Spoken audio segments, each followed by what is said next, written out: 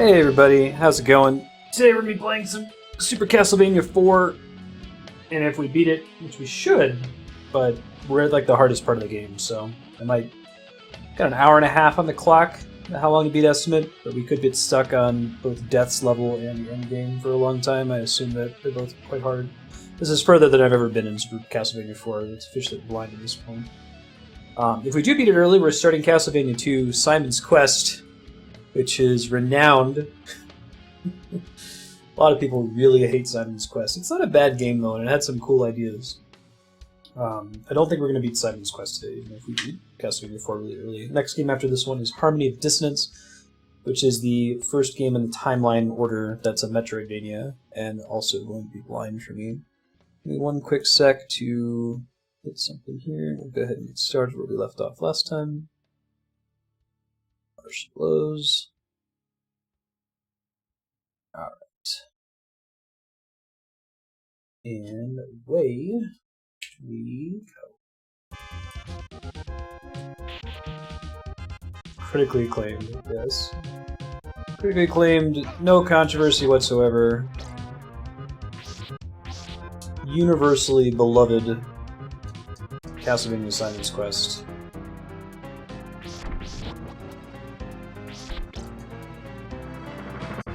I will be playing Simon's Quest unabashedly with a walkthrough open for the whole thing. That is probably the main criticism that people give the game, is that it's impossible to know what to do without a walkthrough, or at the time Nintendo Power. Some really goofy shit you have to do to progress in that game. I will feel no pain in my bosom for doing that. Ow. Yes, I played some good. After Harmony of Dissonance, it's Rondo of Blood, and then Symphony of the Night. Shh. I love this song. Maybe if you played like a retranslated version of it, Chaos Factor. I was taking a look at one of the walkthroughs, and it actually goes through all of the NPC hints, and most of them are false. Or at least a good number of them are just outright lies. There's a couple that are like, oh, you know, you'll have a friend in X town, and like there is... The X town that it mentions doesn't actually exist in the game.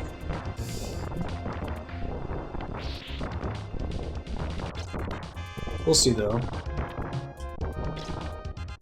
I won't try to follow it extremely closely.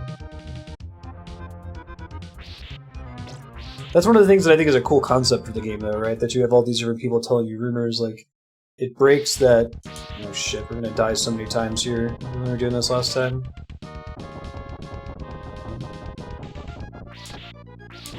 This area sucks. It's really hard to stick to these stairs here. You have that problem in video game narratives where everyone who tells you a rumor, every rumor is always true. So it's cool to have fake rumors sometimes, right? It's unusual in video games.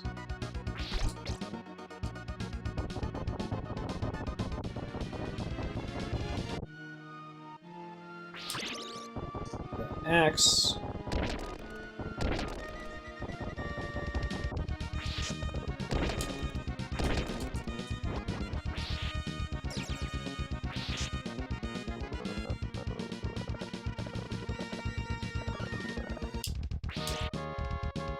Okay, so that went pretty well. Really bad shit is still very liable to happen to me here. I haven't quite learned the safest way to progress through this area. If like a little bit of your haircut touches those spikes, it's over. You're dead.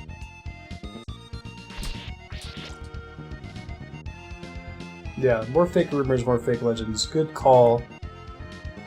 Simon's Quest for even having that kind of idea in the first place. Oh my god. Wow. Did not deserve to live through any of that. It's pretty exciting. Shit. The ultimate bummer here would be to die to, like, just damage. Damage is not the big problem with this area. It's all the other shenanigans going on. I know, right? Massive luck.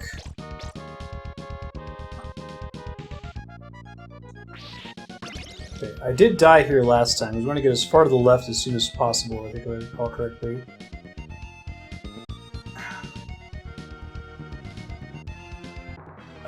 Jeez, man. That was me trying to get as far to the left as quickly as possible, and I still died basically immediately. I just don't know. I'm tempted to make a save state there, but it's probably a little excessive. We could do this eventually. I'm just worried that by the time we finally do it, we'll have no lives left. At this point, I'm honestly not sure how to get on those platforms. I think that that part of the level is honestly kind of bullshit. Yeah, we're already dead.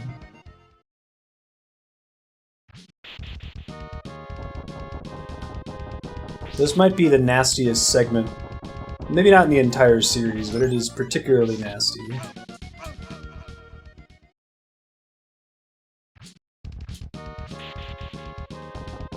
You've got these falling stairs that are really hard to stick to. You have to climb them differently from just about all the other stairs in the game. You've got the platforms that you can't... It is impossible to sight read, right? There's no way for you to know where those spikes are. You pretty much have to die to it a couple times.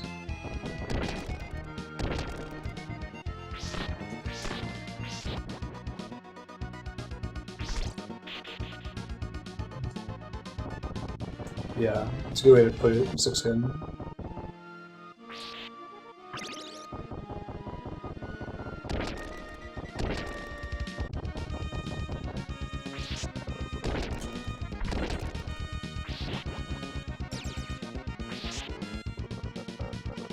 I think that that spiky thing at the bottom is following you the whole time. It mostly is there to make sure that you die if you screw up. Don't get stuck somewhere. Or you're unable to die, which is otherwise quite possible.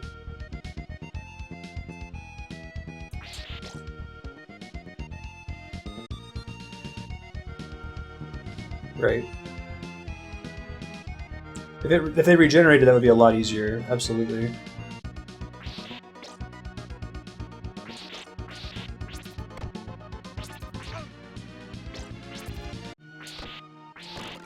Whew, that was almost bad.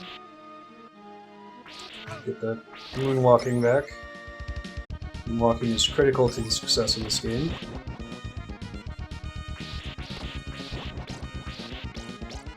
Alright, I still don't know how to successfully navigate this section other than to maybe go back down the stairs. No, they don't come up if you're down the stairs. That sucks. Alright. Do I just have to leap of faith jump almost immediately? Holy shit. Oh man, that was stressful. Probably something good up there, but I don't trust myself to make it up there alive. Ugh. It's probably the death fight, right? If the game would be kind, it would put me back here once I die to death, inevitably. It's a small arena for this fight, too. Oh no, it's these guys. I haven't seen them in a minute. Slogra and...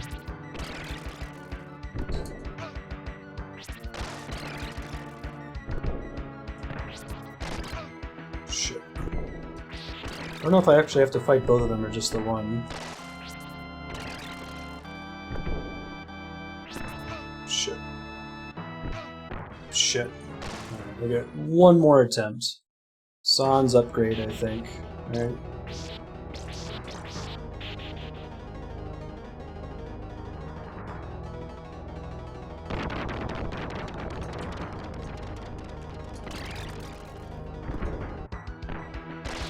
Got temporary invincibility, which is a problem, and he has...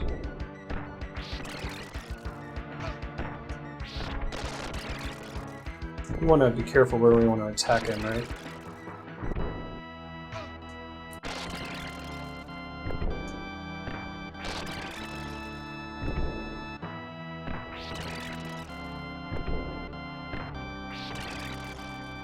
Yeah, like that's a bad situation to land in right there.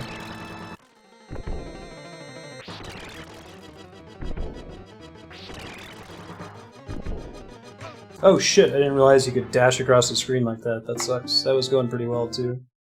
Oh, thank God. Oh, thank you, game. I love you, Super Castlevania 4. I don't have to do that nonsense anymore. Yeah, right. You get to experience the game without the stress involved, right?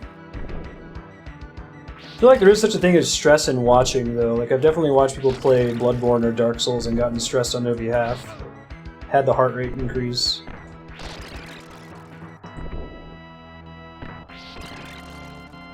We want to be that close to him, getting us in trouble before.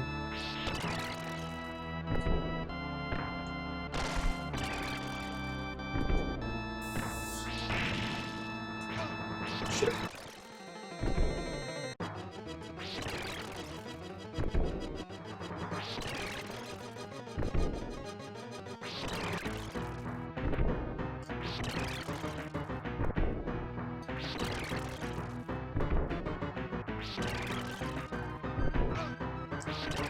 Holy water would be great in this fight. I think I have to do 2 in a row here, though.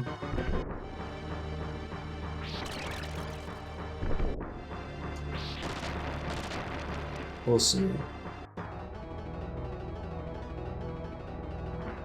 Oh man, meat would be great. Alright, thank you, game.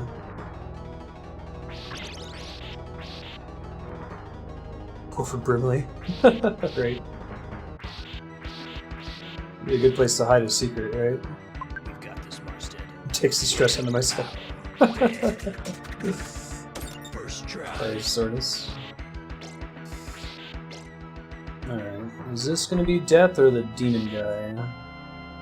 It's the demon guy.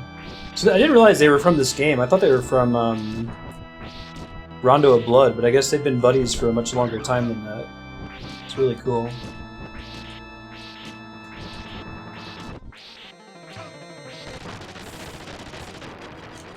Shit. It's not correct to try to just spam him to death, it looks like. Oh wow, they gave me this as a checkpoint too? Man, Castlevania 4 just being nice all of a sudden. Lord knows why. It's gonna be harder now without the long whip. Yeah, whatever. The guy's name starts with G, and the guy's name starts with SL. It looks like a bird.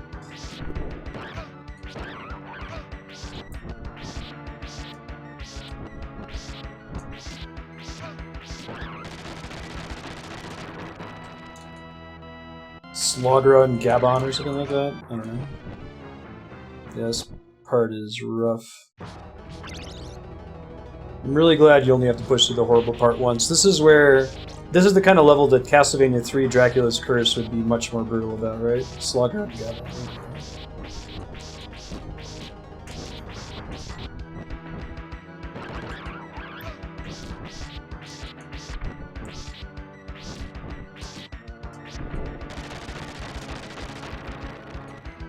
Took 2 points of damage there unnecessarily.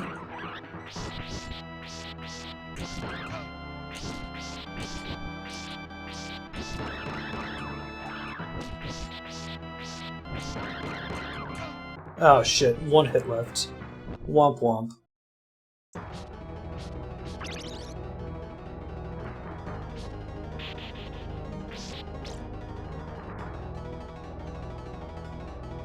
Go ahead and try to get as many hits as we can. Part of the problem with this one is it's really easy to let the rope slack and have the slack hit him, which does significantly less damage, right?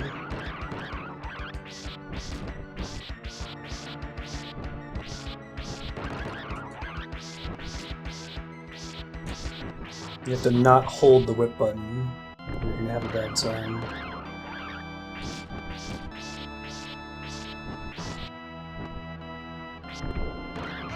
Sure.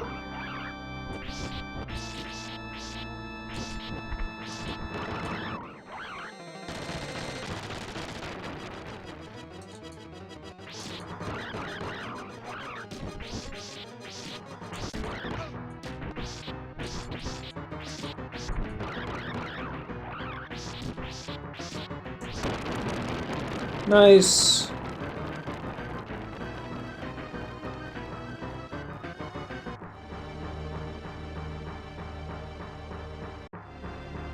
Now we're probably going up against Death, would be my guess. Hopefully we don't have to fight him again.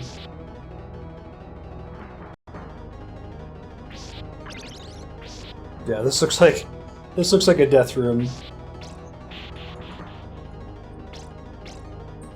Still don't have a sub-weapon, which is gonna be a bummer. Hey, it's my man! The man himself. Wow, those come out really fast in this fight, huh?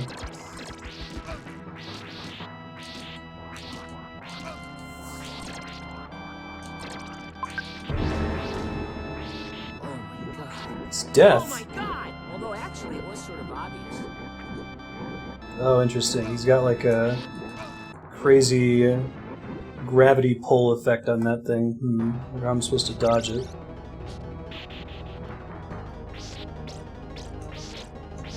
Yeah, Castlevania must have been inspired by Shovel Knight. Great.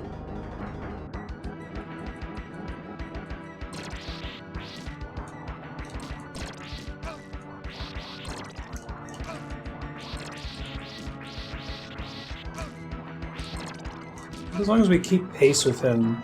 His big attack that we let hit us last time is very, very bad. Don't know if I can actually jump over it. Oh, just barely. That's cool. It's gotta be perfect, though. Nice! Second try. It's actually pretty good for a death fight. Hopefully his little death sickles can't kill you, right? Oh, is there a phase 2? This might just be leading us to Dracula, we'll see. Oh, cool. Oh, the timing of this is great! That's so cool. And here we are.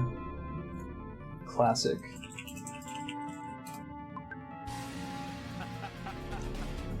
You know what that is?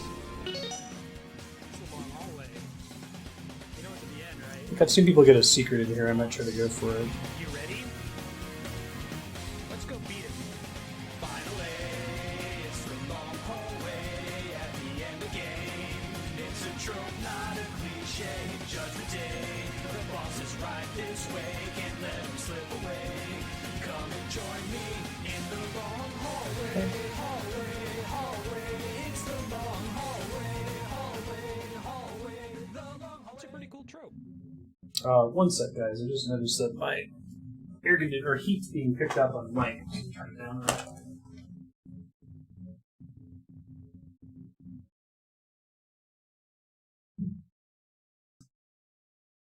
I'll have to do some modifications to that later.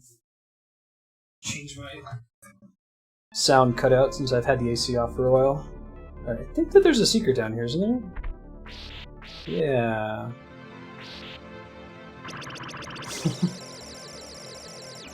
Like, watch this in a speedrun or something. It's a really goofy secret. It's pretty funny looking though. Oh, well, shit. At least we get to start back from here, question mark? There we go. Good.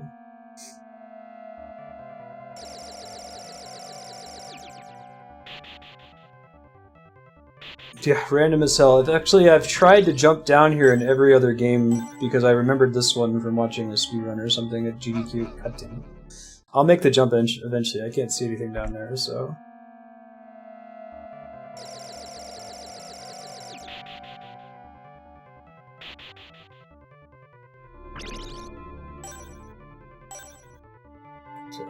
figure out where I'm actually standing.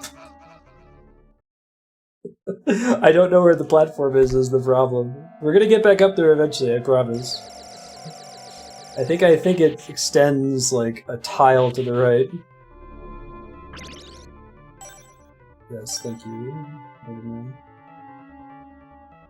we go. It's like a single block. And sometimes there's a secret up here too in some of the games. Guess I don't technically need any of these, huh?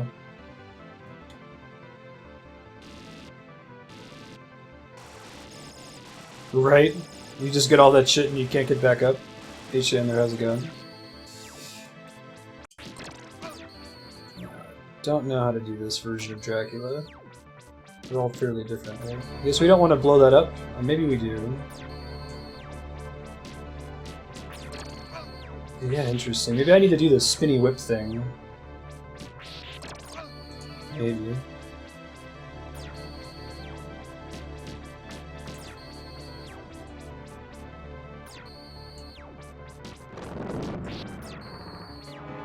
lot of different attacks, right on.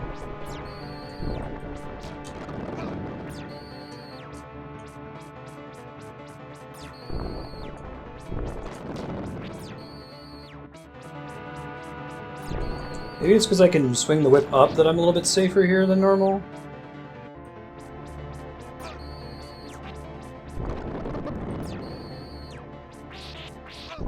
Shit. Don't think we're gonna get to phase 2 in the first attempt here now.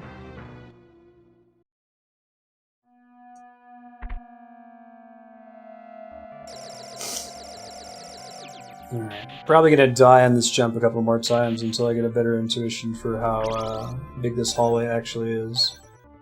How big this little platform actually is. It's quite small. See what I mean? I think it's just large enough for Simon to stand on it, and no larger. I think it's like one tile to the left of the moon is the trick to it.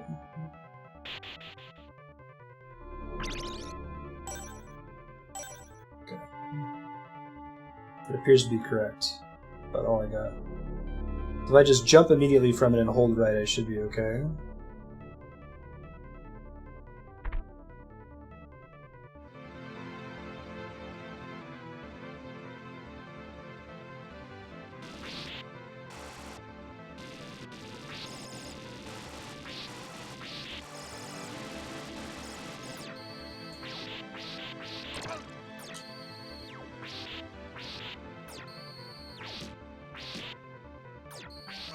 Ow.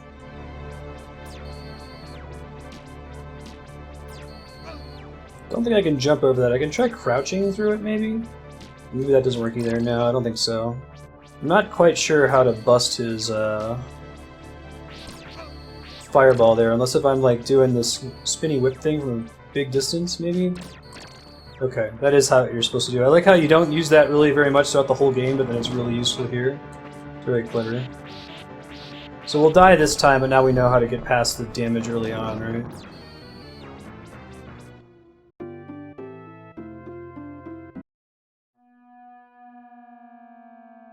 Probably Illusory Dance or something similar probably plays in phase 2. Castlevania game is my favorite. That's a hard call. I think the original Castlevania has a place in my heart. It's one of the few like cartridges that I actually owned as a kid rather than rent, so I played a ton of it. So of the classic Castlevanias, that one's really good. I actually really enjoyed Adventure Rebirth on WiiWare, which we played blind on stream here. I think that might be my favorite traditional side-scrolling Castlevania. It's like has some modern sensibility to it. Really, really well done. Symphony of the Night, of course, is great. I enjoyed there we go. Use my words here. Shit, it's gonna hit me. Alright. Enjoyed Dawn of Sorrow, I played that one as well. Very good game. I have to moonwalk. There's no other option.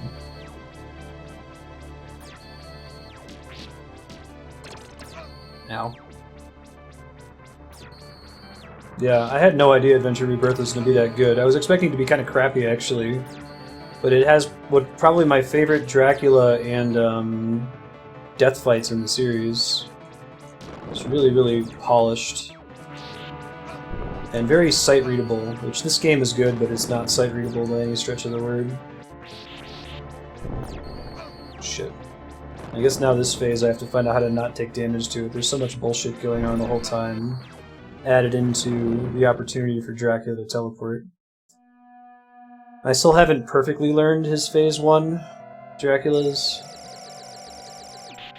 It's a bit trickier than the other ones, you can't just like jump over the fireballs. Yeah, Rebirth is really good. Totally out of left field for me too. Since the original Castlevania Adventure got some really bad reviews, I was expecting it to just be bad, but it was done in the style of a Super Nintendo game too. It had all the old school Konami sound effects. It was pretty awesome.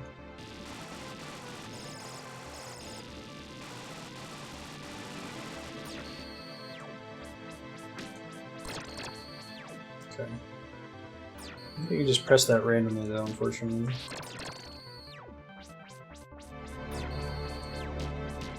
Fortunately, the cross does so little damage to him compared to the vampire killer, it feels like.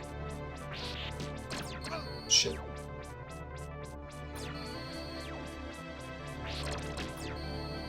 If I just swing it around in front of me, it makes a difference. Oh, that's cool. I haven't seen him use that attack before. Whoa, he drops food sometimes? That's cool. I can force that to happen more. Please.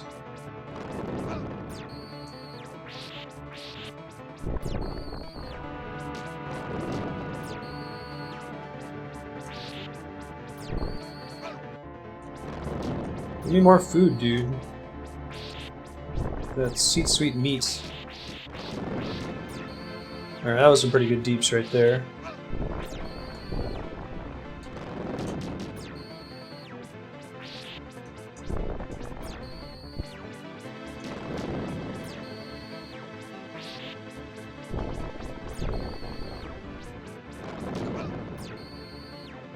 I think I'm dead here. I only can get away from this damage, unfortunately. Oh man, more food. Oh, he transforms when he's at a quarter of health? That's surprising. Here comes the actual final boss music. This is for plays on the title screen, too. Oh, cool. I like his new skeleton face. That's pretty rad.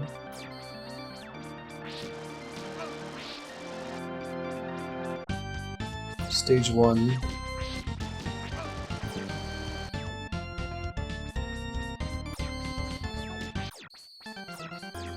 Phase 2.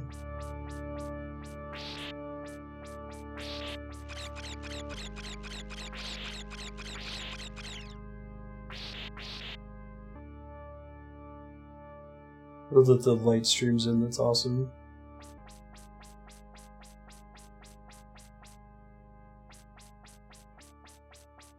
Hides turkey legs in his goat. Wait, where's, do we not get Demon Dracula in this one? That seems surprising. Huh. Maybe there'll be another stage with it. No, maybe that's it. Right on. Well, GG. This phase 2 is in the last quarter of his health. He shoots a bunch of lightning bolts and stuff. A giant pile of sapient turkey legs. Cool. Right then, so we'll do Simon's Quest. I'm going to have a walkthrough open for it. I'm not going to follow it extremely closely, but some things I do remember from renting Simon's Quest quite a bit. Yeah, doing the multiple phases was cool, right? He does just the fireballs at first, or no, he does the purple fireball, and then he does the fireballs in the air, and then he does the skull face with the purple lightning. Yeah. I ended up beating Calamite on SL1 in 5 attempts too, so this whole underestimating myself program really seems to work out. Yep, Simon's Quest. Featuring the same character as the protagonist in this game. Just from a pile of turkey legs.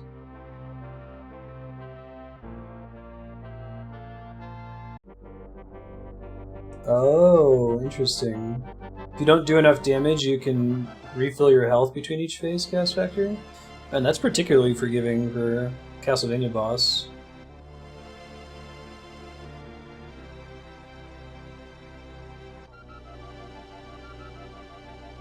Choose from.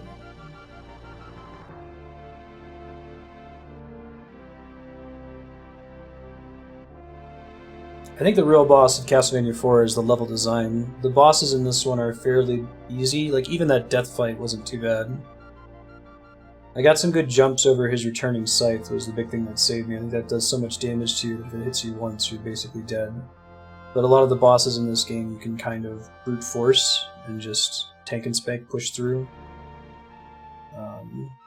The levels though, like, I think that the final boss of Super Castlevania 4 is that level leading up to here with the breakaway stairs and the floating platforms that lead you into spikes. Oh, that's cool, Chaos. Oh, darn. The VOD's up. Thought you were able to sleep at least. Gwen actually gave me a ton of trouble. I'm not one of those folks that has practiced parrying Gwen over and over, so... The way I beat him was super cheesy. Almost as cheesy as someone who's gotten really good at parrying him.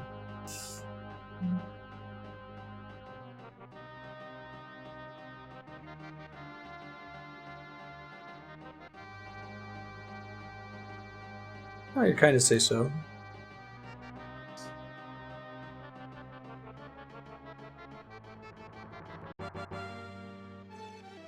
Oh yeah, that's right.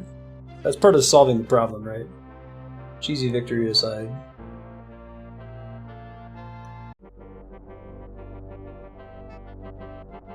I think Calamite was pretty hard earned, so was Manus. I had fought them for reals. Yeah, right. When I finally beat him, I think he died in like 15 seconds or something.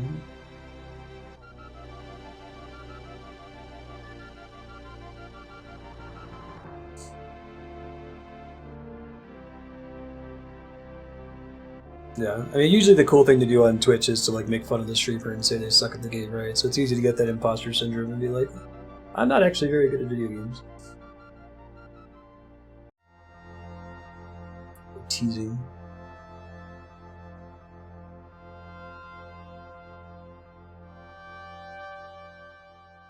Super voice, Akun. This game is super solid. I'm glad I finally finished it. I think I got up to... geez, I don't remember what level it was. I probably mentioned it in the first part. There's a really, really hard level before that one where you're climbing up the floating pillars that I was probably stuck on forever as a kid.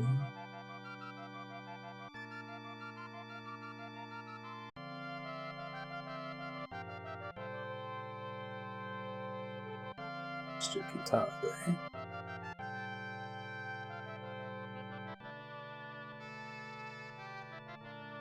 It was a pretty strong death fight too. It felt fair. Still think that Adventure Rebirth death fight is the best of the traditional Castlevania fights. Oh, look at that hitbox porn. Kind of say so, sir.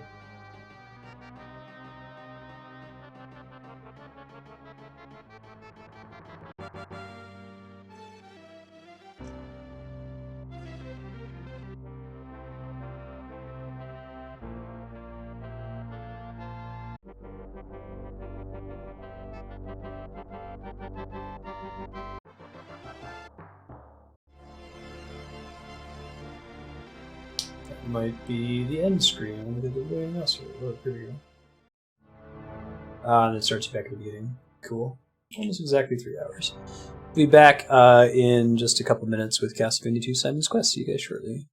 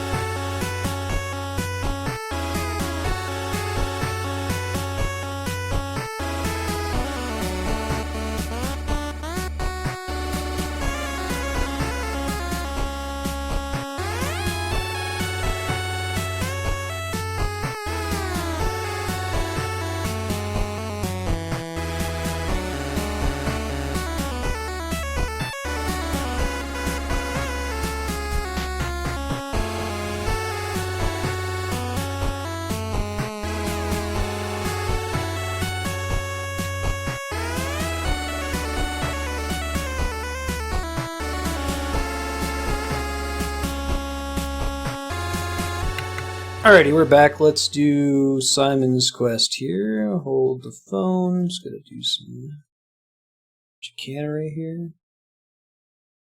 Go. And Simon's Quest. Make Tink. Off to the races. Alright, there's like a thing on the screen here. Prologue. Step into the shadows of the Hell House. You arrive back here at Transylvania on business to destroy forever the curse of the evil Count Dracula. This particular like title screen with the film reel effect on it, which is also in Castlevania 3, is burned into my memory as associated with the old like front-loading NESs, where whenever you would load the game, there was a really good chance that it would flash yellow over and over, and you have to keep like taking the cartridge out, and you're technically not supposed to blow in it, but blow in it and everything else. Everything about Simon's Quest. There's a pretty infamous part of Simon's Quest where, in order to progress, you have to equip a crystal and kneel next to a lake for like 30 seconds. First thing to do in this town is buy a white crystal. The game's got a bumpin' soundtrack, though.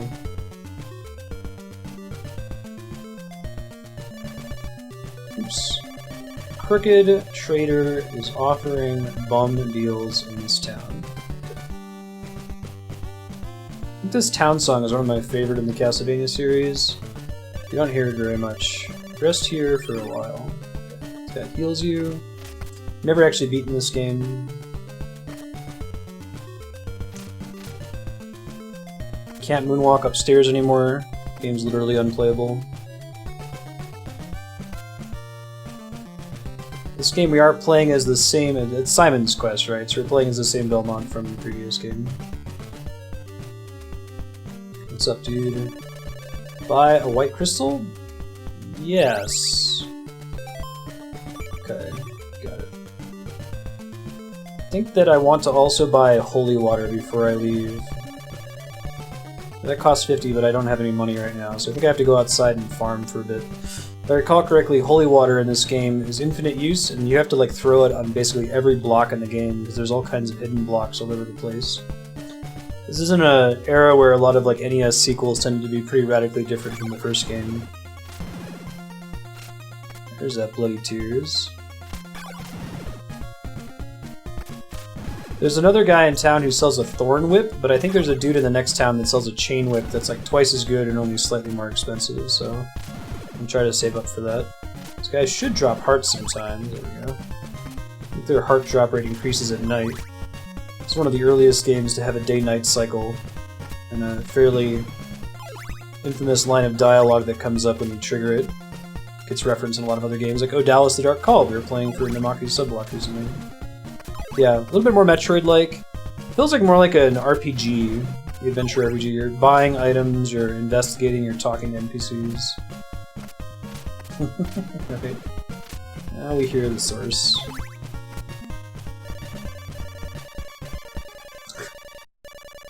Grind away, farm up your hearts all day.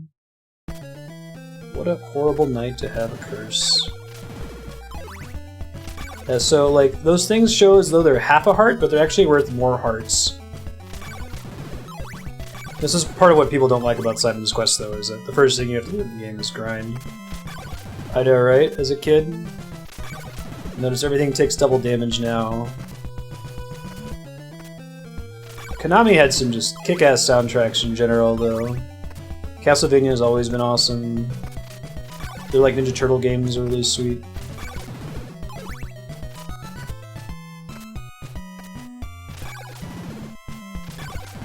How am I doing right now? 40. Alright. We're just gonna try to farm for as much of nighttime as we can here. It's gonna take a while, but ultimately be helpful, I think. We only need 50 for the holy water. I'm trying to remember how much we need for the chain whip. Is it 150? Anyone knows offhand? I'll check my walkthrough here in a second just to make sure.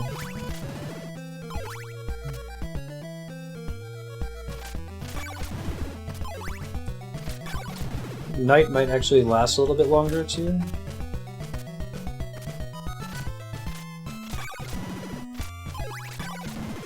curious to see what a speedrun of this game looks like.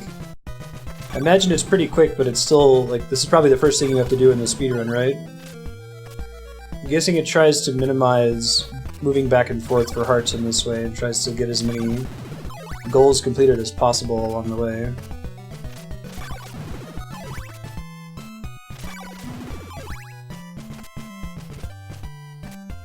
Each of those hearts is giving me 2.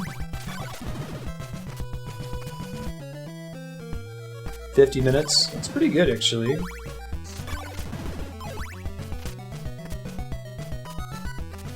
Starts with grinding. Gotcha.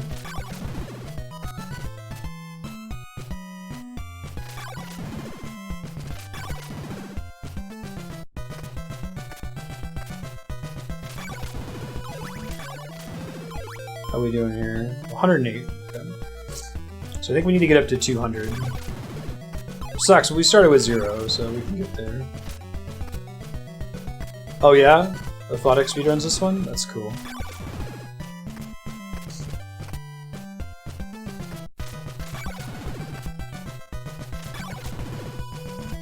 Oh, come on, give me the drops.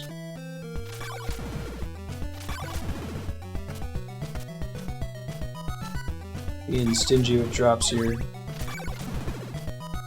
Causing me great pain in my heart hearts. Is there any RNG manipulation in this game? Can you make it more likely for hearts to drop? No, not really. I'm actually kind of looking forward to finally beating this game. Since I never beat it as a kid, I rented it a couple times.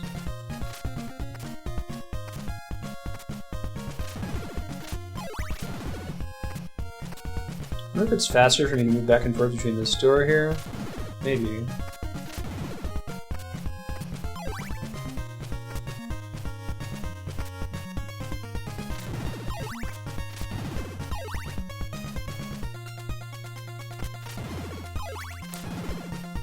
You're gonna enemies to drop more hearts. Gotcha.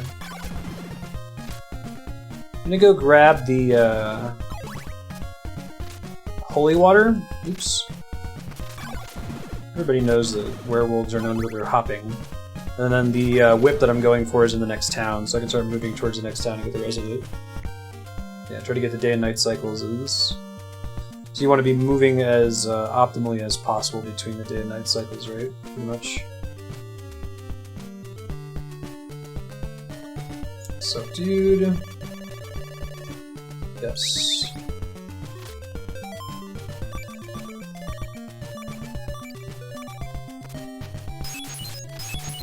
And then we have to check every wall to see if there's stuff behind it with the holy water.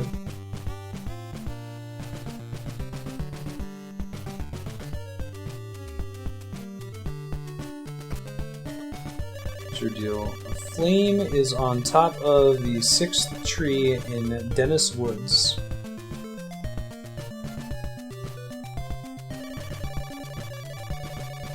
We missed some events for Return Tonight, gotcha. Rumor has it, the ferryman at Dead River loves garlic. So, are speedrunners able to, like, gauge how quickly that timer's moving? Like...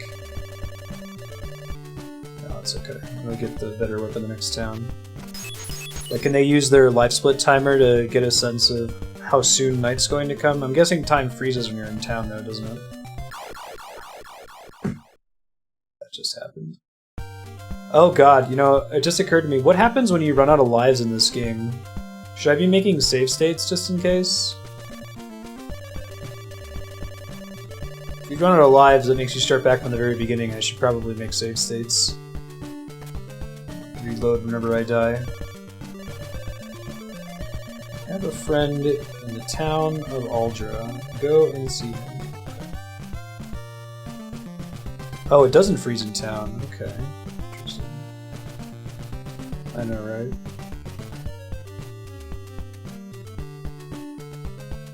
Look it up real quick. What happens when you game over in Simon's Quest?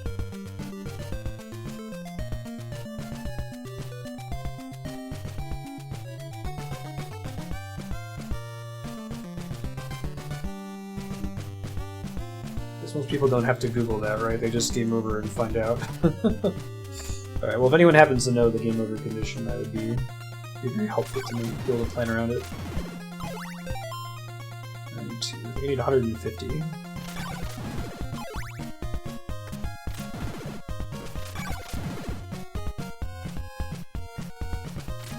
Hey, Game Saucer, how's it going? What did that do? I just got some kind of power up, I don't know what it was. Simon was glowing. I know, right? You can't just hear the original Bloody Tears anymore. Finally, it's the long hallway.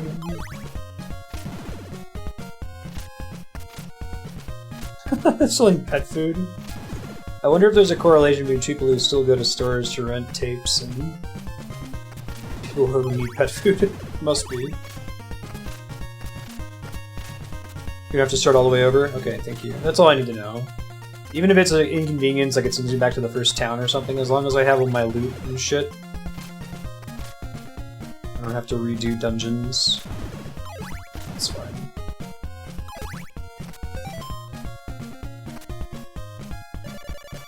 What a horrible night to have a curse. Yeah, like the text box comes up all of a sudden, creeps you out.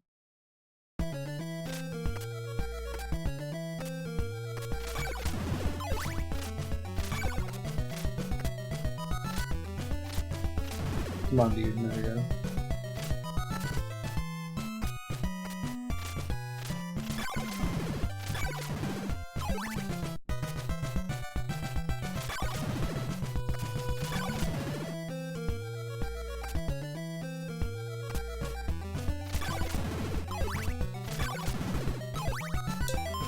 $128.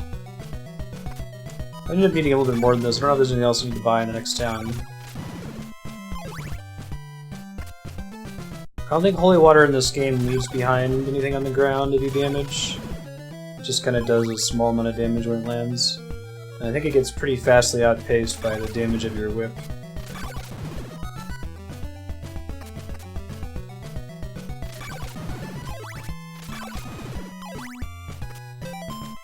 $144, we're almost there. $152. Hooray! We're done with grinding for now. That is not going to be the end of grinding. We're definitely going to have to do more later. Those Sahuagins. I think they're technically called mermen in this game. Ow.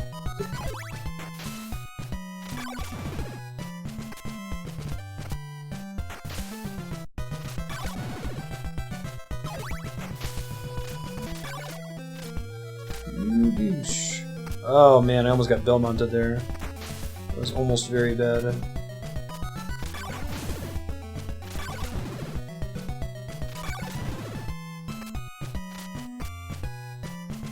Okay, so I don't actually remember which way goes to the town, so let me check really quick here. It might be down rather than up.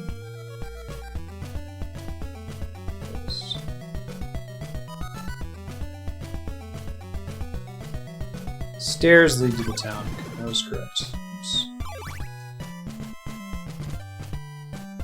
Oh, wait, maybe it's other more different stairs?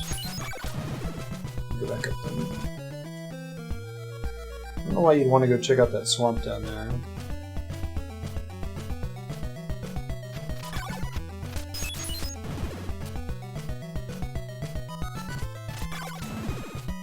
Might actually be a slightly better place to farm, right?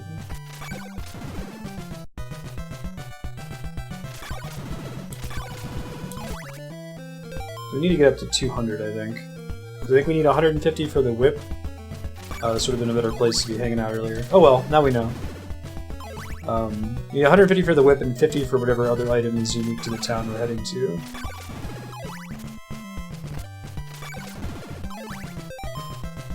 Okay, we'll have it. Sweet. That's exciting. That's less exciting. Getting hit off the screen right as we walk in. Come on guys, drop some hearts. Come on guys, drop some hearts. Did you hear me? There we go. Alright, now we're done. 37% of the battle.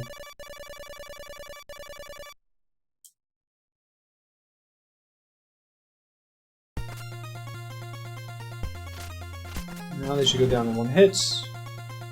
Maybe they're hard to find.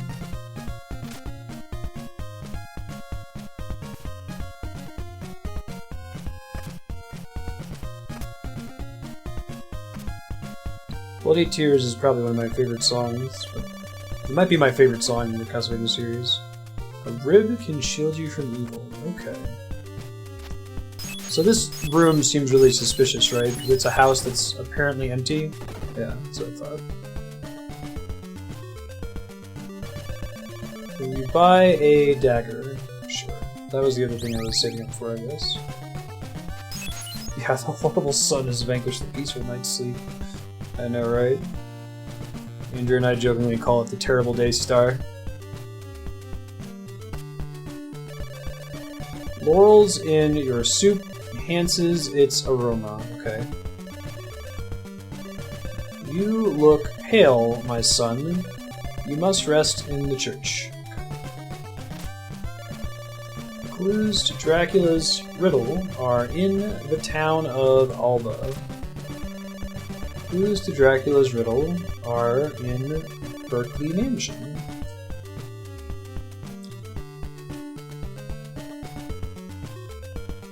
What's up, dude? Yeah, give me those sweet heals.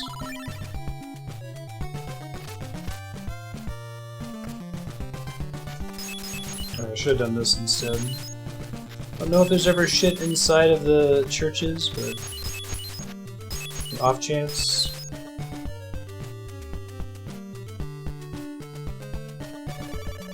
You've got a friend waiting for you in the town of Aljiba.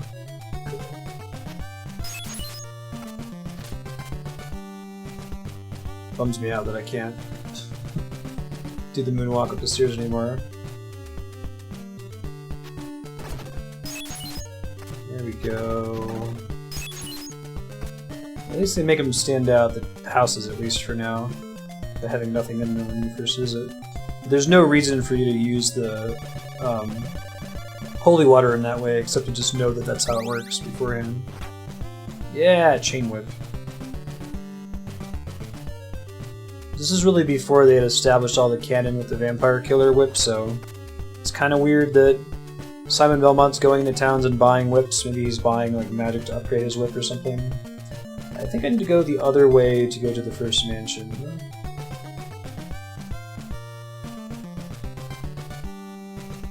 Maybe we want to back up. Maybe we'll check that real quick. That's correct. Also, do I have infinite daggers? I think they do a little bit less damage than my whip, but they travel a little bit further, so I can hit stuff that's far away and dangerous.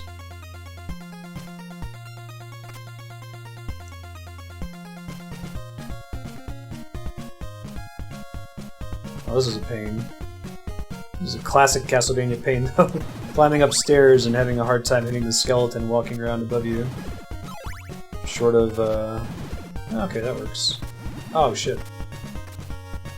Don't stand in Poison Lake. Got it. Short of having an axe. Like this one, too. I guess this is where we want the holy water, right? There we go. Oh, I can't blow up his fireball? That's a bummer.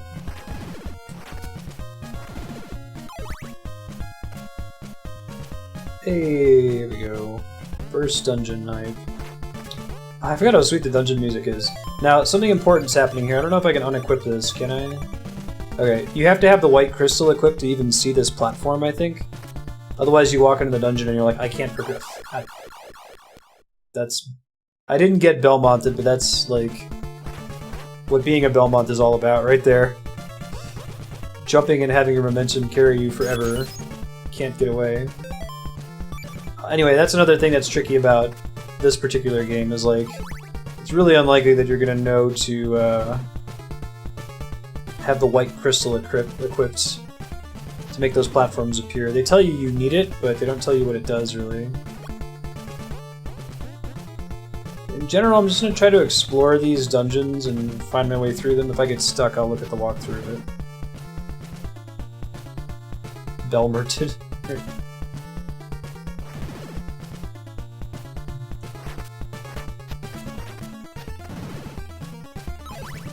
Did it still become nighttime inside the dungeons? I don't remember.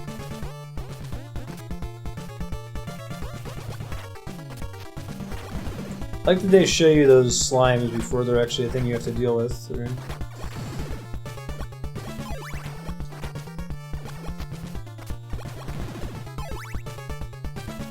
This could also just end up being a dead end, this path I'm taking right now, who knows? But that looks like a spot that would have a secret in it. Too many blocks there, I guess not. I think the spikes are an insta-kill in this game too. This also looks like a place that should have a secret. Yeah. A symbol of evil will appear when you strike the stake.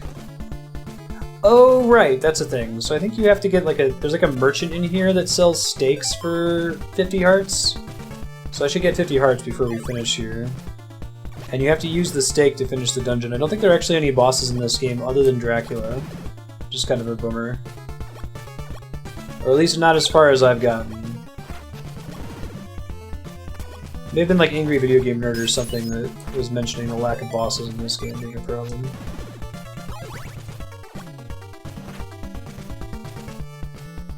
Yeah, hopefully nothing dangerous appears.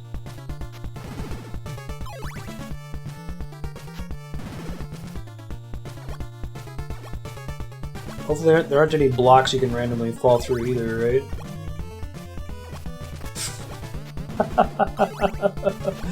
I honestly didn't realize that there were any there.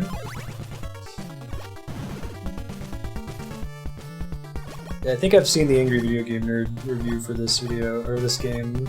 Complains about that in particular.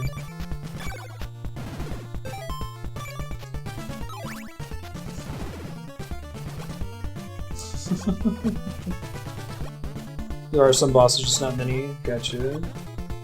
Up to none.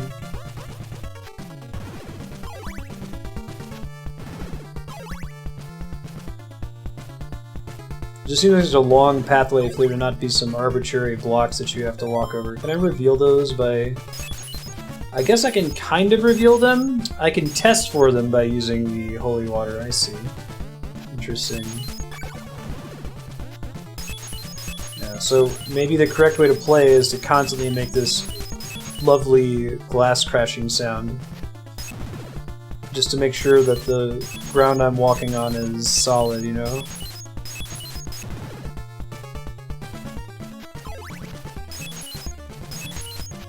Let's see, let us see the merchant there, we can come back to him later. What are we doing on? Okay, we've got enough hearts to get the stake. I think I've done this dungeon before, this is feeling a little bit more familiar.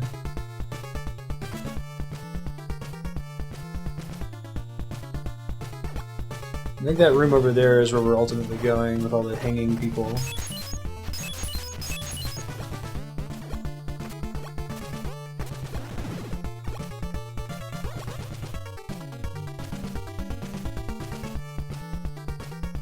Jump.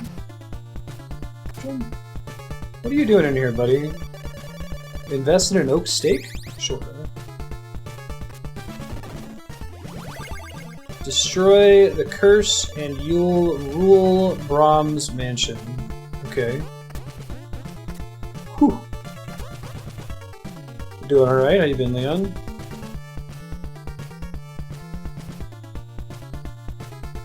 Anything up on Black Friday? My new chair for the streaming office arrives next Wednesday. I picked up a new monitor as well. One of my monitors is pretty shitty.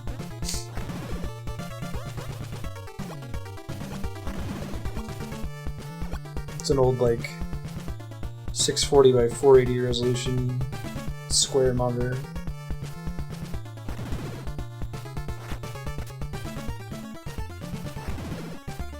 Whoa!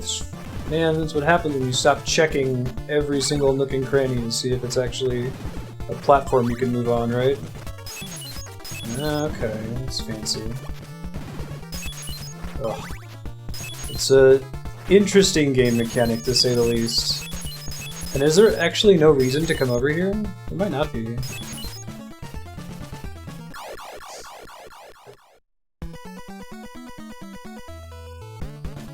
Wait, so what does game overing do to you? Does it? Oh, it just depletes your hearts, I guess.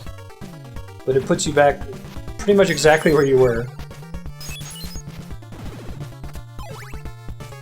Okay, so it looks like spending your hearts as soon as you can is wise.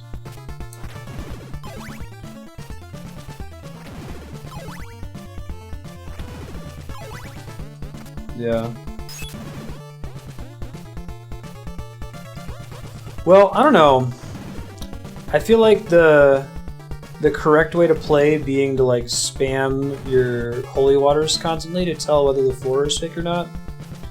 It'd be nice if there was any sort of tell to suggest maybe it's a fake floor.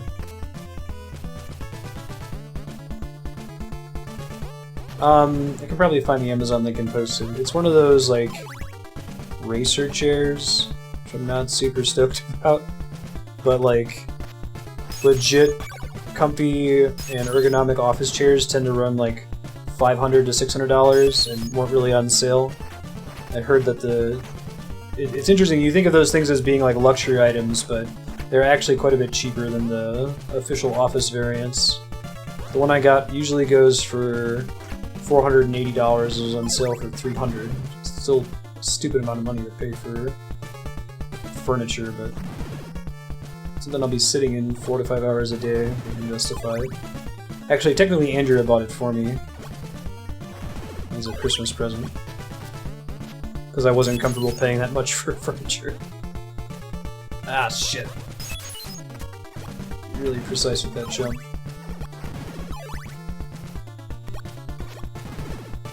Yeah, it'll go on as a work expense, for sure. Still doesn't make it hurt.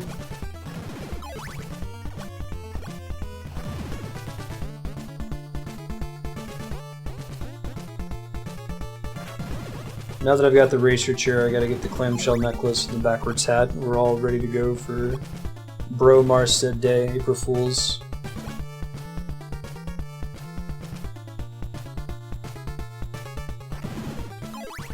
Oh, that's always fun. W9, Zukubo? Oh, shit. My sister does that. She's a cosmetologist. 160? That's pretty good. Yeah, there was another model that was closer to like $240, but it might have been a little too small for me, looking at the reviews.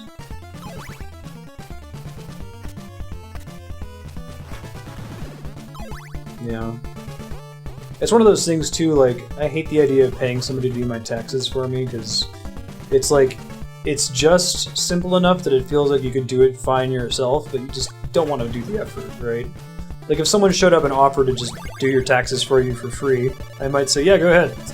Knock yourself out. Flame flickers inside the ring of fire. Yeah. It's good to hear. Alright, so we had to loop all the way back around this castle because we walked over an invisible block. So now, to progress, we pretty much have to check every block and make sure that it's not invisible, so we don't repeat the same mistake here. Okay, is it just where that pillar is? Okay. There we go. Do taxes for free.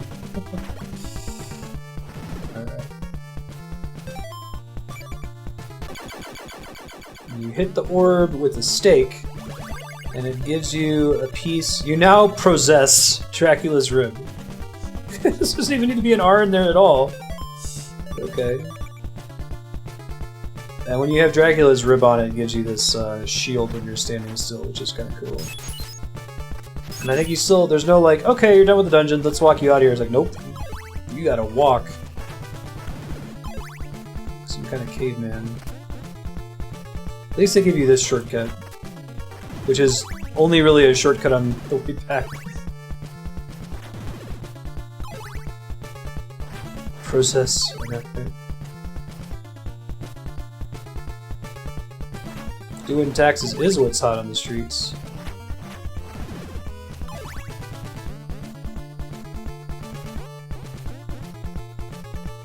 Hi, Ben. I've always done my own taxes.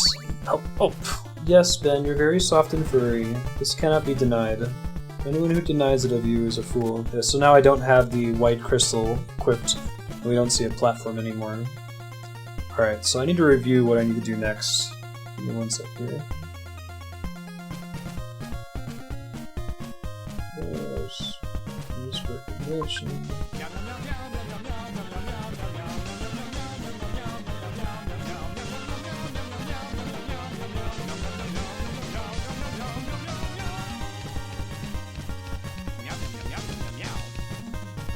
He's so furry.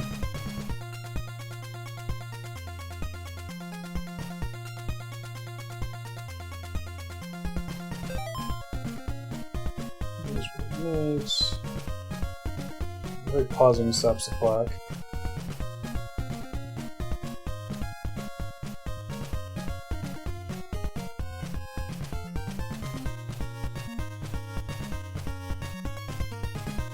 Sorry guys, I'm just double checking where to go next. This is a tough game.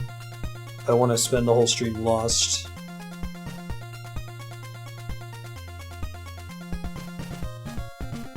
Proceed to the right. He's so soft and furry, I know, right? Who's the soft and furry kitty? Is it Ben? Oh, he's so happy. Love you too, Ben. Bye, Ben. It was a magical time together. Oh, cool. What are you working on, Yuko? There's bats.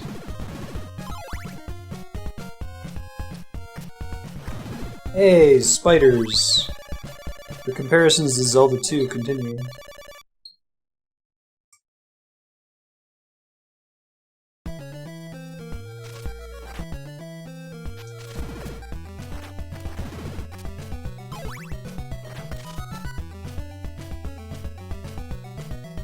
Did I complete the 4 gens? Right?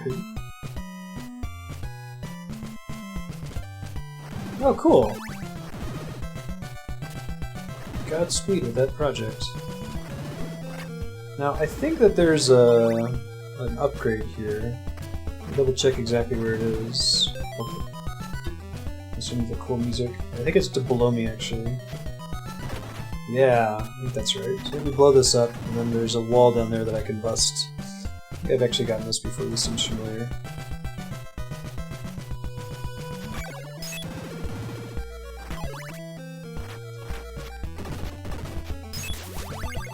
You now possess the Sacred Flame. Okay. And I think the Sacred Flame is a stronger version of the Holy Water, except it requires a heart to use. 1 heart per cast, whereas the Holy Water is free. Don't know if I have to do any more farming at the moment, I'm just not going to worry about it yet. I wonder if my shield can block those webs or not. I possess it, but I don't possess it, right? Oh, Simon's Quest.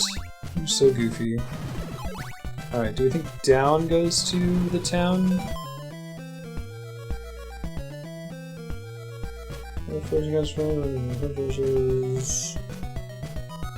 This is the town, say, on the upper path.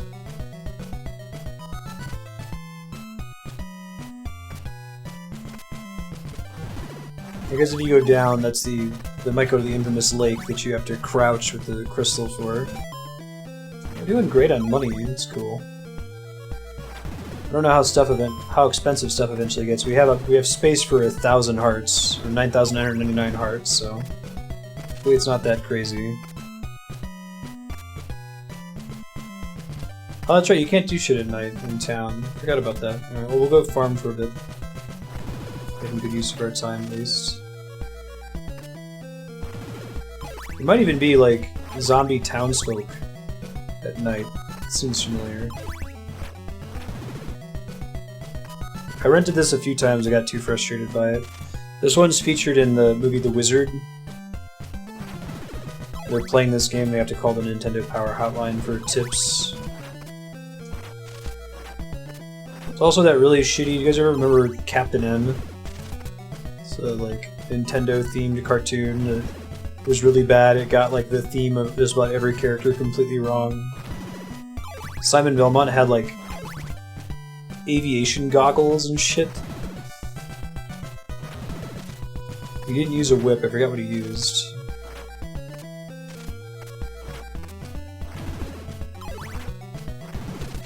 You can kill the zombies in towns. Shit. Is there any compelling reason to? Do they drop a decent number of hearts? I'm guessing these guys probably drop more hearts. Better hearts. I really don't want to die here. That would be bad. I'm gonna get a heal here soon if we're careful.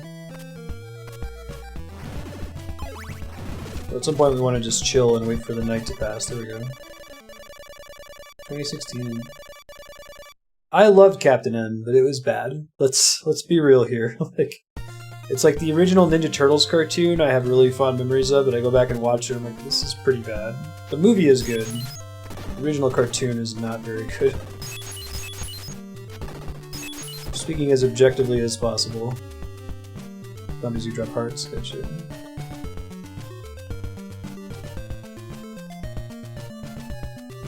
The choice of small town living, I know, right?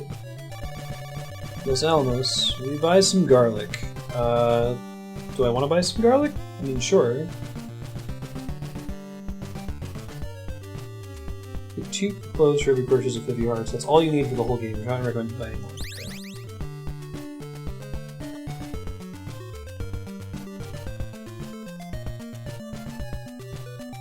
This way. We can buy laurels and a blue crystal in this town as well. But I have to trade my white crystal for the blue crystal.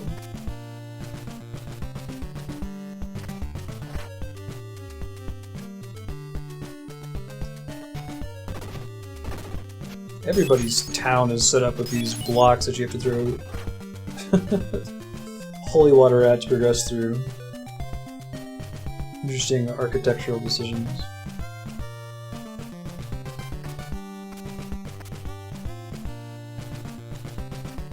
What's up, old lady? Dracula's eyeball reflects the curse. Some other stuff in here too?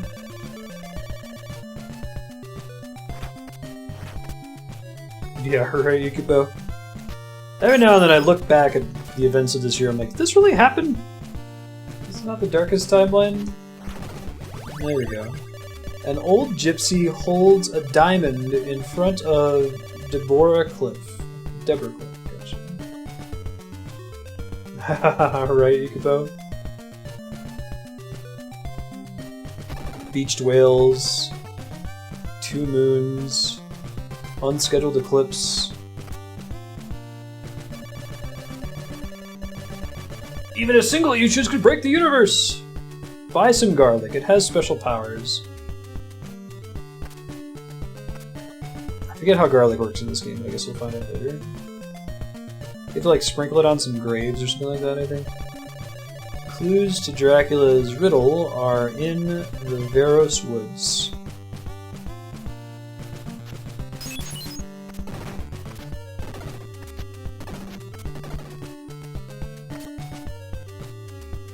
And at this point, every town has houses that you need to use holy water to get through. Maybe it's their way against warding against evil. Some laurels.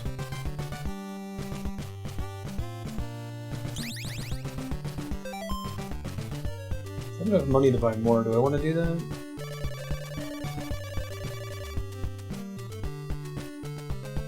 Drop in a graveyard to get a silver knife. Okay.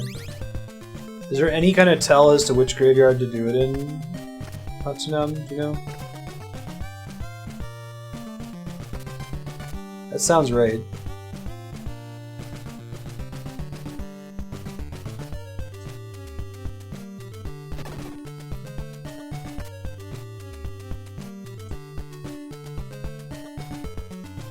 I really like the town music. I don't know. It feels very purposeful, if that makes sense. Oops. Who's Dracula's curse? Riddle are in Rover Mansion. So basically, you guys are telling me the clues to the curse are everywhere. Since I can't tell if people are lying or telling the truth at all. The laurel will protect you from the poison marsh. Oh, okay. That makes sense. Dead River waits to be freed from the curse. Yeah, I think there's one that says the ferryman likes garlic, and it's just a lie. It's not true. Destroy your life. Shout in front of the church.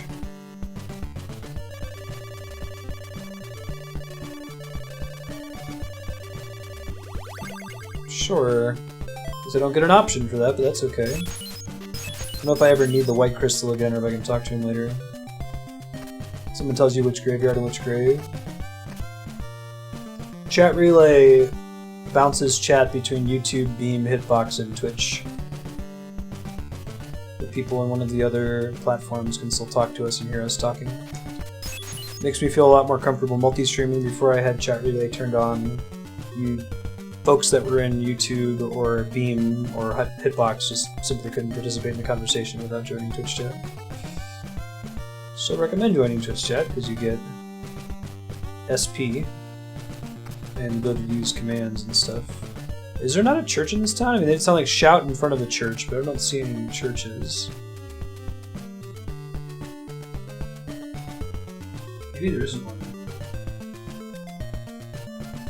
I guess shout in front of the church is a lie. Just check the list here. Alright, hold up. Make it not become nighttime here.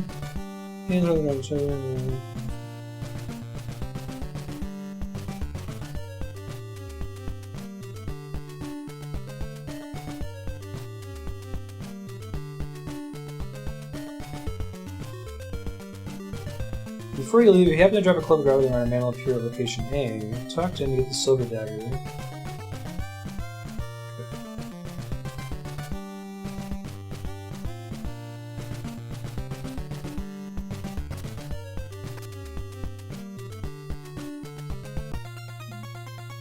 Hey, they got a lot of hit points for daytime too, right?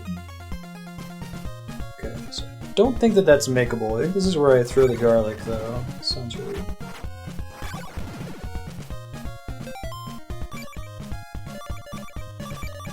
How do I throw the garlic? Oh shit.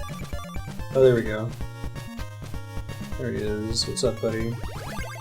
I'll give you this silver knife to save your neck. Thanks, dog. So the silver knife does more damage than the regular knife, but it costs hearts to use. Okay.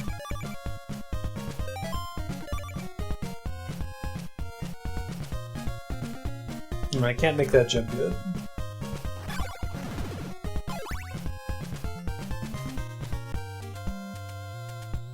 Okay. Lower road. Turn to Ajiba Woods, take the staircase down. Can do. The car looks like an 8-bit ball sack. Yeah. I could see that.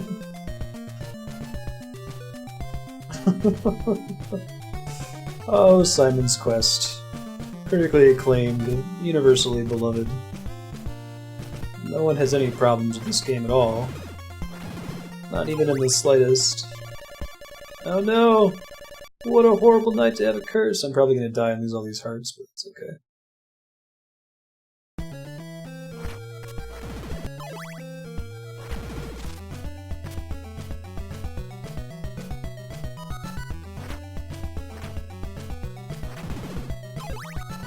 I do like the idea of having NPCs that are bullshitting you. Like I said, it's... In every video game, someone gives you a rumor, there's no such thing as a false rumor, right? But I think they need to be careful to give you reason to doubt certain people, or make it so that the things that are lies are... It's easy to tell that they were lying. Like maybe a game would have it pop up on the screen when you go investigate their lie and reveal to you that they were tricking you. But in this case, you just, like if they say like, oh, there's something special above the 6th tree in the forest, you're just gonna get frustrated when you go to the 6th tree in the forest and there's nothing there and the game doesn't like pop out to be like, oh yeah, you tried, but sorry, there's actually nothing here.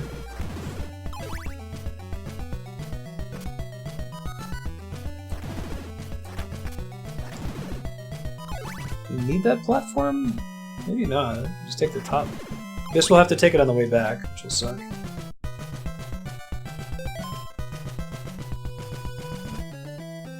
Sure, stop walking your ride.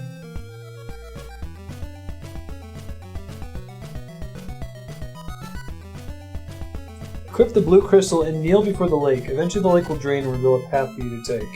Yeah, so this is probably as far as I ever got in the game when I played it as a kid. Because I had no idea to do this, and I don't think I had the issue of Nintendo Power telling me what to do.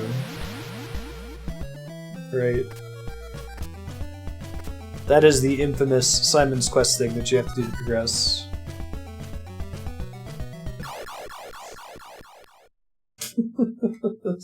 I need to get my health back, right? Oh my god. There's an invisible block there. Alright, I'm gonna go this way. Yeah. Well, I like the idea of the secret. Like, Zelda has done secrets like that that are really cool. It's just... I don't think there's really a way most people are gonna find it blind. You know? Like, the clues in the game just aren't good enough to point you in the right direction to do that. Right. Castlevania. Yeah, so like, I'm totally on board with the concept of kneel at the lake while having the crystal equipped and like having to find that out by going to the different towns and investigating rumors, but the specific deployment of that one secret, which is necessary for progression, I have some issue with, because there's not a lot of text that tells you exactly what to do there. Yeah, the tornado. That one might actually be worse, isn't it? Oh, so how am I getting these level ups? Is there like XP for killing monsters or something behind the scenes? I didn't know that was a thing. I don't know if that's a makeable jump. It's just barely makeable. Oh, the spikes don't insta-kill you. That's good.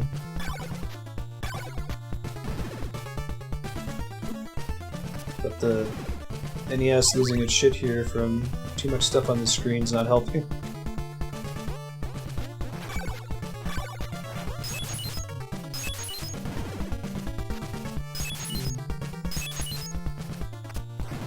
There we go. Didn't die. Hey Namaku, how's it going? Oh shit. That was almost very bad. Oh, let's travel all the way across the screen. That's really helpful. One of these is going to be a false block, isn't it? I can feel it.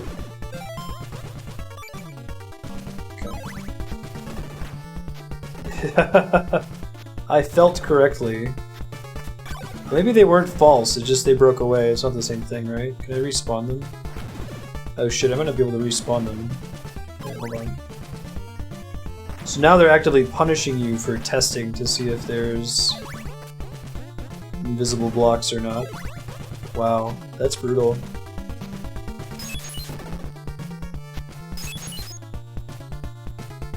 I don't know how to make that go away. I guess I could kill myself on something, but I don't think I can really think to do.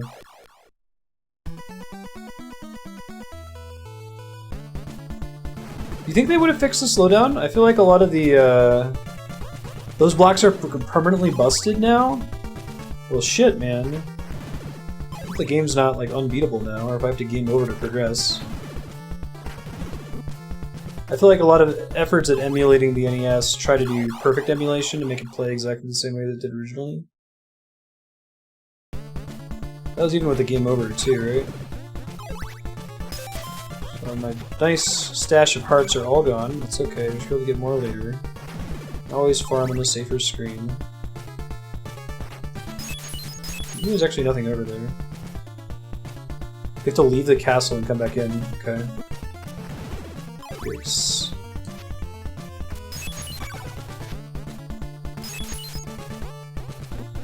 It's okay, NES. They're there.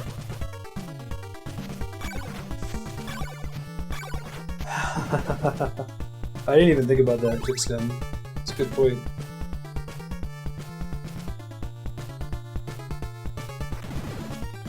Aren't the trucks in Fury Road in the steering wheel on the left side?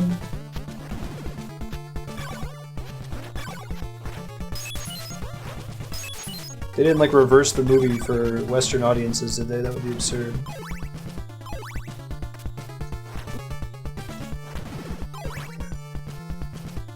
So they even come back in.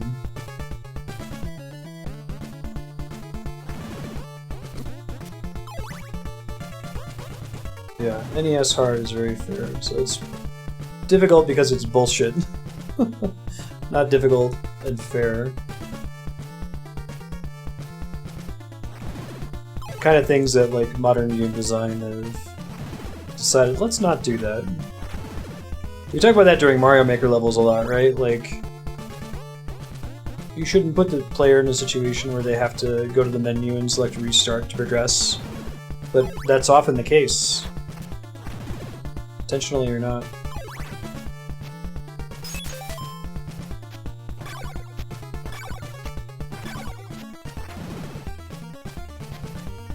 Come on.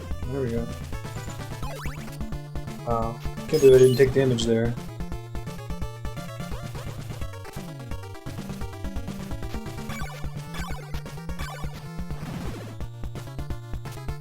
There we go. In the dream.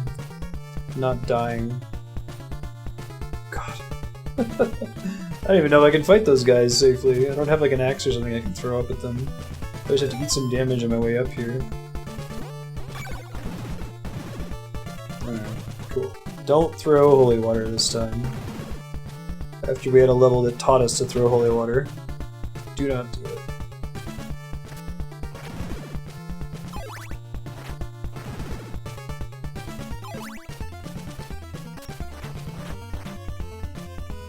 Oh, that's a bummer.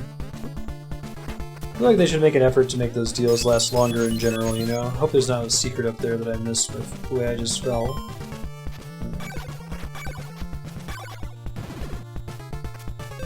Do enemies in the dungeons get... sorry, I'm losing my words. Do they get bonus health and damage for it being nighttime? Or no? Wait, did I just loop around? I think I just looped around. Alright, maybe I need to fall on that one platform. There's something in the wall there. Try it again. But I'm stuck in here for longer than 10 more minutes. I'll double check the walkthrough. But I figured I'd at least try to do the dungeons without looking at the walkthrough at first.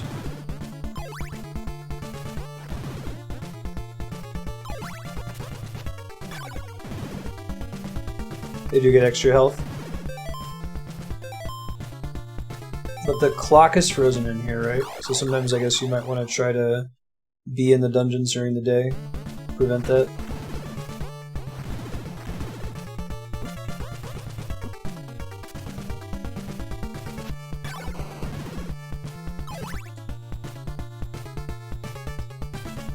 It's going. Yeah, I was trying it. Freudian slip, right? I still like it. It's a good game. It has an awesome soundtrack. It had some cool ideas. It just needed iteration. It's the same as like Zelda 2, right? Like Zelda 2 is not a bad game by any stretch of the word. It just... they didn't make another Zelda in that style, so we never got to see how that would play out. If it would play out well. There's really no reason for going up here at all in the first place. It looks like there isn't. Oh, there's a shortcut there, I guess, but... doesn't really do any good to take it. Shit. Need to find a merchant to buy his steak from, assuming that pattern continues. Secret. Skyward Sword's good.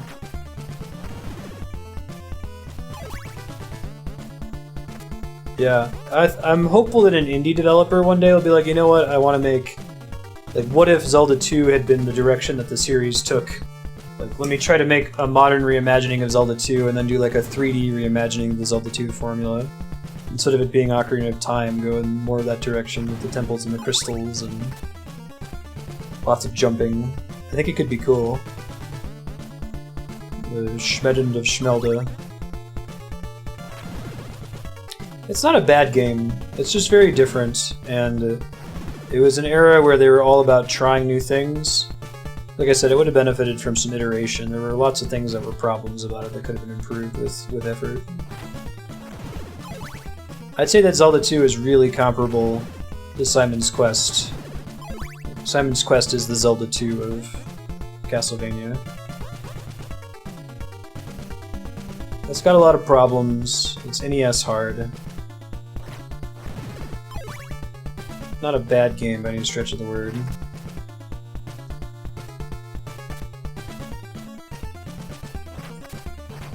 And then people praise like the return to form with Dracula's Curse, right? Even though Dracula's Curse has a lot more serious gameplay issues, I think, than even Simon's Quest does.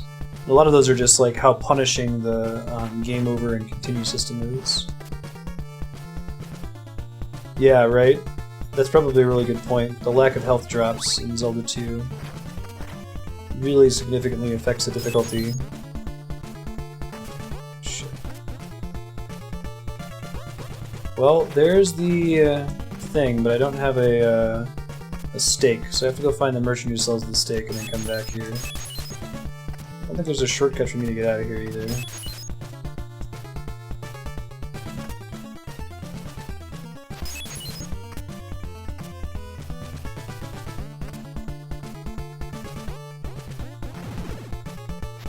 Or even in Zelda 2 they could have had it so enemies drop magic, right? Since you could use magic to heal fairly early on. But then that becomes your limiting resource. Somewhere else in this dungeon is likely an NPC who sells oak steaks. This is one of my least favorite parts of Castlevania, next to getting Belmonted, is being trapped on stairs. I guess steak guy is on the far bottom right of this level. We'll see if we can find him.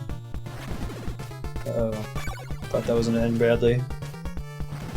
Went better than expected.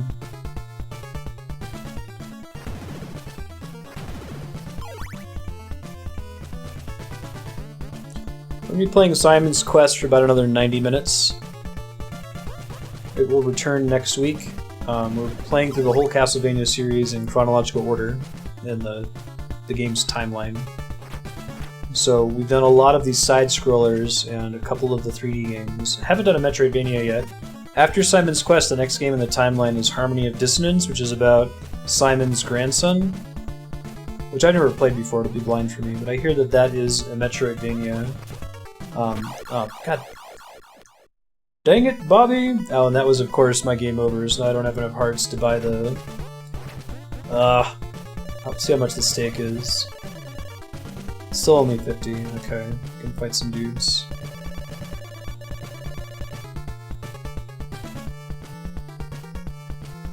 Oh, sorry, you're right. 2.5 hours. I got my time zones confused. I have mountain time over here in my clock. Maybe it's just the way you land on the spikes that influences how much damage you ultimately take? I don't know. Gotta find someone to farm here. I should probably just kill myself. So I have, well, actually, didn't mean to kill myself right there, but hey, it accomplished the same thing. I have the maximum number of lives for farming hurts here. That is a pain in the ass jump. There we go. Very precise. Try going this way and see if I can farm some of these skeletons. Any of them like spawn by the zone line, I could do that.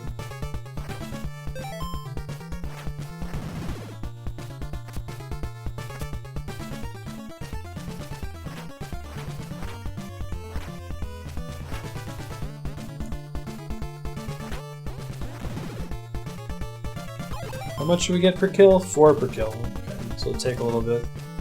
I gotta keep the item once it drops, so... occasionally get 8 if we're lucky. They both drop 1.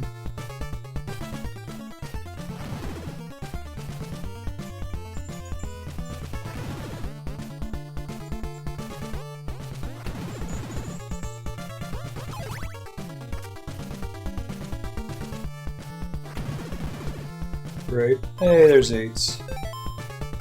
Getting there.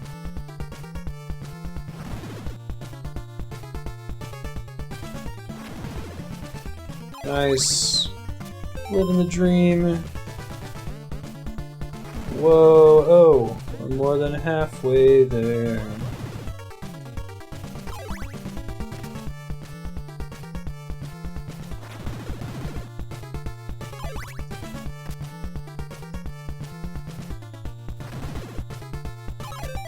Enough? Okay.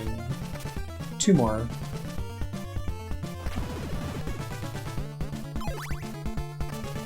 I think the premise of this game is that like Dracula's curse is like covering the land, and the only way to dispel it is to like gather Dracula's parts.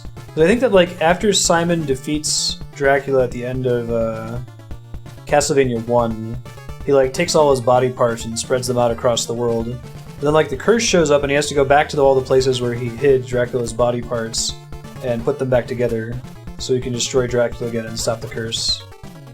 Interesting plot device.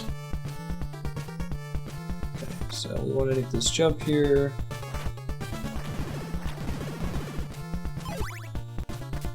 Give me a steak.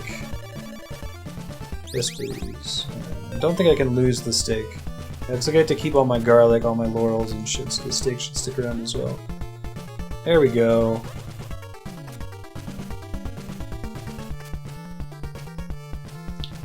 Nice. Can't moonwalk, which brings me great sadness.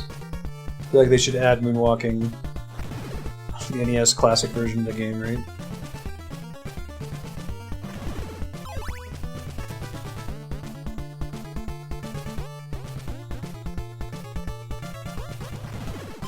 So we'll see.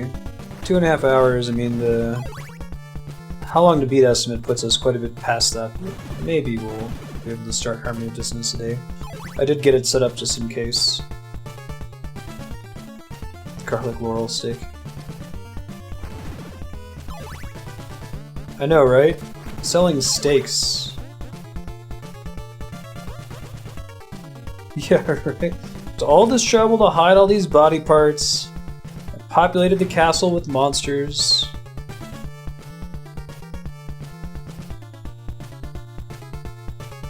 We knew this wasn't a problem, we should have just kept them at home. This explains why the Belmonts don't do that anymore. It's like, yeah, maybe don't try separating their body parts everywhere to keep them from resurrecting. The effects of the curse are probably a lot worse than having to deal with Dracula every 30 years or so.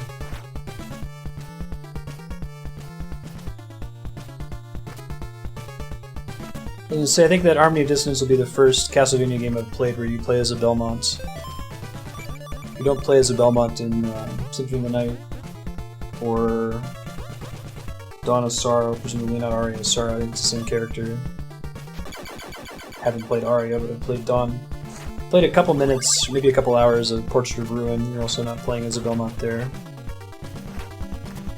Alright, I have to walk out. We have his heart now, okay. Dracula's heart, which I don't believe has a passive mechanic. I think you might have to show it to somebody in some town, if I recall. Just gives you something. Oh, I'm gonna turn on the cat cam real quick, they're being cute. Maybe it's an order business. Hey Ben, Marty. You so soft and furry? Ugh, fuck you. Wake us up when you're ready to feed us.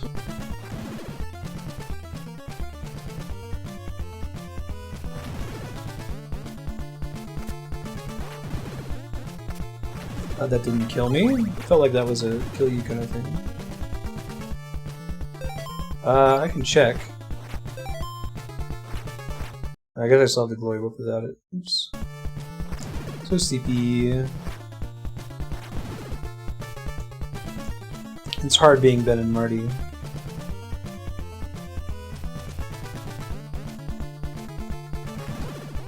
Surprised they're hanging out with me today with Andrea's home.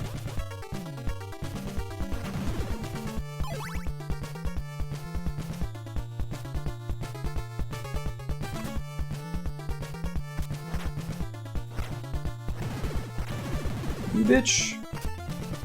There we go. Nice. This is a secret. Oh, can I actually make it over this thing? Whoops! Oh, I just used a laurel. That's a waste. Bummer, I didn't realize I had it selected. Looks like I could make that jump anyway. Womp womp.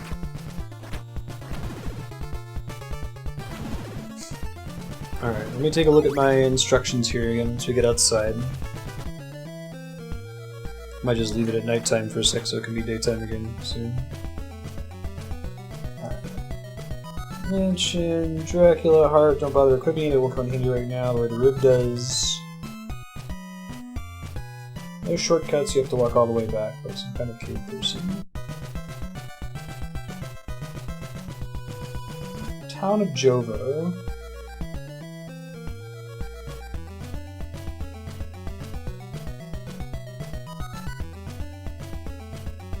Oh, interesting. I guess the thought here is some people will, like, kill themselves on purpose here. I guess speedrunners will do that. It gives you a password, and then you enter the password, and it takes you back to the beginning town, which is where we have to go. I'll try walking there and see if we can keep the hearts. I think I've got 2 lives. Yeah. Might actually be able to make use of those lives. And I should have enough laurels to progress as well. Even though I just wasted one.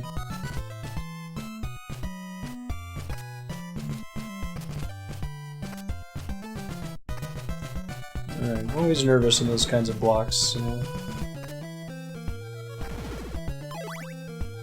I think I can move along the bottom. Yeah, that's a ticket.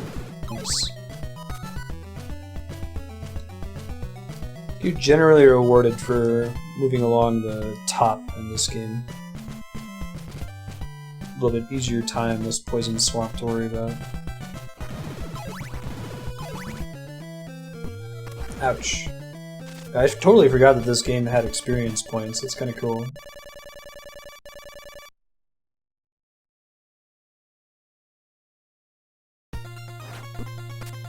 Ow.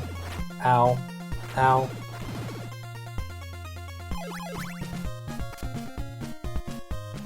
Bloody Tears back.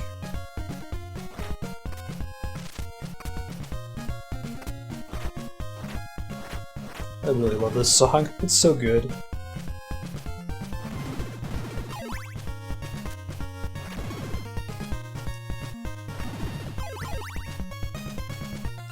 It's a masterpiece. I think I can go down there yet. I have to go back to Jova, it says. Glad I looked that up, or I would have gone to a bunch of dead ends after that, right? Cliche. So people were saying earlier, Namaku.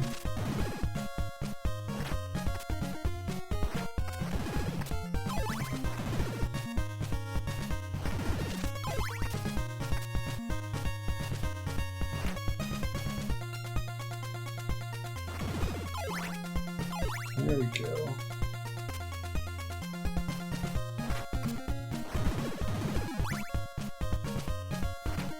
I'd love to see, I'm curious, I know that Bit Brigade, the band where the frontman is a speedrunner, they've done Castlevania 1 before, it'd be cool to see them do Simon's Quest as well. The entire game is a long hallway. I know, right? No kidding.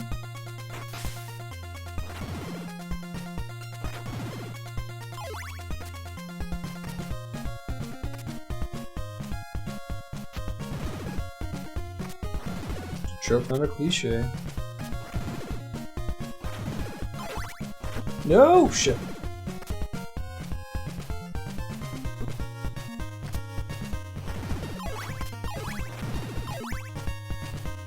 It's like a big length of suspense meant to build dread. It doesn't actually have anything of consequence in it, no danger.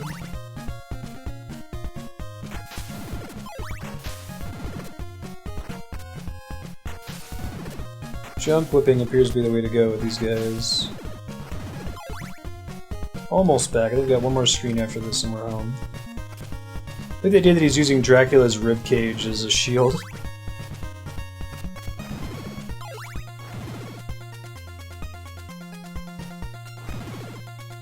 Also feel like Simon Belmont walks with more purpose. Because the Belmont family in general they really walk with purpose. Compared to a lot of other video game protagonists. Got places to be. Got shit they need to get done, you know? don't necessarily want to be. How are we doing on hearts? 138, that's not bad. I don't know how many hearts I need the next time it's going to come up. Heal up.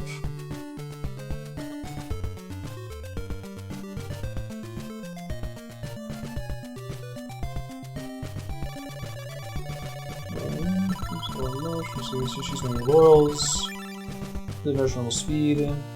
This time fighting the Mudmen. Cross the marsh and immediately decide if the effects of the laurel wear off. Okay.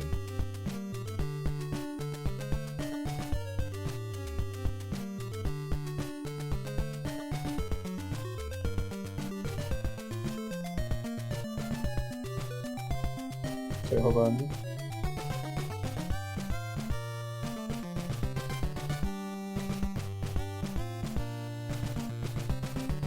Okay, gotcha. Yeah, so the NPC tells you need to convince the ferryman by showing him garlic, and he doesn't actually give a shit about garlic, but you're supposed to show the ferryman Dracula's heart, and that's how you're actually going to progress.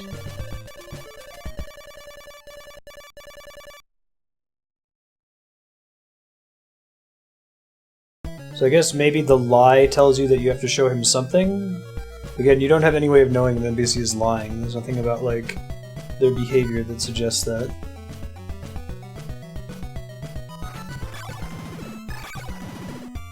Cool, I was able to deflect the shot with my shield. Nice. Panthers.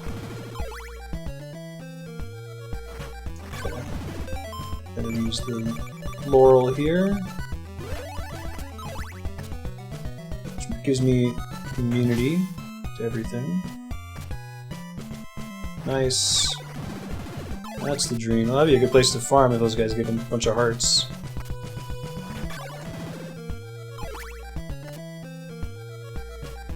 Yeah, show them your 8-bit ballsack garlic. Exactly. Don't you know? What's up, dog? Sure, I'll take you to a good place. Heh, heh, heh. Sounds like you're full of shit, buddy. I'm not strong enough to be able to one-shot these guys.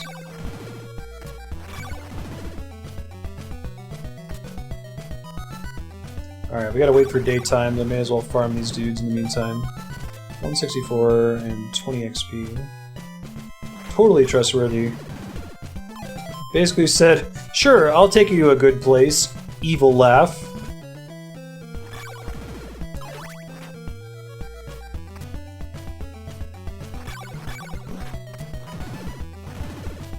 There isn't to farm these guys until it's daytime again. Like a frickin' Dark Souls character, right?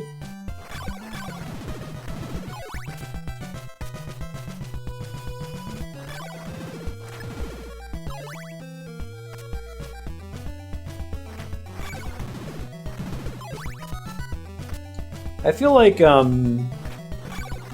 we know that Dark Souls is really inspired by Castlevania in a lot of ways. It's kind of got that horror theme without being a horror game. And like, Dark Souls has perfected vague storytelling and NPCs that are unreliable. Like, it has ways of pointing you in the right direction. So I wonder if Simon's Quest would work better if there were little messages on the ground from their players you were connected to online. You know? Someone ever made a modern-day remake of the game. Try heart.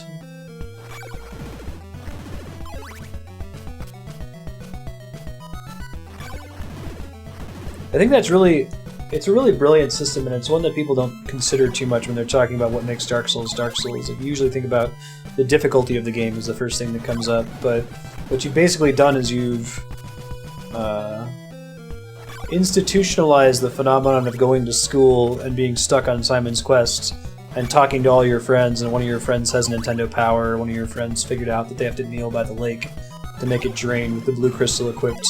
That's a cool feeling. Like, it kind of happened with Pokemon Go when it came out. Niantic didn't explain any of the mechanics, so people had to figure them out on their own and then build this like corpus of knowledge about the game. You'd go to a Pokestop with a lure and there'd be a bunch of other people there and you have nothing else to talk about but the game mechanics. So like the fact that they were being cagey and obfuscating the way the game worked was actually kind of cool for the social experience. Good call. Thank you, Leon.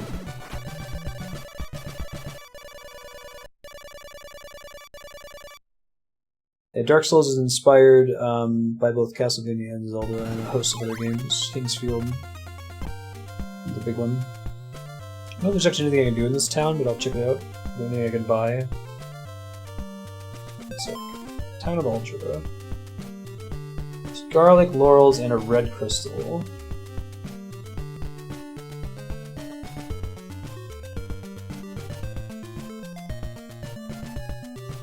Check to make sure I understand what these are doing.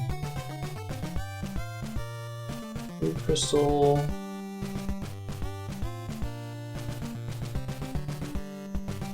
Okay.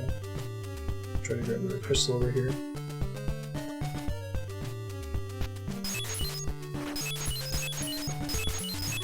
No, you're good. Yeah, I can hear that. Pokemon and IVs is something for hardcore people to discuss. Sure. It's not... IVs aren't all bad. Okay.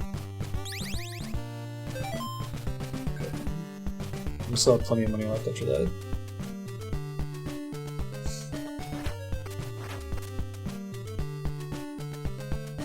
I just feel like it creates this element of not so interesting grinding, you know? Because, like, there is such a thing as a perfect Pokemon that has max values and for all of its IVs, right? It's not like every Pokemon has a budget of IVs that's spread out in a certain way and you want to try to maximize the budget. So it's just a number that rolls a certain number of times. Clues to Dracula's riddle are in Bodley Mansion. Lady, clues to Dracula's riddle are everywhere. Hit Deborah Cliff with your head to make a hole. Okay. Not gonna question it. Thank you.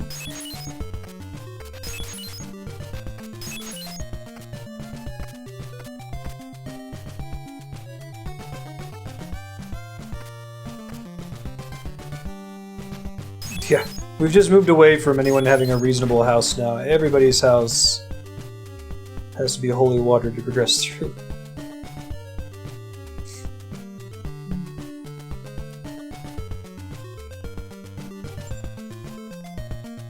No, how did that work out, sir? Was there a bunch of, it was like an ARG sort of thing?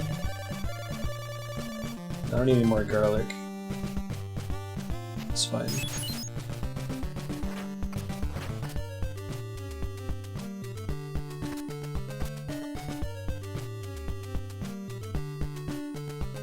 Found in the game files.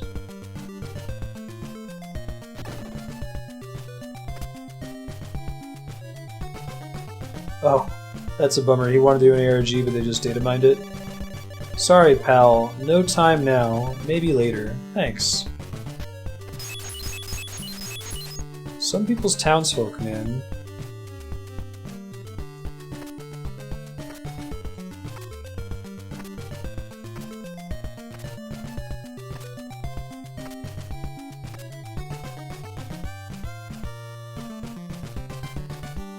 They didn't add it until they saw the ARG. It's cool. I think that could be a really fun way to approach reveals. I think that Blizzard showed that Sombra was absolutely the wrong way to do it, though. Get a silk bag from the graveyard. Duck to live longer? No, wait. Did they mean get a silk bag from the graveyard? Not like there's a duck in the graveyard, but like the word duck, right? So we'll see.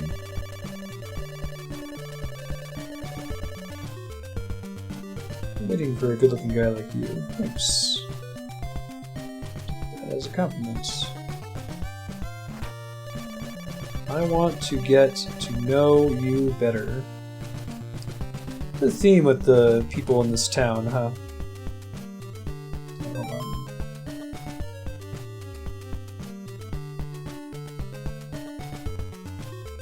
Someone's supposed to give us the red crystal here. Glad to physically go to locations in real life. Right on.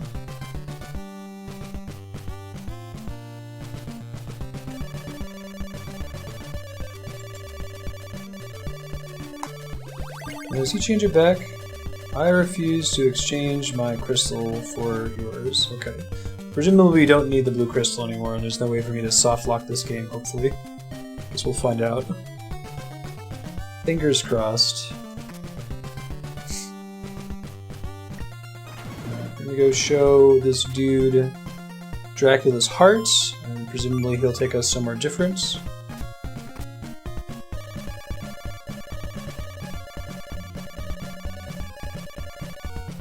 Didn't see anything different though. This is like Belmont City over here.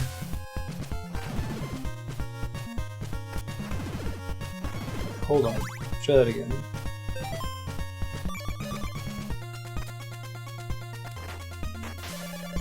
Let me show you the way. Alright. So he doesn't even say, oh, Dracula's heart. So like someone who just happened to have it equipped would be confused, right? Like if you were asking your friend, like, oh, how did you get that far in the game? He's like, I don't know. I just talked to the ferryman and he took me to the right place. And you're like, what? Why? He's not like, oh, cool. Dracula's heart. That's pretty rad, man. Man, I sure like hearts. Oh, okay. Advanced crystals do what the old crystals did, Arctic Vex. Thank you. Thank you for letting me know. I wasn't sure about that. Short distance, taking on the water. Before investigating the mansion, it's worth exploring the short distance to the left first. Okay, let's do that. Come back to the mansion in a moment.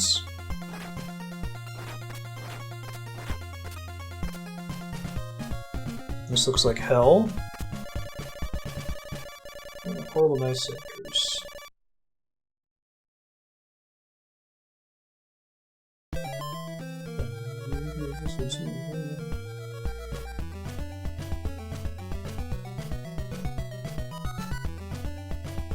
Successfully making it the opposite bank turn west. Chain waste of social rooms.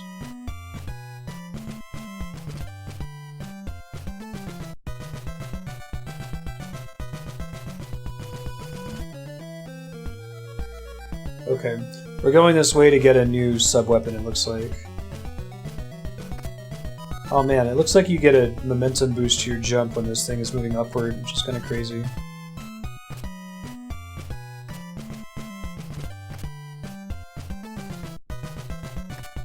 So you want to jump when it's on its way up, it looks like. Nice. First try! Yeah, music in this game is great, Chandler. Some of the best in the series. A lot of the other games are inspired by it too. Those guys behave pretty similarly to the ones in Castlevania 1. That's cool. We'll try to make it back without losing all our lives. We got a ton of hearts. Oh god, deuce of heads. I never got this far in the game, so I never saw a lot of enemies that were in the other Castlevanias outside of just like the skeletons and zombies. What's up, dog? I'll give you a diamond. Thanks, buddy. Appreciate that. So kind of you.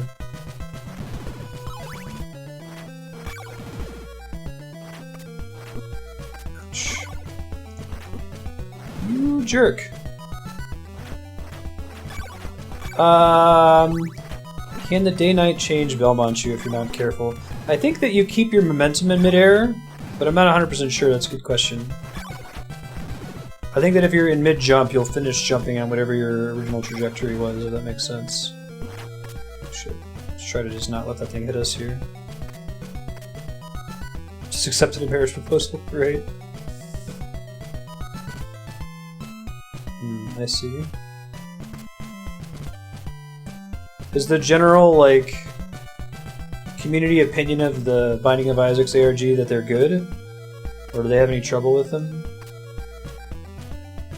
I know people tended to not like the Sombra ARG because it just went on way too long, and no rewards for individual puzzles being solved. I remember enjoying the Portal 2 ARG that, like, theoretically could have gotten the game released like weeks ahead of time, but ended up only getting released hours ahead of time. Womp womp. Bumping my head on ceilings. Always fun.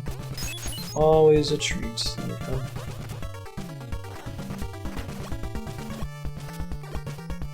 Graham Mansion. The best.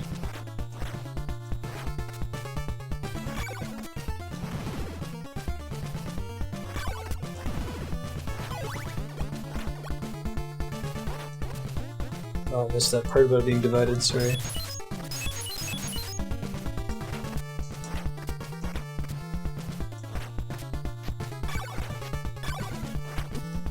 I thought 2 would be enough. I was incorrect. Ah, shit. Didn't even notice that on my way up the first time. There's a lot of dead ends in the dungeons in Simon's Quest as well. It's kind of unusual. I feel like modern dungeon design holds that even your dead end should be interesting. Give you an item or hearts or just something for your trouble, you know? Which is neat because, like, in maze design, which has been around forever, we've been coming up with cool mazes. It's probably the dawn of writing systems. Like, it's totally okay to have dead ends. Feel different in a video game, though, I think.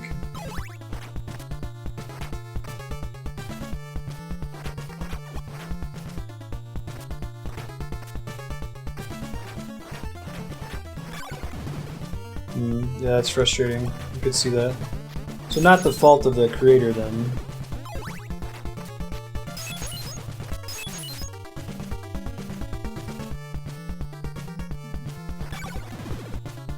I would have been pretty bummed if I were Edmund McMillan, the Binding of Isaac guy.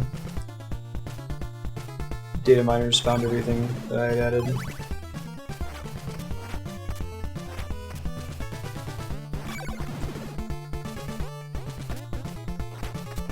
Alright, well there is my merchant guy. I'm gonna find out how to get to him. Probably need to drop down on a block down there. Fortunately, that stuns them briefly. Doesn't do shit. That's super cool, spiky. Mazes are fun. I used to like drawing them as a kid. For like D&D and just for the fun of it in general. There must be a way for me to go down there, right?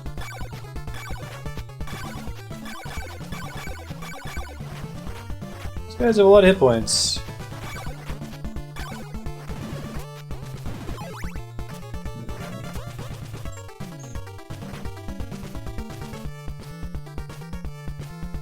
Oh, I see.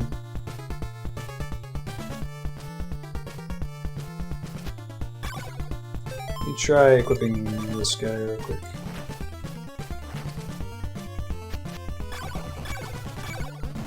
Didn't mean to throw 2 there, but that's okay.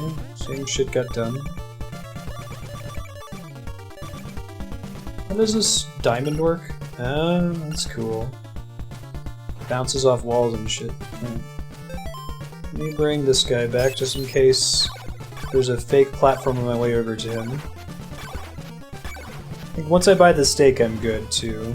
Like, if I die, I still have the stake. Oh shit. Slow down though.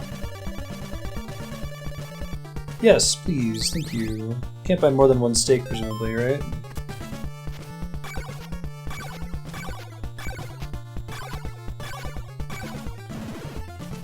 Six hits, jeez. There might actually be a secret in the corner of the room before this one, but I'm gonna check this way first. Well, let me go look. It seemed too obvious, so I wanted to go get the stake before I died. Yeah, like down here, right? This looks like there's hidden shit hero clock. Wait for a soul with a red crystal on Deborah Cliff. I guess that's supposed to be your clue to use the red crystal to get the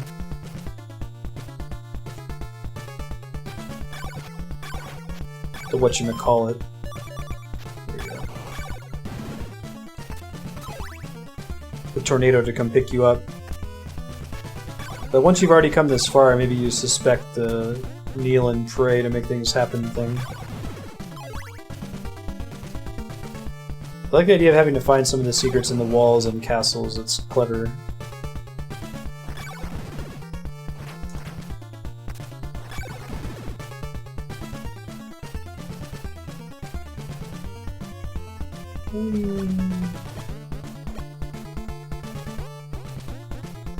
Slimes, toads aren't worth fighting.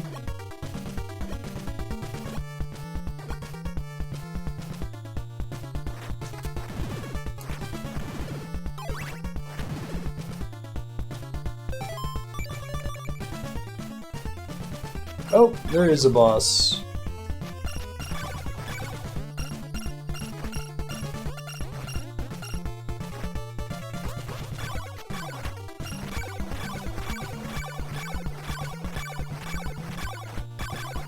Easiest death fight, apparently.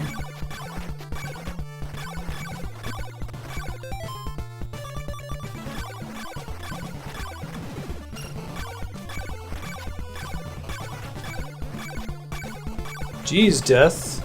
Holy shit.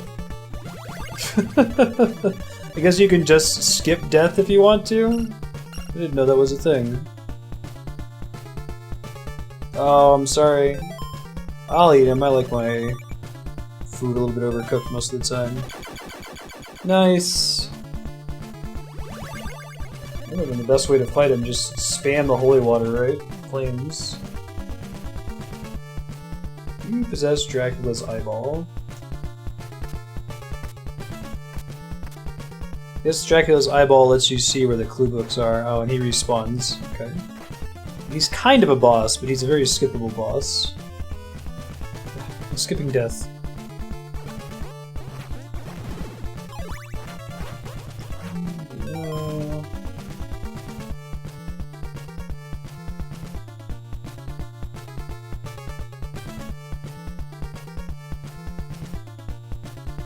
Okay. We have to walk out normally. I'm gonna buy another steak on the way out to save time in the next dungeon, since I still have like 200 hearts, and I only have 1 life left, so the hearts are probably gonna be gone soon next time I die. Extra crispy. Yep. Crispy's where it's at. Okay. Dracula's spleen is the obvious next thing to get, right? Shit, that did not go the way I wanted it to, but we're okay. Just want to make it to the steak merchant before we leave, before we die. Oh my god. Maybe throwing those diamonds isn't the best idea. Seems to piss off the game a little bit. I'll try this golden dagger. Oh, that's pretty nice. It like, sets them on fire. How many hearts does it cost though? Shit. Shit. It costs 2 hearts per use, yikes. Now I know. Oh my god!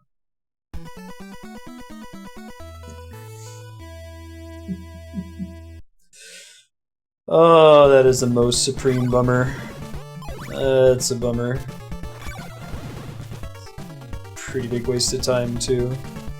See if I can quickly find enemies to farm the hearts back up here. Didn't skip death that time. I know, right? I need to get 50 hearts to buy another steak to get out of here.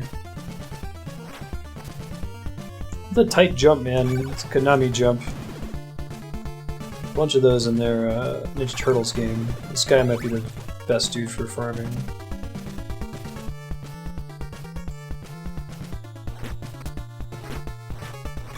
Maybe not. Not if he keeps doing that anyway. I mean, I could throw a bunch of holy waters at him, but it's gonna take for freaking ever.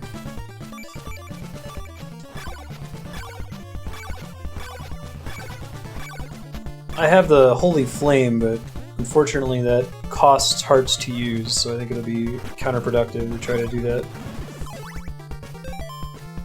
12... Password is like a save to start over at the beginning.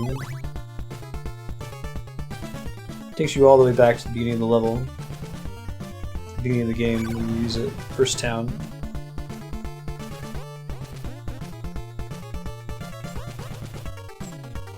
Pre-save points. Alright, this shouldn't take too long. Drop rate seems reasonable. Maybe if it weren't nighttime, these guys would have fewer hit points and just go a little bit faster.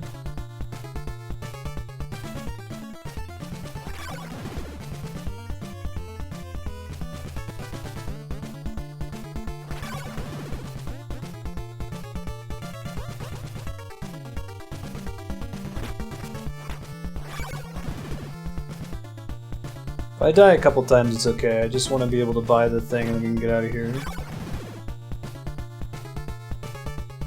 Oh, nighttime still doubles the hearts I get? I forgot about that so the effect of it being nighttime also makes their hearts more frequent, sounds like. In addition to increasing their health in the dungeon. Hey, how's it going? Seeing you again.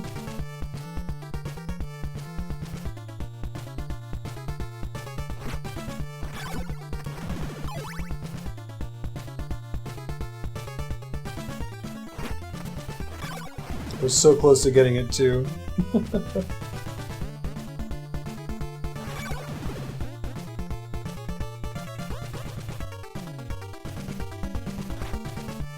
Come on. There we go. We're at 32. This guy's been routinely backing up as soon as I zone in. Keep that up. Nope, that's not backing up. It's charging forward. Come on, come on. 36. So like 4 more, right? 3 more and we can leave. It'll be grand.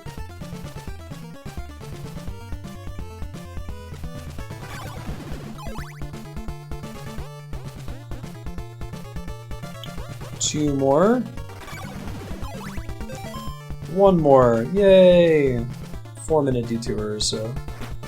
Ow. Shouldn't just walk right off the edge, it looks like. Alright, don't fall. You son of a beach. Oh my god, it's gonna happen again. I've had the vision of the Monado. I'm gonna do exactly the same thing. I'm not gonna be able to make the jump up to him. Bounce my head on the wall. There we go. Alright. Now we're set for the next dungeon. Jeez. Simon's Quest, man. This game can be rough sometimes. I don't think there's a way for me to progress through there, is there? I'll climb up on the right side. Oh yeah, the dollar signs in the blocks? For sure. So I guess in theory I can equip the eye. Yeah, the eye shows you the secrets in the blocks. It might just be the little clue books. It should be nice if they gave you the eye first.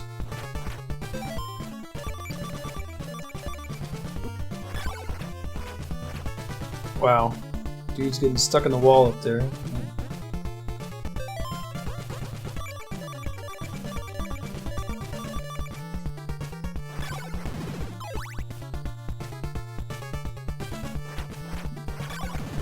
Yeah. A lot of them just give messed up, poorly localized information, right, Oops.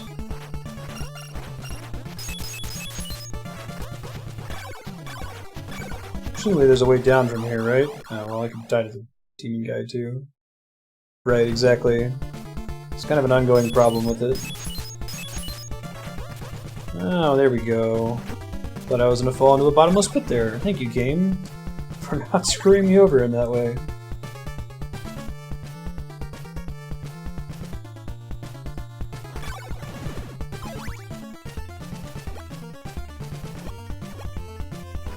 New whip soon. Cool.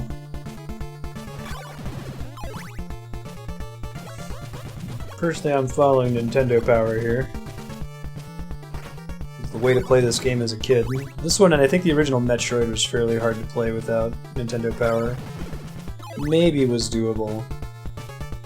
That's why I like Zero Mission so much. It's just like the best remake. It takes a game that had some really good ideas, that changed the genre, but was a little unpolished because it was the first iteration in the series, right?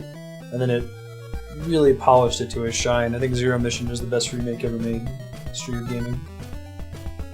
Okay, Aldra, I think I have to head back. Hold on.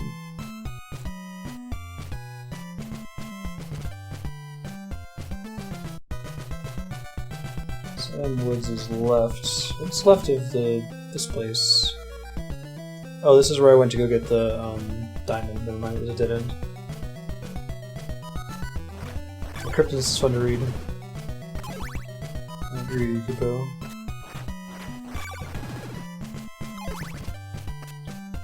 think the hardest part about the original Metroid would probably be having to switch your weapons out, right? Because the weapon upgrades didn't stack. So you had to get rid of the ice upgrade and then get it back at the end of the game. They did a Resident Evil 1 remake that's really good. What's it called? Yeah, I think Fusion and Zero Mission are both pretty comparable. Morning Sun has vanquished the horrible night. Thanks, Morning Sun. Good looking out. I think we gotta ride the ferry one more time. Let him take me to the evil place they don't want to go to. Heh heh heh. Fusion? Yeah, Fusion's super solid.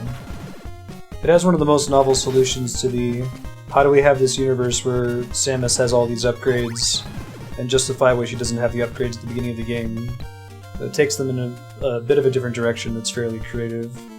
I don't think that's a question they need to answer. I think that, like, the obsession with some developers of answering that question, like how did they lose their upgrades, it's not necessary, you know, it's a gameplay abstraction. The game wouldn't be fun if you started with every power-up. Mega Man handles it just fine. They just don't address it. It's just like, yeah, Mega Man has to get his powers again. Whatever.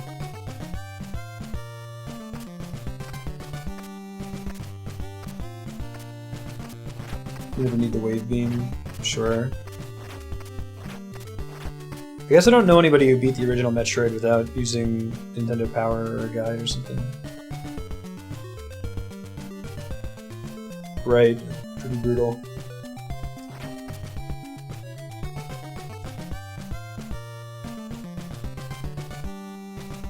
Yeah, Metroid Prime did that. I thought that was cool. The tutorial level, you can do just about everything, and then you, like, crash into a wall and lose most of them, they don't function or something.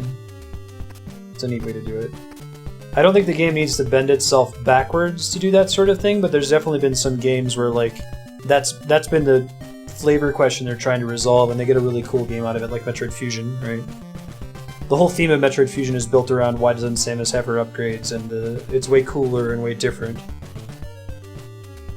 to the other titles in the series because of it.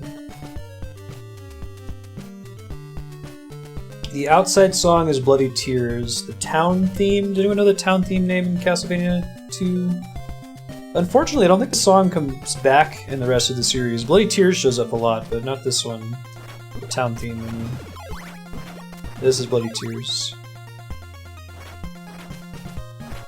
Ha! Awesome. Knew the map by heart. That's really good to hear that it was doable, Chaos Factor.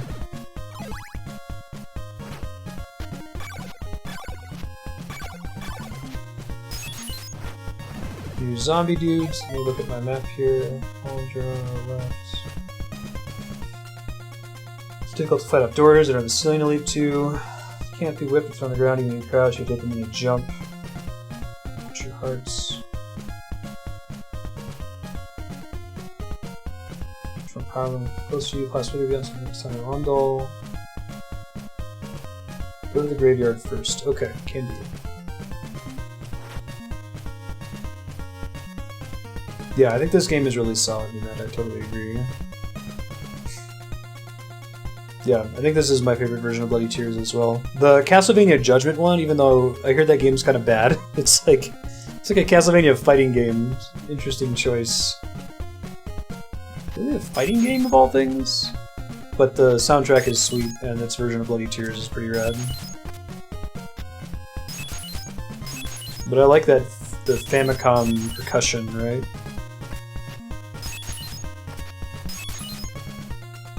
Made it. Alright, so we get the same rule here. Marsh. Hands and skeletons, slimes appear, you take range to defeat them. When you reach the far left end of the graveyard, drop a clove of garlic and open them will appear with the silk bag. It increases the number of items you can hold. Okay. Cool. What a horrible night at curse. Yeah, I was saying that it'd be cool to imagine the alternate universe where the Castlevania series evolved based on Castlevania 2 instead of Castlevania 1. Or like the Zelda series evolved based on Zelda 2 instead of Zelda 1. I like where both of those series ended up going, better than either of these two games, but That's just because I haven't seen them iterate at all, right? I think most of the problems with this game and with Zelda 2 would have been solved with iteration. These guys have lots of hit points. I need a new whip on the double. Shit. Got greedy there. Oh man. Fire pillars are not good enough, looks like.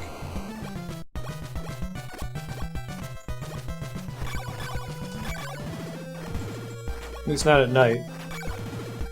Ooh, backswing though. Nice. Xanadu is the shit. Yeah, I love that game. We played it for an hour on stream. I did beat that game as a kid. Really, really great side-scrolling RPG. That Odalis the Dark Call game that Namaku shared for his Subblock was like a combination of Xanadu, Simon's Quest, and some of the more traditional Metroidvanias. I thought it was really well done. What's up, dude? You like garlic? I'll give you a silk bag. Thanks, dog. Good looking out. So now I can hold more laurels, which I don't know if is going to matter, but I'll take it.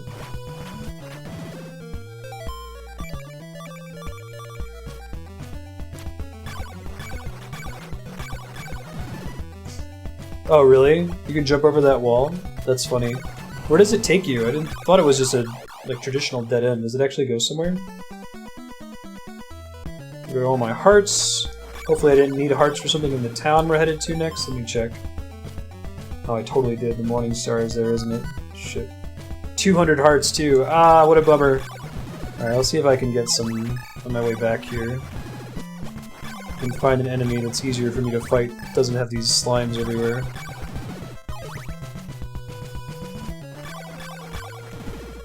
I don't think these guys ever drop hearts. So I need to play Crystallis more. Yukupo had that as a sub-block game for a while, and I was pretty impressed with it. Need to use the laurel to get to the marsh unscathed. Okay. I wonder if you're just stuck here then if you didn't bring enough laurels with you. I hope not.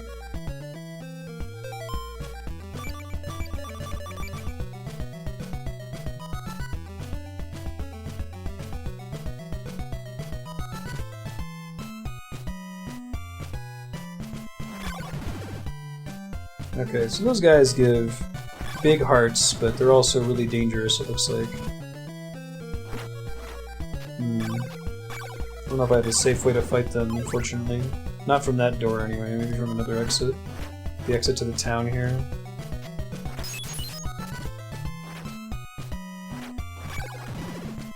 I'm going to save up 200 hearts, so we'll fight these guys for a bit.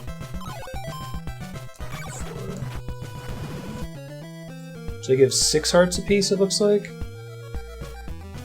Oh yeah, this is a bummer.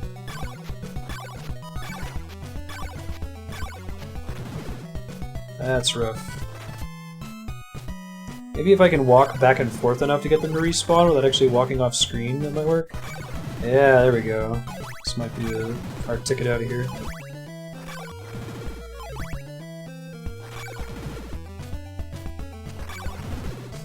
I get it now. I always was confused when I was a kid because I never got this far, but like, when you kill an enemy in nighttime, it drops a half heart, and I'm like, man, that seems like they punish you for killing enemies at night. But the half heart is actually larger, which I never picked up on, I guess.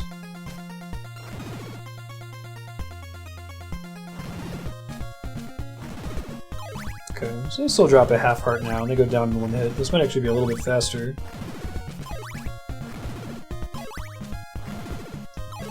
To listen to Bloody Tears for a while here as we grind away for 200 hearts. Shouldn't be too bad. Don't have to use laurels, they help a ton. That should.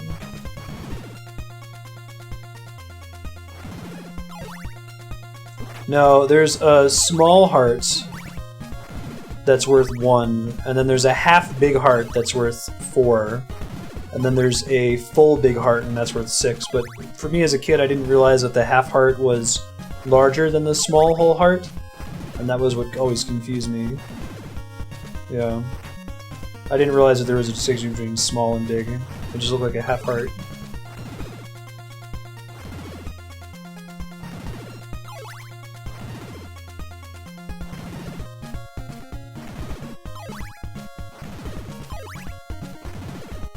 Pretty excited with this new whip.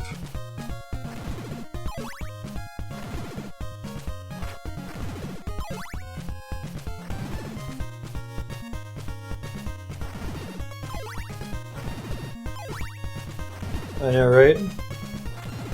Bloody Tears is the best possible soundtrack for it.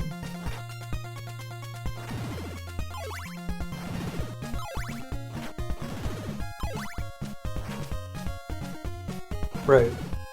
Perfect sense, exactly. 184, we're almost there. Whoa, we're way more than halfway there.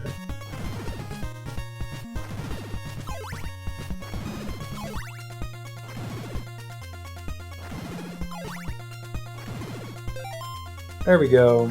Let's get the hell out of here. Make sure nothing else I need to buy.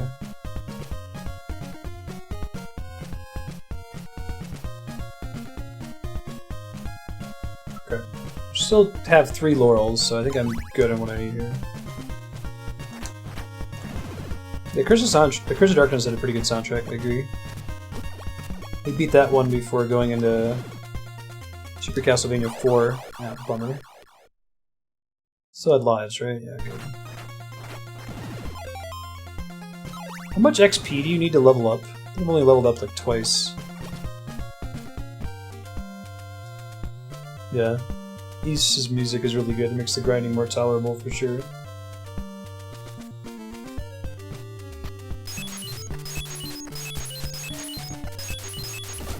Back wall. Like, it's really just like one house in the first town that isn't set up like this, right? You have to use holy water to get through. And Chrono Trigger is a great soundtrack. You know the story behind it too, Neymod, with Yasunori Mitsuda was like a low-level sound engineer at Square, and he's tasked with making sound effects and stuff, and he works up the courage one day to go to his boss and demand to be put on a better project. And they're like, okay, well you can score Chrono Trigger. And he worked himself so hard on it, he gives himself stomach ulcers. Has to take off time from work, and Nobuo Uematsu, the Final Fantasy composer, comes in and finishes it. Such an amazing soundtrack, very bass heavy. Just love Mitsuda's work in general. What's up? Thanks, Sornus. When I was your age, women loved me.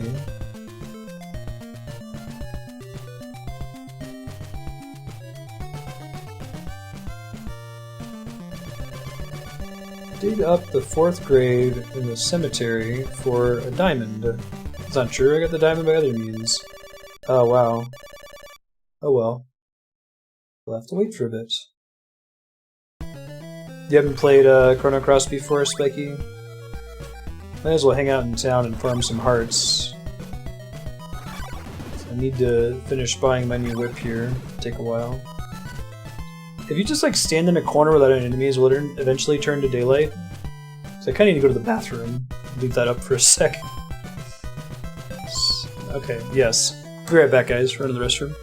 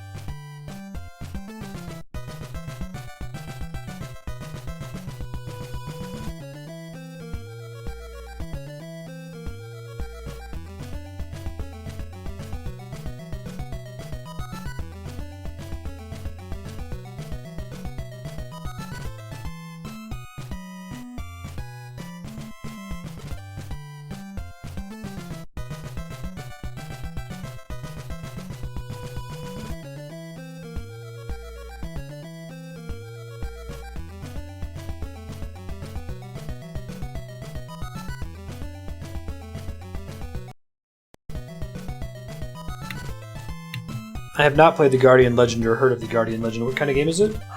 I totally agree with Sornus that Chrono Cross is best experienced if you just disconnect it from Chrono Trigger. Like, there are some throwaway attempts to connect it to Chrono Trigger here and there, particularly in the very late game. You can let yourself be surprised and excited by that, but if you spend the whole game being like, oh man, how does this all fit in? Just pretend like it doesn't. It's a cool, separate story that has the same composer, a couple of the same people from the original creative team. Very, very different universe, different mechanics. Bullet Hell for the NES? Wow. Was it like in the style of Gradius, like side-scrolling space shooter? Maybe the sprite limit would have made that tough back in the day.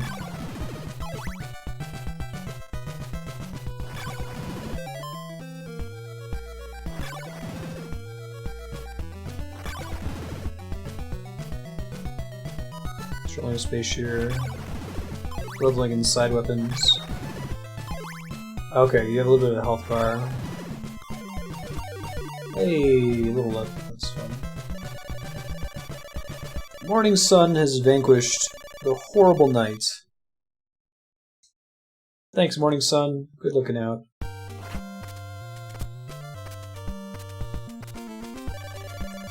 A man living in darkness can give your whip power.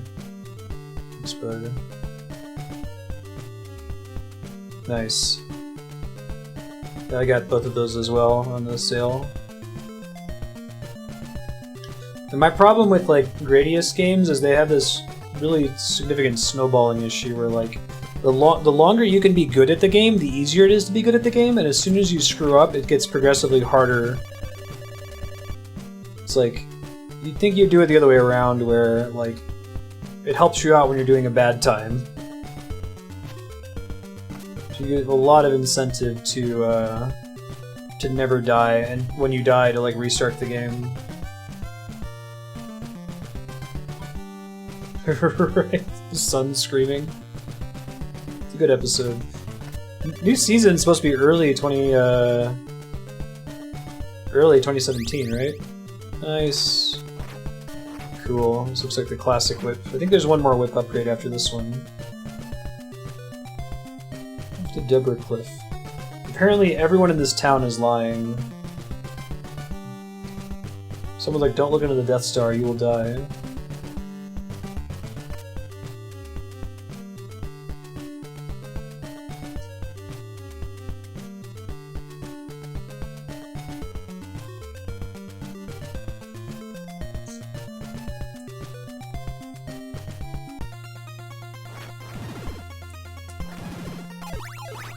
Yeah, Morningstar hype.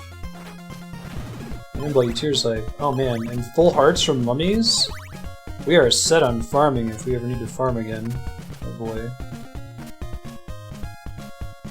The whole, like, if you're jumping while the block is climbing thing is pretty unusual. Now here's the other place where you're really likely to get stuck, right? To, like, go pray at Deborah Cliff with the red crystal equipped. We did see the little clue in the level that mentioned it, but how do you know that that's Deborah Cliff, right? Probably don't.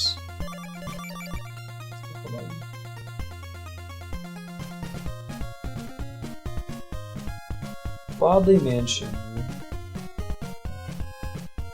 Don't need to get the steak this time, because I already have it.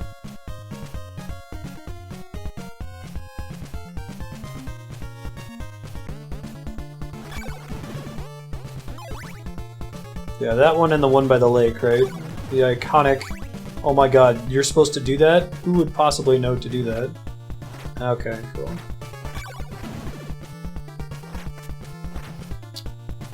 This might be intended to be a shortcut.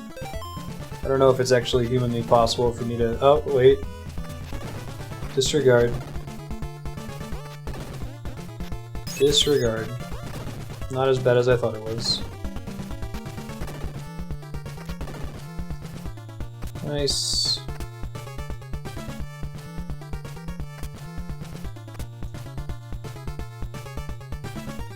Yeah, I had several NES games that were like that for me, Numed. I'd rent them frequently, but I could never get past parts like that, and I'd play it as an adult and get my revenge. I don't think I beat Faxanadu until I was an adult either.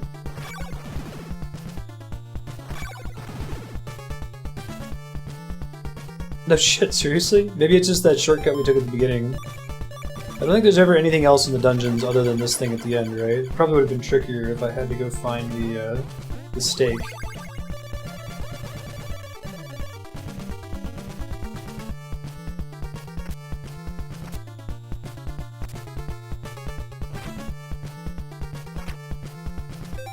Dracula's nail lets us do what?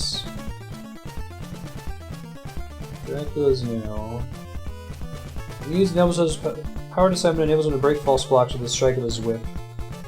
Break blocks are otherwise only removed by holy water. Okay. Give that a try then. Biggest or the second biggest? Unless you've already had the stake.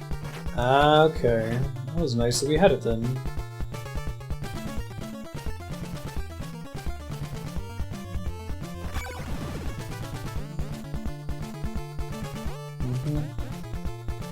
Totally with you, dude. So I can probably leave by the same means now, right?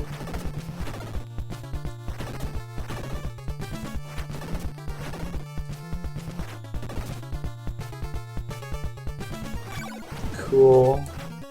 Just jump through here, and we're out. Right on.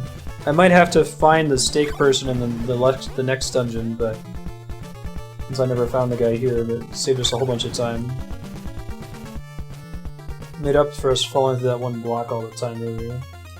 Next up is Laruba Mansion.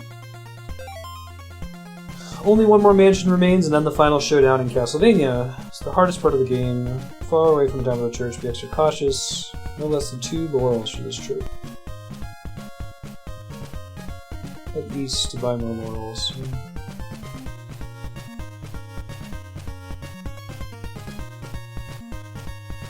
We're going this way.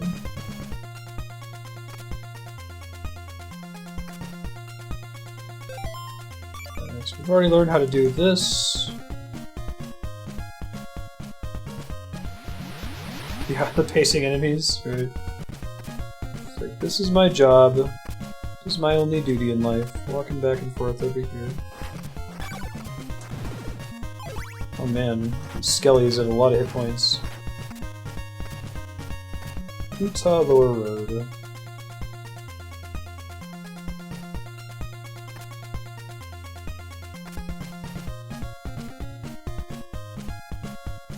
Most of this region can be ignored. The upper regions contain nothing but enemies and false floors. Either fall through and get hurt. It's best to stick to the lower section. Jump over the small platform and proceed along the floor until you reach the water.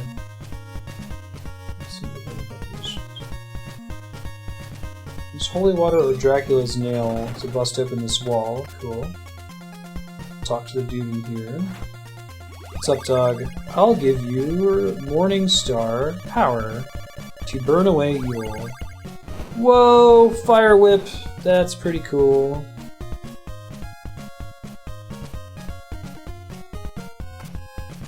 We've been playing the whole series in timeline order so far. So we started with Castlevania 1 as like an introduction to the series, and we flashed back to Lament of Innocence, which is technically the first game in the series.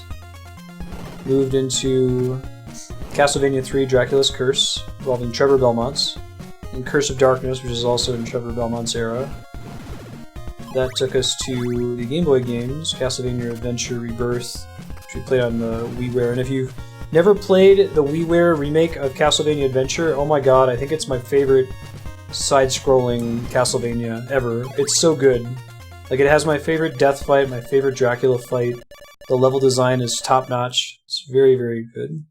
Belmont's Revenge after that for the Game Boy. Also featuring Christopher Belmont, also really, really good. Belmont's Revenge has a fucking kick-ass soundtrack too, the really heavy Game Boy sounds. Very different from the rest of the Castlevania series music, but really awesome.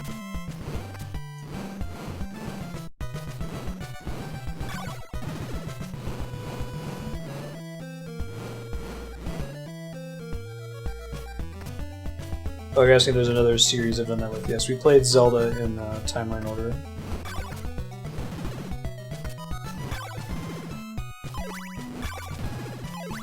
Glad that the Flame Whip still does decent damage to the fire guy. That seems necessary. These guys still take 2 hits to kill. Should have been 4 without the Morning Star and 8 otherwise. I think I have to do some shenanigans here.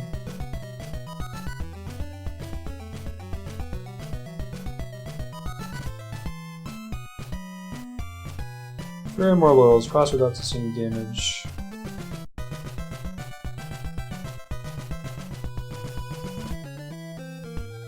Okay.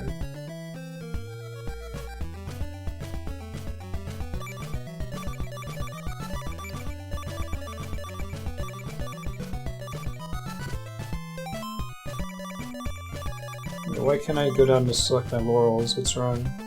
Something's up here. Yeah, sprite limits on the console, they're pushing it, so they'll like swap them out to make it work. Does anyone know why? Oh, never mind, I just found out. There we go. Running, running, running, running.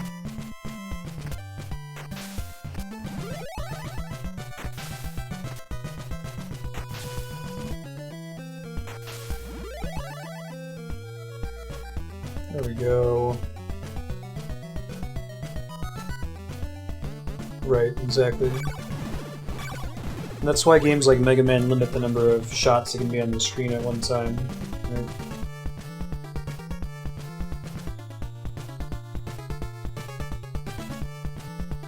Is there a steak merchant in here? Hold on.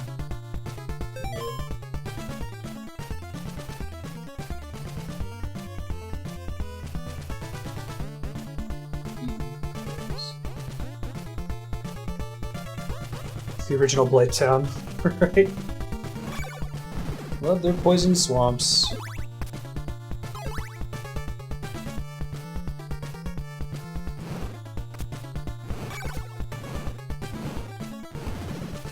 Hey man, you can see, I feel like going from the Dark Souls series focus into Castlevania is thematically appropriate. Then we'll go from Castlevania to Metal Gear Solid, so it's still Konami, and then Metal Gear Solid to Pokemon, which makes no sense, but I don't care.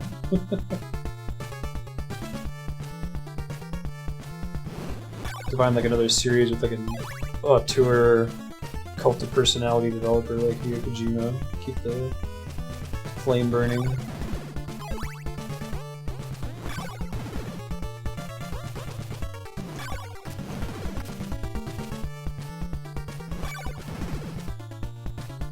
How much money do I have? More than enough. I don't think there's anything else useful to buy in the game. Weird Japanese long-running series. There you go. Appreciate your effort to connect them, Six Gun. Ow.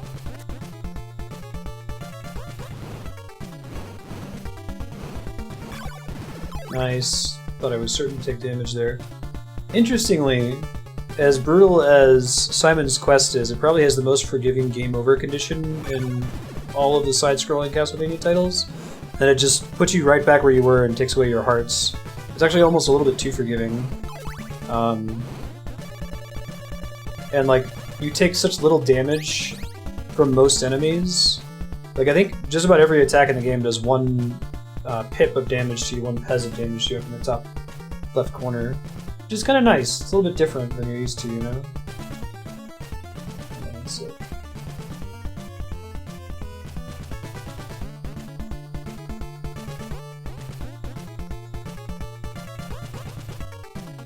Oh, I see.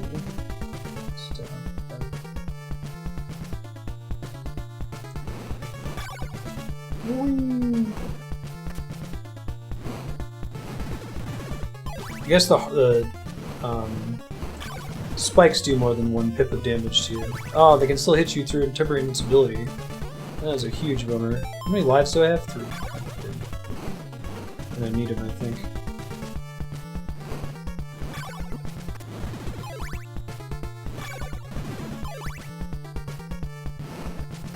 Look, I've gotten into almost every dungeon while it's nighttime. Oh, shit. Well, that sucks. Oh I'll walk all the way back up there now, I think. Womp womp. Most non-triumphant. Do I have to walk all the way back up, or is there another way? No, I think I do. Well, I can go down and take a look. Let's try going down first.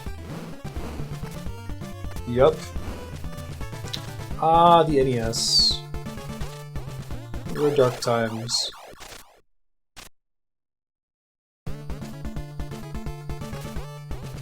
Who's this guy? Oh. Give me 8 laurels. That's cool. I'm not gonna bitch. I beg of you to take these laurels. Okay. You need to ask me twice. Hey, another boss fight. Don't know how to fight this one.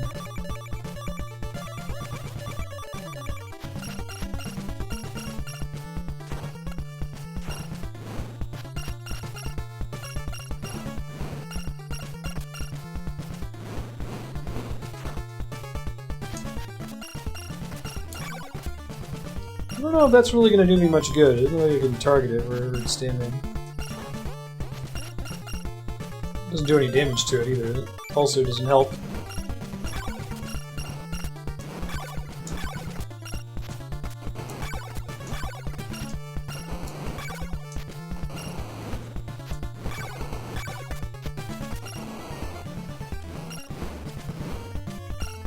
Crying blood, I see how it is. You're gonna stop crying blood anytime soon here, buddy? Can't really do anything. Okay.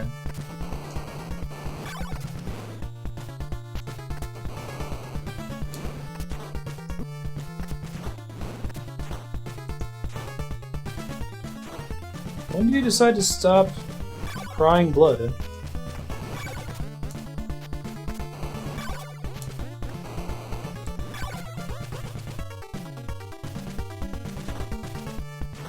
Crying fireballs, I guess, technically.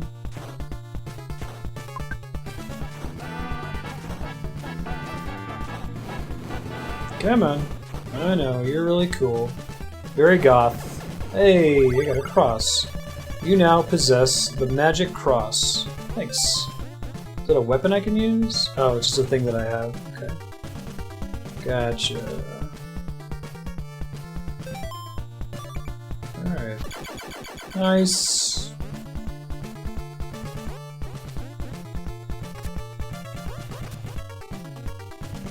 Cross is required. Oh shit. Oh shit. I didn't actually pick up the item. Crap.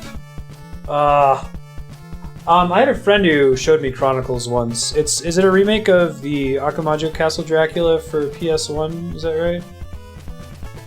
I gotta walk all the way back. Hopefully not die, so I don't have to farm more. Let me use some of these laurels, right? Yeah. It's a waste, but this might be the only way for me to go. I'm gonna have to go this way. Shoot. I know, right? Totally forgot to grab the item. Bit of a walk. Fortunately, this isn't that huge of a dungeon, so should be okay. But still kind of a bummer. Does that dude who begged me to take his laurels, does he always stock you up to full on laurels if I go back to him later? I want to hit him on my way out.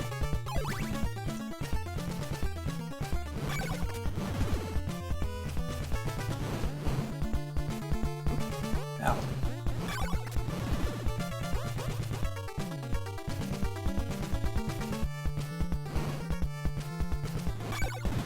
There we go. Shit.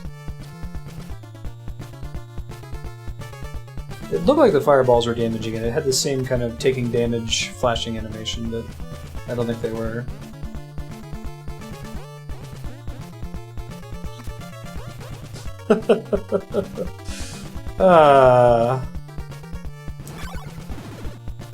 The soundtrack for Castlevania Chronicles is really cool.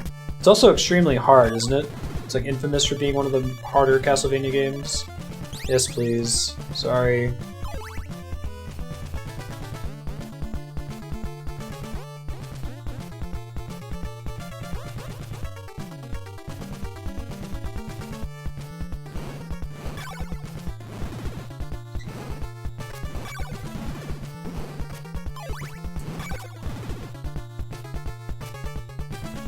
4 is actually pretty easy. 4 definitely has the easiest bosses in the series. It's the levels that are hard in that game. Without a doubt. No, I did the same thing. But it's okay, I can get back there now. I might be able to see if I can get more laurels as well. It's a short walk over. I think the hardest Castlevania game is probably Dracula's Curse. Not because the level design is hard, but just because the... Thanks, buddy. Okay, you can restock me right after I use one. The game over and continue conditions are just brutal. They're not well designed by modern game design standards, I feel like.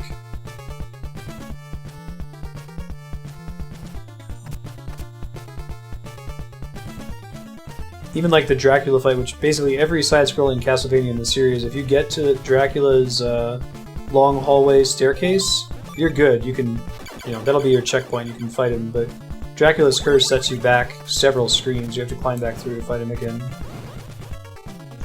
I tried to. I made an effort,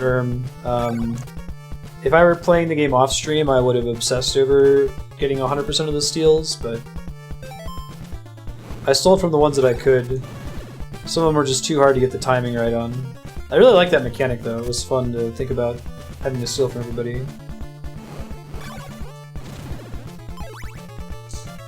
See, I'm guessing most of the Metroidvanias aren't too bad. There were a couple of fights in Curse of Darkness that were really tricky.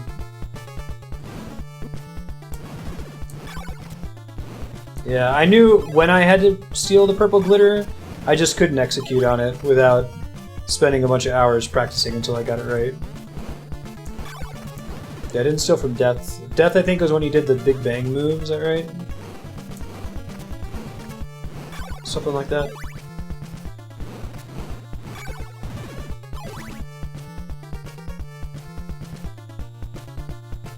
There's a fairly decent chance we'll beat this game before stream is over. Scheduled to play Castlevania for another hour and 10 minutes or so. So if we beat it early, I'll go ahead and start up Harmony of Dissonance, which is the next game in the timeline. It stars Simon's grandson, and will be the first Metroidvania we played in the series. It turns out playing it in timeline order, you don't play a Metroidvania until you're about halfway through the timeline. Wait. Okay, I did get the ring, didn't I? For a second I was just on autopilot. I forgot if I grabbed it or not. What does Dracula's ring do? Good night, Yahan. Sleep well. Interested in these guys being something like able to wear the ring. Okay.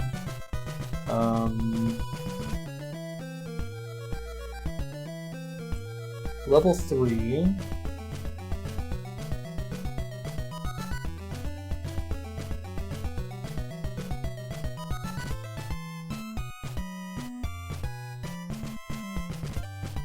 Dracula's Castle. Time to return to the Castlevania to remove the curse from Simon. Make sure you collected the Flame Whip and the Magic Cross. Possible to head west and manage to get back from where you once were by traveling to the cemetery. This path is safer, it's more time consuming. It's faster away from bother than by traveling the ranks.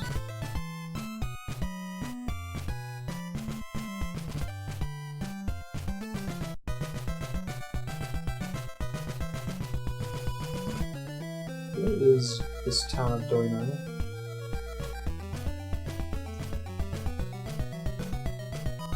I don't recognize any of these places. Hold on, I need to go back and look at the previous map here. Figure out how I got here in the first place. Cemetery, Jungle Marsh.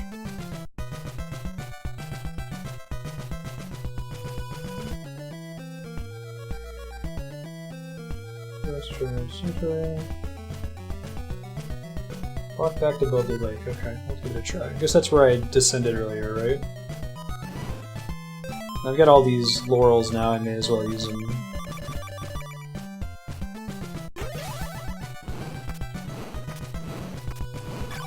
I know, right? It's the end of the timeline as we know it. I guess the big benefit to having the laurels is you can move at regular speed through the swamp, right? It also keeps you from taking any damage, but otherwise that would be a huge pain in the butt, I feel like. Hearts.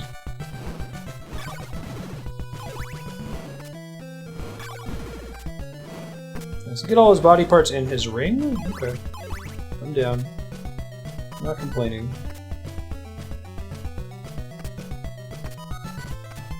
Good enough. Very nearly had a problem there.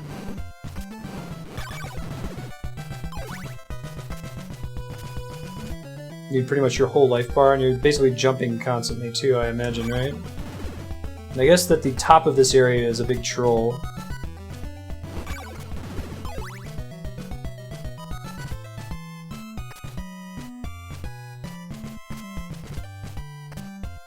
Oh shit, forgot that you jump lower when it's on the way down.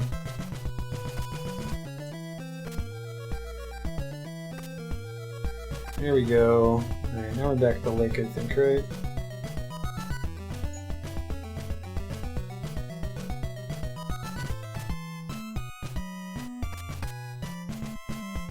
We're doing on lives. We've got plenty of lives and a decent number of hearts. I don't think there's anything else we need to buy. Maybe more laurels, I guess.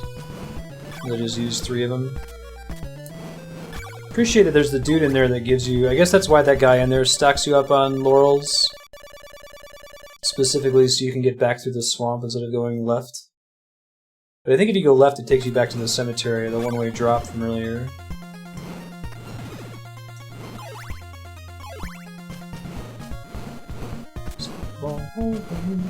The end again. It's a trope, not a cliche. I don't know if this game actually has a long hallway or not. Maybe the road into Dracula's castle. I definitely prefer the Metroidvania style of game. It's really satisfying to me. It's probably one of my favorite genres, one of the purest genre of games, I think.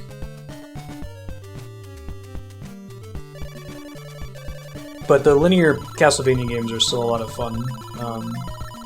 So I think that Adventure Rebirth is probably my favorite, and I played it blind like 3 weeks ago.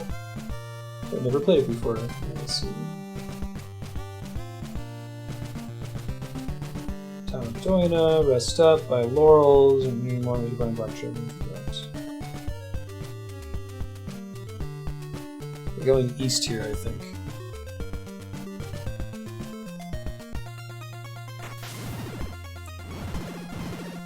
These guys go down like nothing, because it's daytime.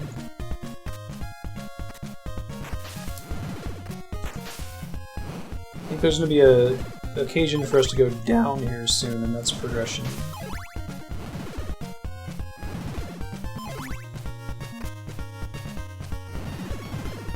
Holy shit, these guys are fast.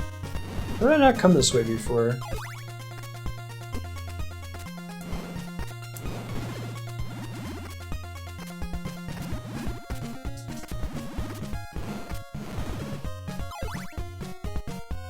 Yeah. Yeah, that's kind of frustrating. Actually, I have that problem with Metroid Prime 2 Echoes. Metroid Prime 2 makes it really hard to tell if the reason your progress was blocked is because you were lacking an upgrade. And I guess its reasoning is that it doesn't want to give away what the upgrades are, because they're quite a bit different in that game compared to the other titles.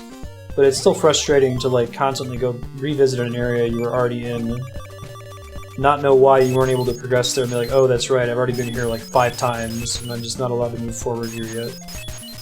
Until I get an arbitrary item.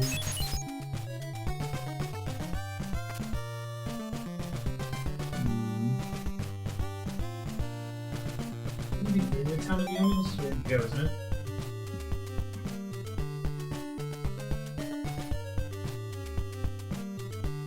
What's up, guys?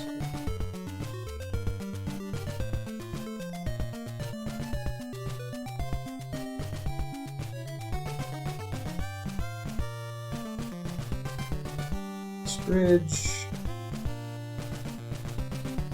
Dora Woods.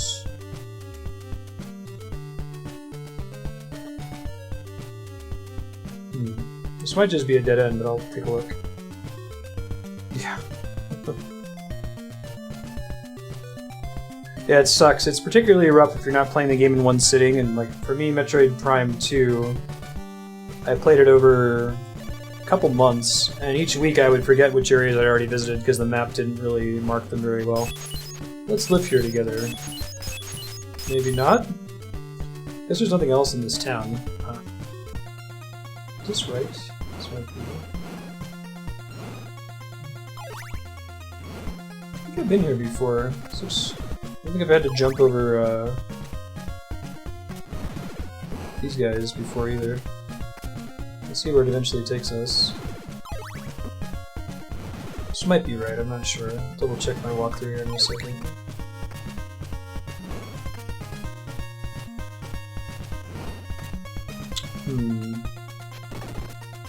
Okay. Oh, is this the long hallway? Alright, we'll play this song. Watch it time up with the in-game music. No, let's not do that, let's just listen to it. You know what that is? It's the long hallway. You know it to the end, right? It's the boss. You ready? Let's go beat him. Finally, it's the long hallway at the end of the game. It's a trope, not a cliche. Judgment Day, the boss is right this way. Can't let him slip away. Come and join me in the long hallway. It's the long hallway. The long hallway. It's a pretty cool trope. It's a pretty cool trope.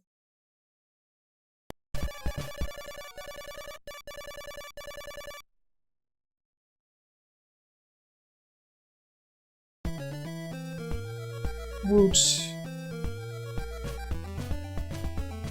Excuse you, Ben. I know you're very furry and hungry. Yep, just walk on the keyboard. That's fantastic. Whoa, whoa, Ben! What are you doing? Oh man, we're in Castlevania now! Dracula's castle. Get hype.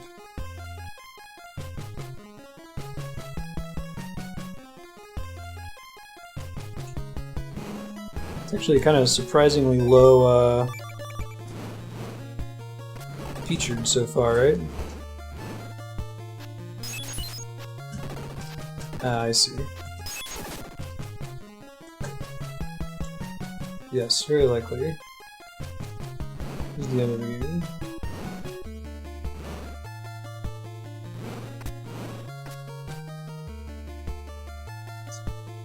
As if he wants to get fed. I think he's aware of that.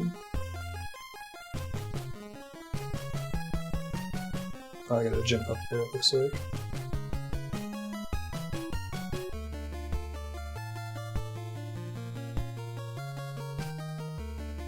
How many hearts do I have? Way more than enough, okay. And a decent number of lives, too, it looks like. Wait, no, that's my level. Where does it show my lives? Maybe it doesn't. Hopefully I have some lives.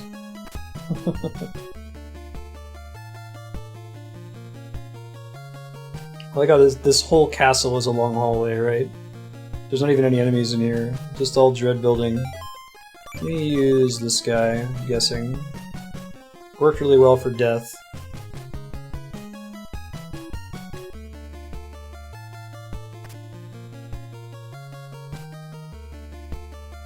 Putting all his parts together.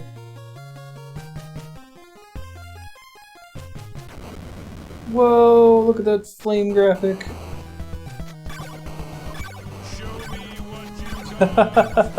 Perfect timing, little DPs. Can't even see him because of the sprite limit. He keeps fading in and out while I'm hitting him here. He looks crazy scary looking in this one, and you can see him for 3 seconds at a time. Yeah!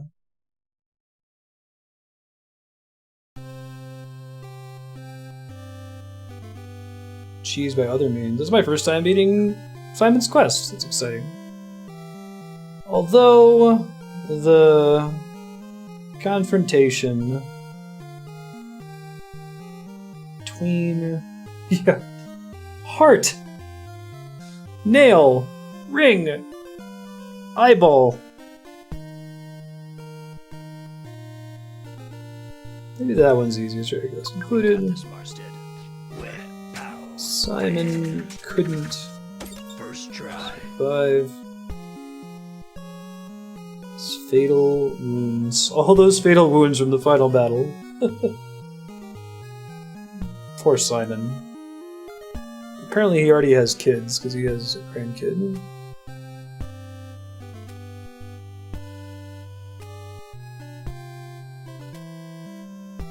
Parents of Angel only hope is a man who will triumph over evil and rid city Dracula's deadly curse. This is the bad ending? How do you get a good ending, Chaos Factor? Is it based on how quickly you play through the game?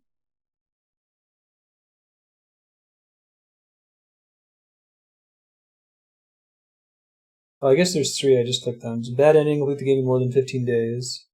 The battle is consummated, now peace and serenity have been restored to Transylvania. The people are free of Dracula's curse forever, and you have always remembered for your bravery and courage. Normal ending is beat it in 8 to 14 days. Oh, I didn't know the number of days passing mattered. You can beat it in 7 days or less. Simon kneels by the grave. Encounter with Dracula is terminated. Simon Bond has put an end to the eternal darkness in Transylvania. His blood and sweat have penetrated the earth that will induce magic and happiness for those who walk on this land. Simon walks away from the grave, and that night, Dracula's hand pushes through the dirt. Oh, spooky! Alright, we'll be back in a couple minutes with Castlevania Harmony of Dissonance for the last tower. See you guys shortly.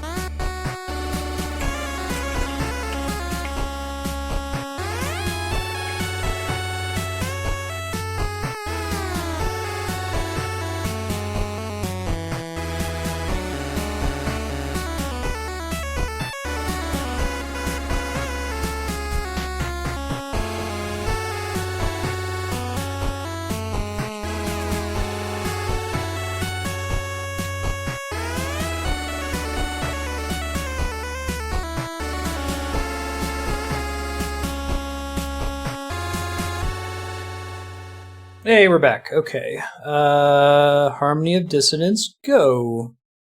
Give me a quick sec to get everything set up here. You should be the Game Boy Advance frame. And you should be GBA. Okay. Do. Game Boy Advance, here we go.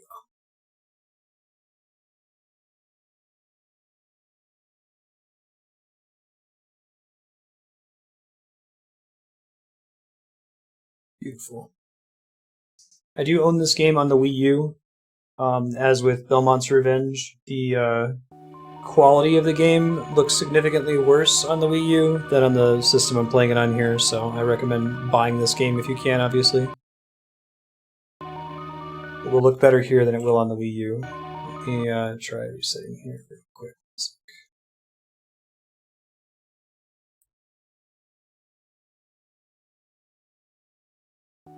And get the best quality to streams with this method, but you can purchase this on the Virtual Console along with a lot of other great Game Boy Advance games.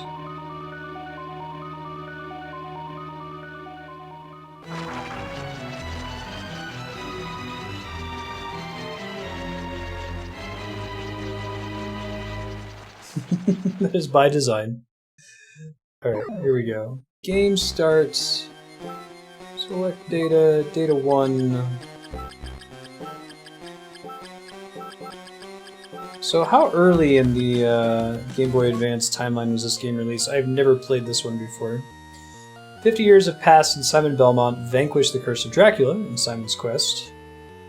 Fate has dictated that just Belmont? Just Belmont, blood descendant of the Belmont family, hunt for the relics of Dracula. One day, Just's best friend, Axon, who had set out on a training expedition 2 years earlier, returned unexpectedly, his body covered with wounds. He informs Just that Lydie, a childhood friend with whom they both deeply cared about, has been kidnapped.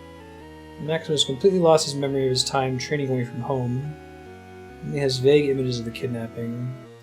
Ignoring his bodily injuries, Maxim leads Just to the place where he believes Lydie is being held captive. Passing through thick fog, the two men happen upon a castle undocumented on any map. Could this be the fabled Dracula's castle? Is this the meaning of Castlevania? Standing solemnly in the night, this forbidding castle welcomes its unexpected guests as the moonlight shines upon it. That's where Igarashi sometimes has some weird names for the characters, like, was it Soleil Belmont, was Christopher's son in Belmont's Revenge? Harmony of Dissonance. Name's Belmont. Just Belmont. Circle the Moon, then this one, I see. Yeah, we're doing chronological in-series Yukiko. Hey, it's got the new goth art. Truly believe that Lydie was brought to this castle. My memory fails me, but this seems to be the place. Don't you believe me? I like the choice of outlining the protagonist in blue so it's easy to stand out against the rest of the environment. I know better than anyone that you're not the type to lie. Just arg! You alright? Lydie you should be concerned about not me. Go on ahead, I'll be right behind you. You have my word. See you inside. I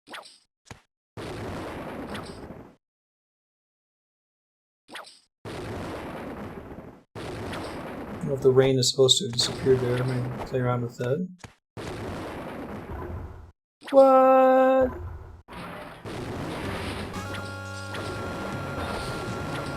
Maybe. Can't damage him, it looks like. There's a run.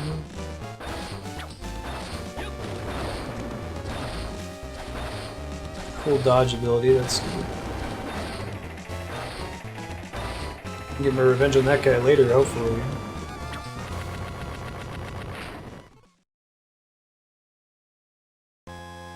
Cool.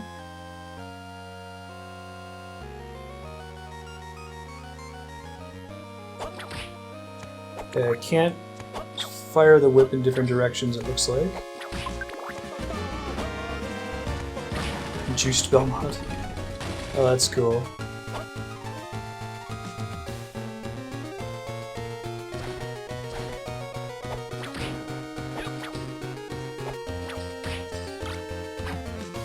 Oh, that's interesting. So it's like Metroidvania, but you still have the traditional sub-weapons.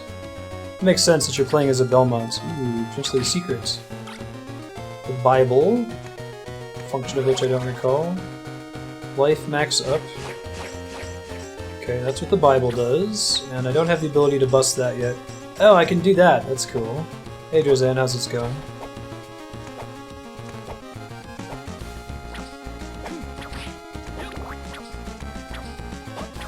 Looks like he gets rooted for a sec if he uses the whip on the ground. I'll keep that in mind. Just a split second. Shrine of the Apostates, huh?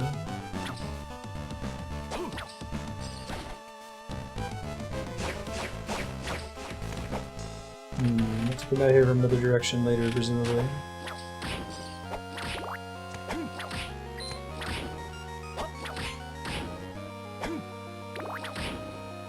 I don't think dropping down is where I'm supposed to go. Oh, that's cool.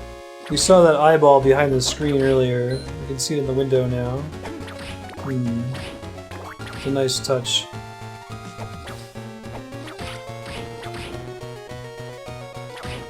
Yeah, the GBA didn't originally have a backlit screen, otherwise you wouldn't be able to tell the character at all. That makes sense.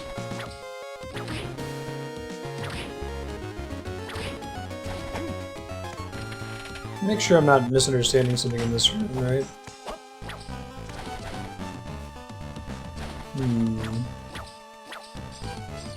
Don't appear to be able to progress in this room. Dagger doesn't do shit. Waiting around doesn't appear to do shit either. So there's a place I could go up back there. Maybe I can equip in the menu, presumably. JB's bracelet. Just as attached to this bracelet, always wears it. He is JB, isn't he? Just Belmont. Spellbook. Relics. Key config. Oh, dash in different directions. That's cool. Function can't be used in other games when saved. Yeah, those were dark times, right? We're playing in the backseat of a car with the original Game Boy, waiting for every streetlight. Hey, level up.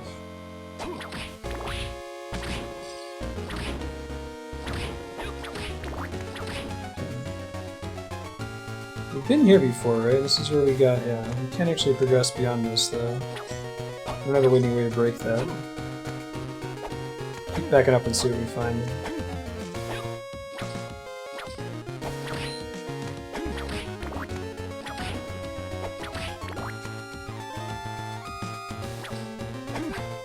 Oh, fancy. Leather boots. Oh man, I'm kind of excited to be playing a Metroidvania again, right? Comfortable, increases defense.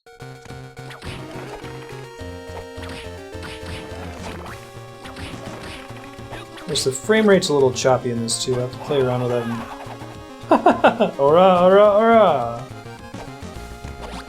Soul Orb, what does that do? Items. Is it a relic, maybe?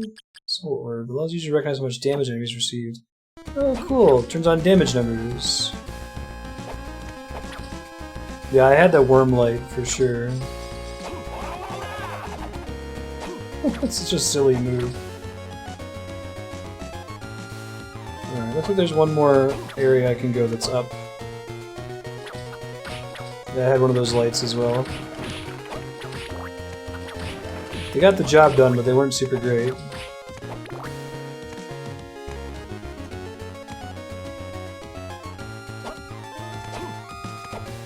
Someone mind doing me a quick favor and just looking up some videos of this game's playthrough, see if anyone gets about this level of frame dropping. It's not frame dropping, it's not a smooth 60 frames per second, and that could be the case. It could have just been a really aggressive game for the Game Boy Advance, but I can try dorking with the settings if it's you're not seeing it in other people's playthroughs.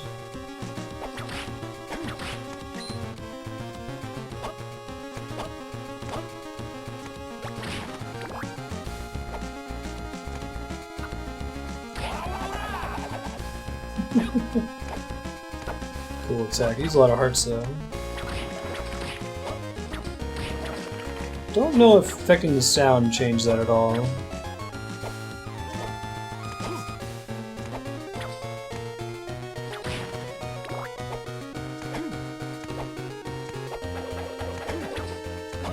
I did hear that, but I wasn't sure if it was true. I think the game is still, like, making the sound happen, whether it's coming out of your speakers or not. Just what it looks like? Okay. Just wanted to make sure, Chaos, that it's not a technical problem on my end.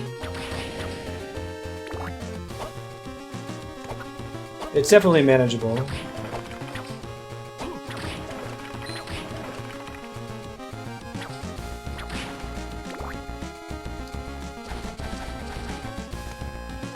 doing more dashing. I like having the different L buttons being different dashes in different directions.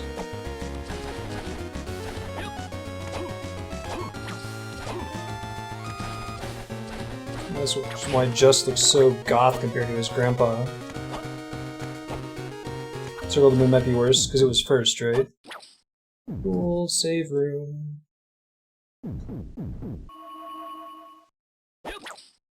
Thank you.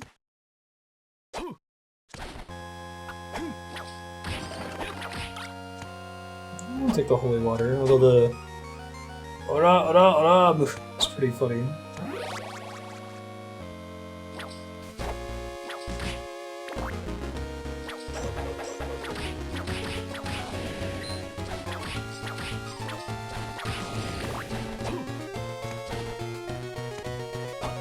Always be dashing.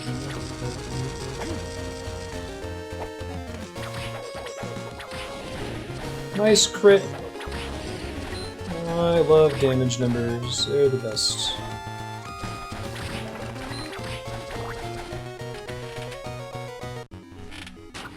Marble corridor.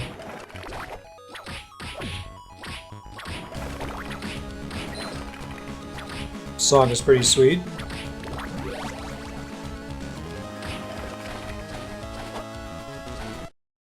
Hey, it's Death. Color your soul. You must be a Belmont. This overwhelming power. Death? Indeed. This is in fact Dracula's castle. It might be true, and the power that is here is not my lord's. What do you mean, nutty? I must go now. To collect cans on Jupiter. Peace out, y'all. I like this pattern of seeing death early in the game. They do that in, Symphony of the Night, too, which is kind of cool. It's like they have to take Alucard's powers away from him at the beginning, even though you haven't really learned what his powers are yet in the previous game.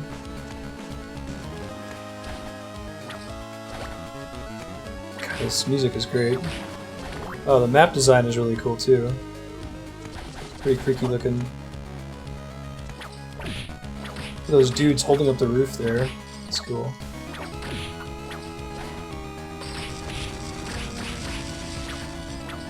Rolling lizard men.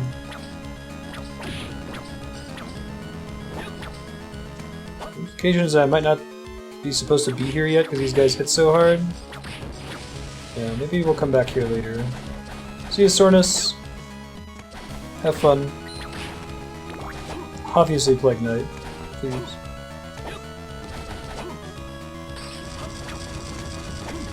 Switch weapons here soon. Oh, right. Gotcha. People, I must go now.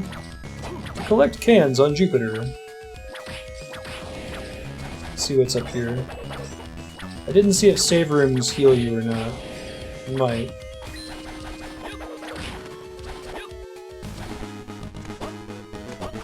No! Got it.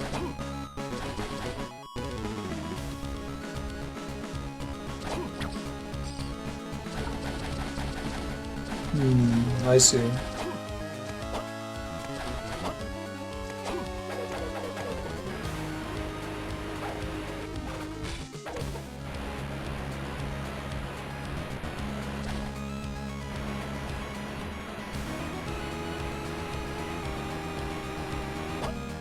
Save rooms do heal you? Okay.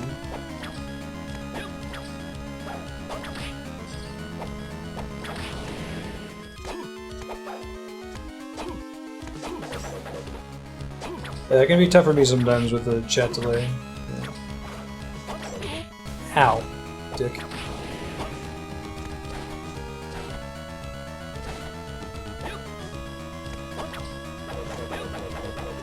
Do you think that the cool, like, the blue outline was for the Game Boy not having a backlight, but is like the little trail that follows the protagonist that for that reason too, or is it just because it looks cool?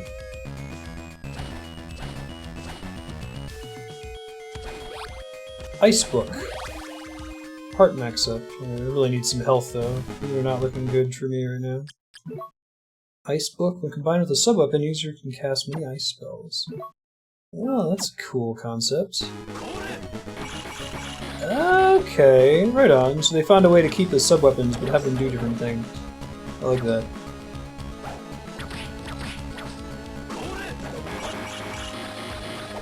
Not a lot of damage, or damage nonetheless. Just keep using those until we get back to the save room. Artifact of looking cool, it's every the night, yeah.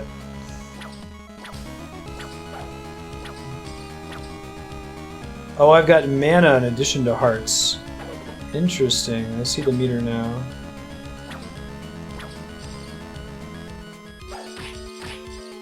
There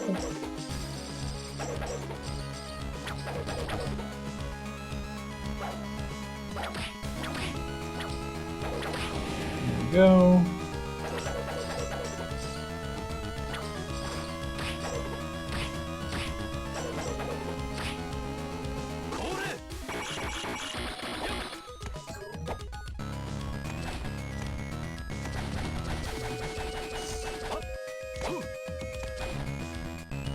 S is in measure, juice. Okay, hold on. It could be the S in measure, the U in Q. Wait, so the J is pronounced as an S? Juste? Q? Juste? Ah, shit. Bummer. Alright, we'll move through that area a little bit more carefully this time. Now that I know where everything is.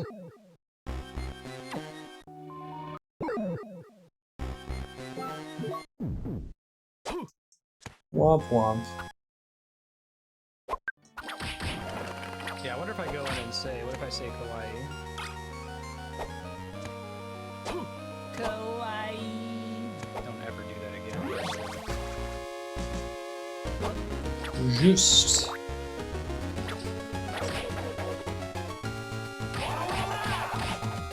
Alright, that might be the thing I gotta use to get these guys safely.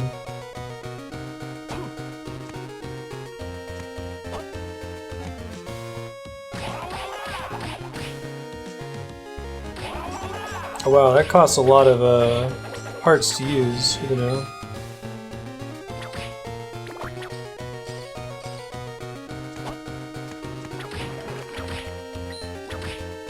See when money comes up in this game. I'm sure there are shops or something eventually.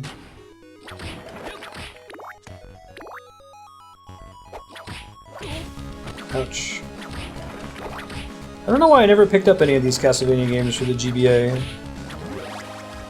They seem really good, especially since I liked Symphony of the Night so much. What's up, dog? Let's talk to you already. I'm gonna try to get the ice book and then head back to the save point.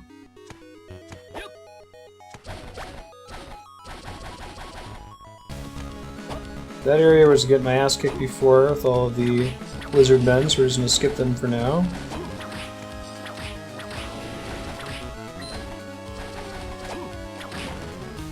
I love the GBA.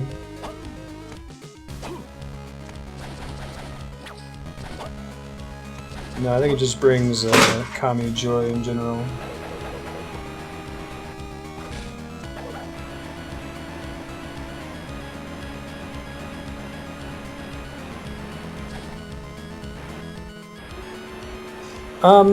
I think people don't like Dracula X because Rondo of Blood is better.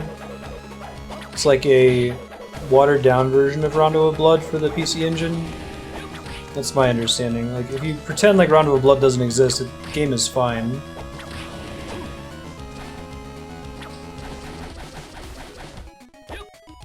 Oh, why don't you like most of them? Soreness? Oh, I didn't realize I could have used a potion that whole time. I didn't realize that I must have found some earlier. Oh well. So how does ice impact our aura attack? I am all equipped still, right? Yeah, okay.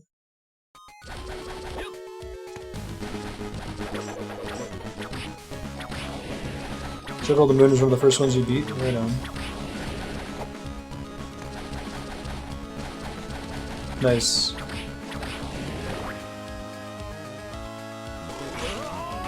Haha, that's pretty cool. I really like the elemental spellbooks modifying the traditional sub-weapons. It's a clever way to keep it a Belmont game but add some flavor to it. I wonder if some of those will be necessary for progression later. Yeah, like, I wonder if that lets us travel places we wouldn't be able to reach otherwise.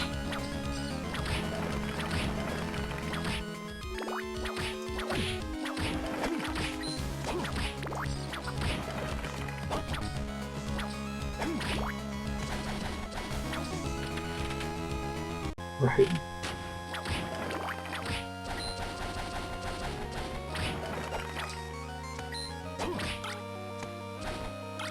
I want the fist still. Well, actually, this might be more damage with the ice book. I think the fist is better without the ice book, but... Yes, please. Making progress.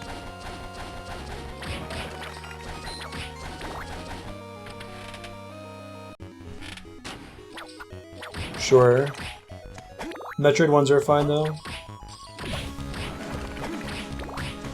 I've heard most people don't really like Order of Ecclesia. Or it was considered to be a little weirder. Is that the one where you have to use the touchscreen a lot?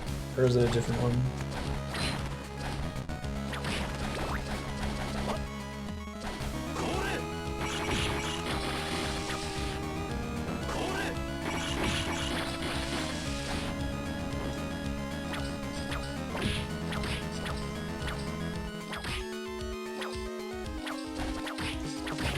I'll get that health upgrade at least, if I can. Oh, that's the only reason to come down here. Okay, perfect. And that gets me a full heal. Fantastic.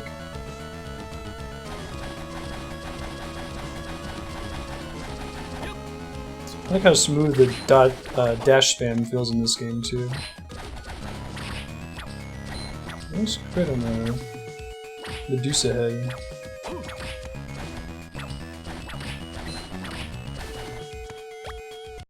Fancy bandana.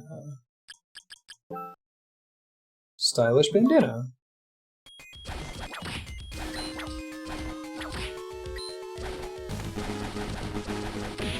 Ouch. Whoa, this place is super trippy. Don't know why. I like that you can cancel out of the dash into a whip. It's nice. I don't have a way to go under things yet. I wish I could mark that on the map in some way.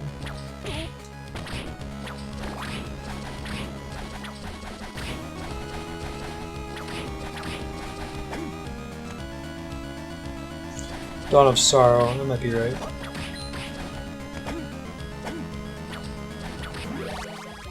Oops.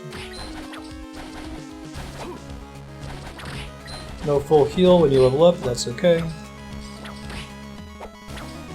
Looks like they tend to die in one hit. They're more of a nuisance than Medusa heads in this one.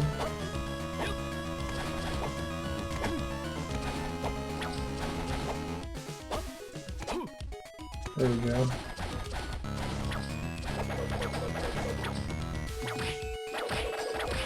Oh man, extra damage. I get the feeling these guys might be able to die if we can get like one more point of damage per hit. I think they have like 28 health.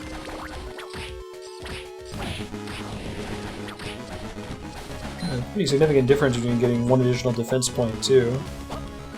This game's really cool so far, I'm digging it. Alright, let's go this way.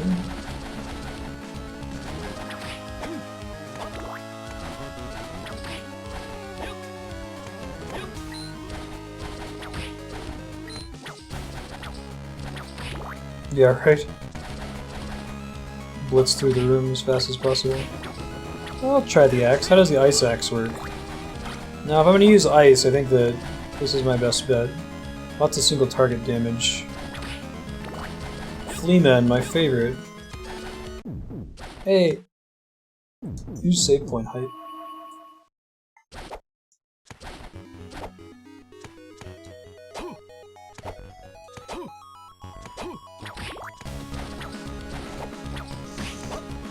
How about the book?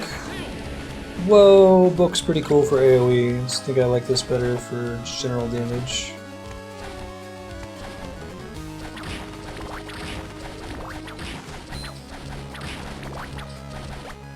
Leather gloves. That is identical and slightly better. Okay. Oh, I see. You decide what things you want to have, what slots you want to cover. You don't necessarily get all of them, I guess. Gotcha.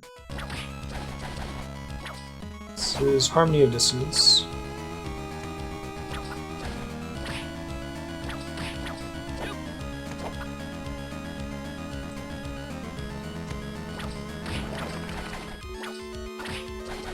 It looked like there was a door down here. Yeah, that's a ticket. Why is the background all? Oh, cool. There was a bunch of bats! That's cool. Wow, I think I have the worst possible item for the giant bat boss. A classic Castlevania boss, right?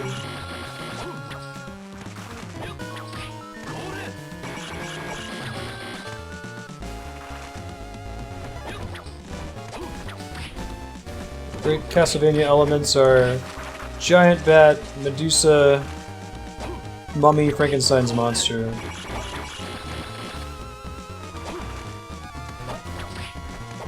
Nice crits.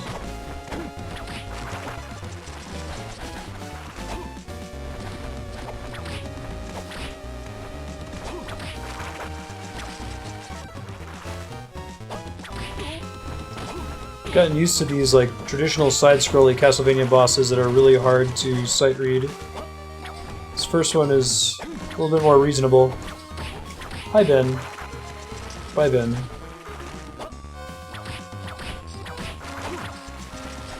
It's like whenever you do 3 hits of damage, it's when he moves, right?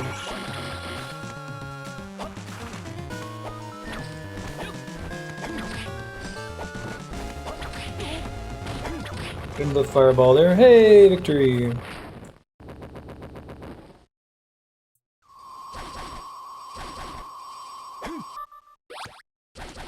Oops.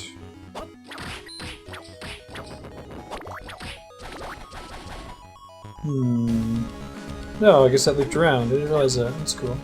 Go ahead and save then. I think I got anything important from that boss fight. Maybe it was just optional to open a shortcut down there. Maybe it'll open something up later based on the number of total bosses I've killed. Let me just make sure he didn't actually drop anything important, did he? Ocean, castle map. Just the bracelets. No any relics as far as I can tell. Okay.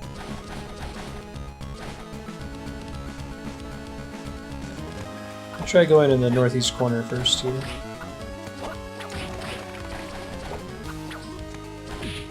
Shoot, did not mean to dodge backwards into that Medusa head. Ouch.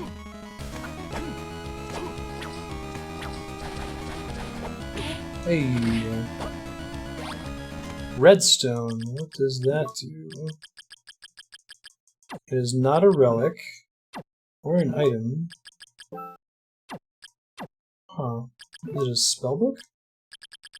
No. Am I just blind? Hold on. I don't see it in here. Don't see it in here. Wait, here we go. It adds fire attacks. Fire to attacks made with a whip. Cool. Some elements are, or some enemies are probably weak against or strong against different elements.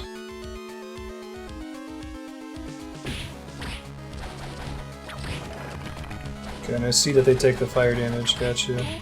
Has the Dark Souls problem, man, I can't see the fire on the whip when I'm attacking. Makes me sad.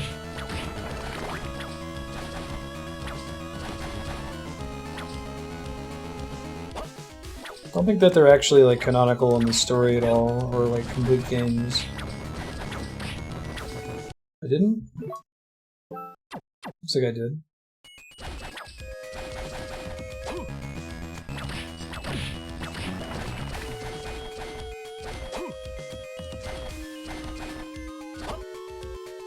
Oh, I totally gotta be able to make that, right? Okay. I was about to say... Oh, you're so cruel, game! There's gotta be some sequence-breaking shenanigans I can do to get up to that second one too, right? Yeah, no worries. Thank you for double-checking. I thought that I didn't do it as well. Alright, we'll get a double jump or something later. Let's get up there.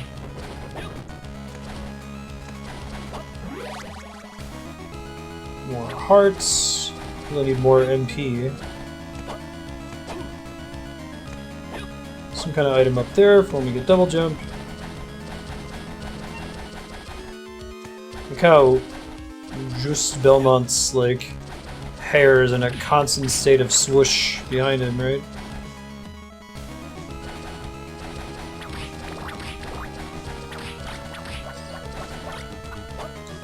You can see what the dagger does. Whoa! The dagger's pretty good with ice. Shit, I'm gonna die. Damn. Alright, hold on. How many potions do I have? 4.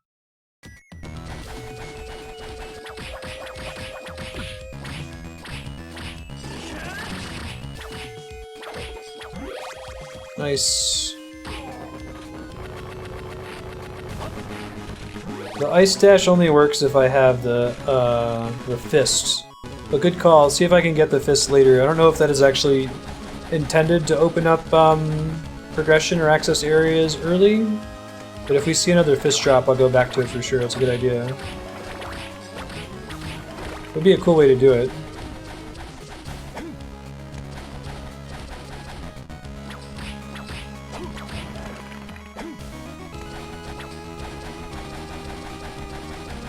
It doesn't seem like it's a real game, so I'm not going to worry about it too much. It'd be nice if it marked the location of the power-ups on the map like Lament of Innocence did. We head back to the save point real quick since we've gotten some level ups and other happy progression I don't want to lose. And see if I can find the fist again for Serp's idea.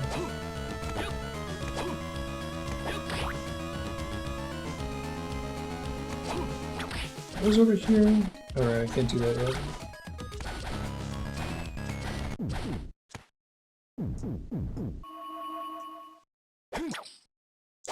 There's gonna be a save room that has a secret exit on the left side eventually. I can just feel it in my fingers.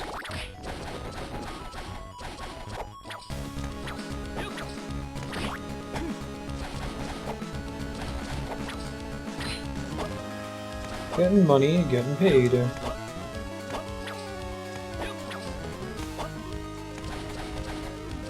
Might need to keep the fist then, even though the damage isn't so good.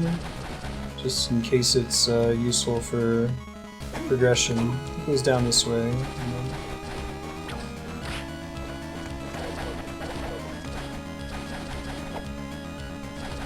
That was where we met Death. Is it like up from here somewhere?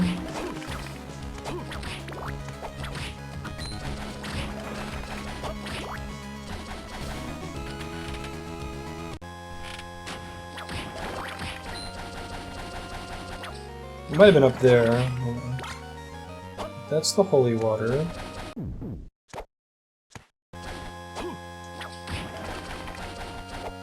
Take a look.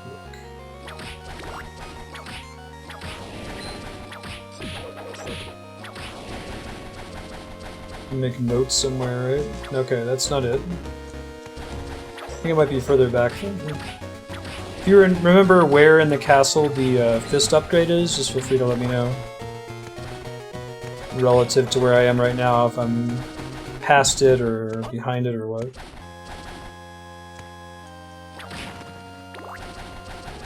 Oh, there's a lot of Metroidvania games. Almost 10 of them, right? Probably half the series, I think, are in the style of Symphony of the Night.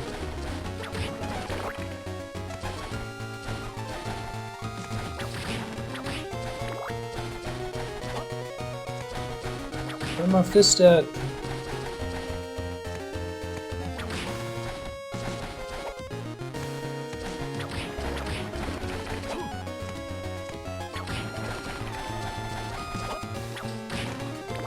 It's just hearts. At least you can move through the areas really fast if you choose to. It may have been over here somewhere, right?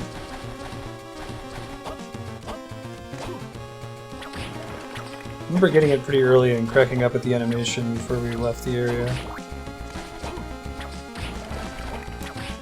There we go. Alright. Let's not lose it now.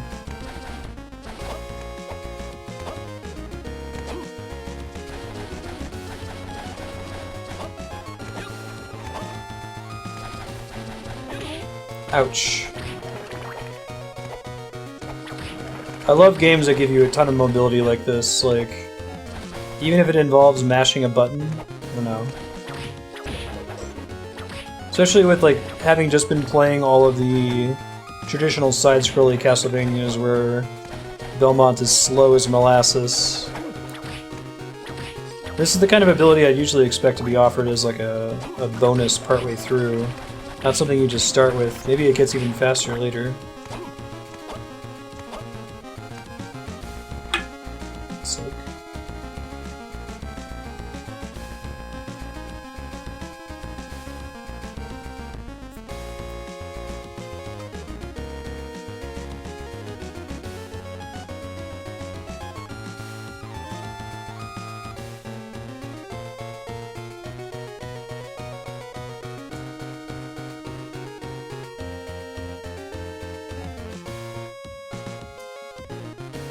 Alright, Chaos Factor. Yes, the Metroidvanias, at least I know that Symphony of the Night has like a really esoteric condition that you have to complete if you want to like play the second half of the game in the Inverted Castle, which is not the best game design to be honest.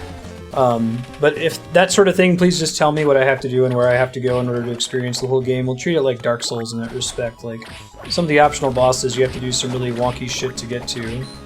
So you're welcome to just tell me, I don't want to miss out on that content.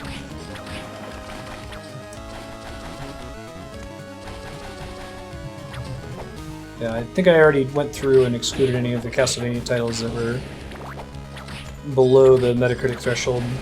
The only one that I missed was Lords of Shadow. I might do the first one of those at the very end, but I haven't decided 100% yet. So let's go to save point. Sorry.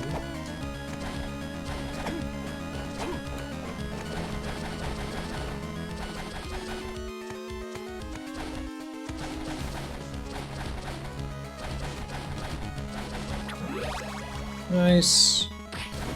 E-Man going down. Leveling me up. It's the best.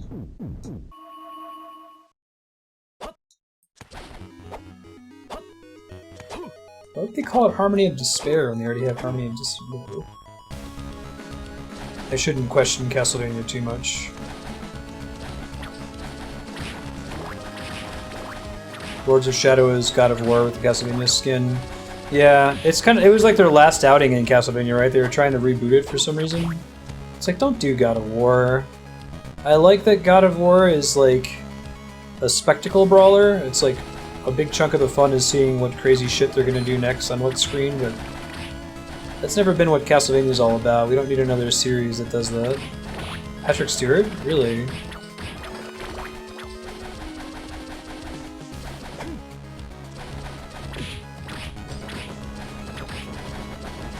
This is the way to the thing I was working my way to before, right? Yeah, alright, let's see if this works now. Ooh, not quite, unless if I do a jump first. Maybe. Try getting to this one too. Yeah, look at that. Good looking out. Serp with a great idea. Oh, is that a relic? Might actually be Vlad's ring. Increases luck. Sweet. A great way to start out, get more drops and stuff.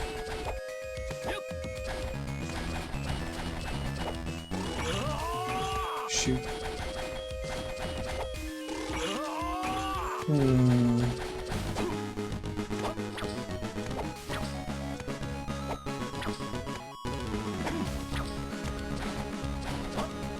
Yeah, I thought it might be useful for progression earlier. I guess it was just that one item that I'm able to get with it. I don't think I can get the big heart with it. Maybe if I like jump at exactly the right moment. I wish I had a way like if I was standing still to recover MP faster for this sort of purpose. Yeah, no, I don't think that one's happening. But we got the luck increase item, which is good, because we're killing lots of things, so more loot is good.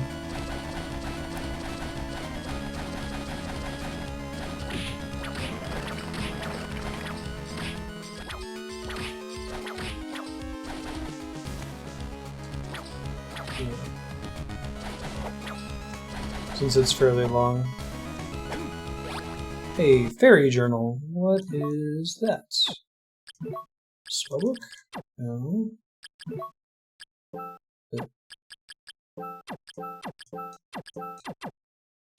The relic? Oh. Recognize the names of enemies. Oh, cool. Right on. I like that they make the UI opt-in this one. It's cool. You don't want to see all the stuff on the screen with like the name and the damage numbers. You can turn it off. I love both of those things.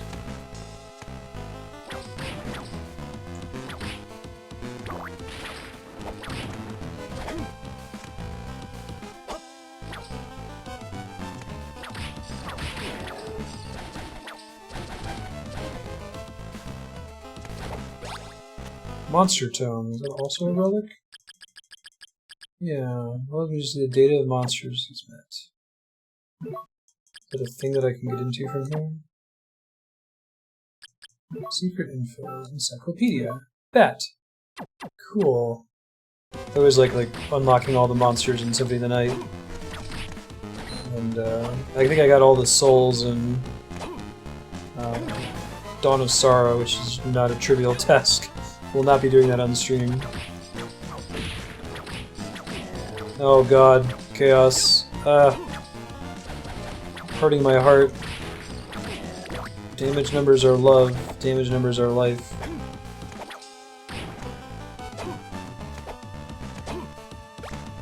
Mana Prism. That's a ether, presumably? Yes.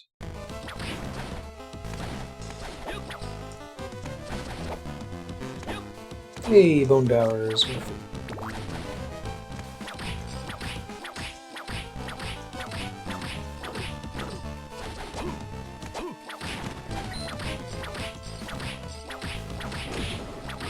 Ooh, okay, they don't shoot a little projectile that I can bust, it looks like.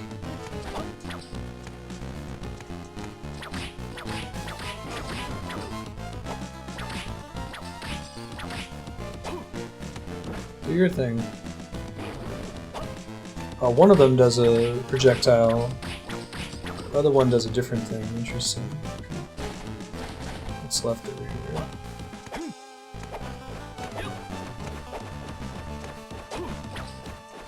Yeah. Did not mean to press that, but that's okay. Don't have a double jump yet, so I can't get anywhere more interesting just yet. Yeah, it's interesting how a lot of the Castlevania games have been sharing the same sprites pretty much since Rondo of Blood. A couple really noticeable exceptions, but I think I can get verticality with oh, nice! That's awesome. I'm able to get a tiny, tiny bit of error. I bet speedrunners use that as well. Alright. What did I just get? Logoth's ring. Increases the strength of the knife. Okay. Still neat. I actually enjoy asset reuse. It doesn't really bother me very much. I think that more developers should do it if it saves them money. They can invest that money into making the game better. More power to them. Always thought it was weird that until fairly recently, like, Square felt the need to reinvent the wheel with a lot of their classic monsters. You see like 50 versions of a Nalboro. It can be fun sometimes to see like, okay, this is this universe's take on the Nalboro. It looks a little bit different. But starting around Final Fantasy XII, though, they started reusing assets from FF11. This is a cool secret here because like you've been conditioned in the Castlevania games to be afraid of pits and not try dropping down them. I thought it was a secret that marked on the maps. Maybe less of a secret, but still. Coast Ring. Hey Sailor Dan, how's it going?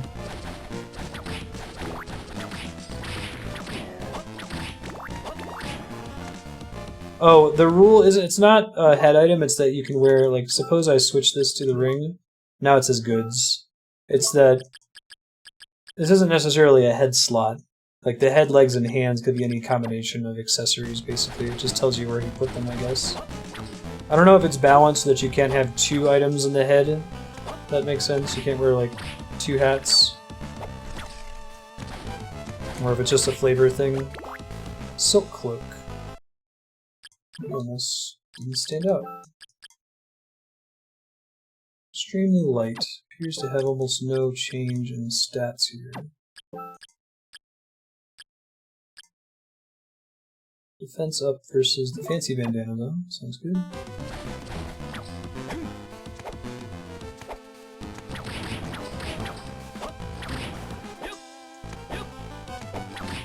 He's a badass Belmont, so he gets a cool trail following around everywhere. I'll try doing this again here. I don't know how much verticality I get from using that. Not that much. It's got to be right up against the ledge, I guess, for it to work. Drumstick. Nice. Killed that lizard man. More hearts and a locked door, right? Does not get marked on the map. The map in this game is fairly rudimentary. Is Circle of the Moon also a Metroidvania or no?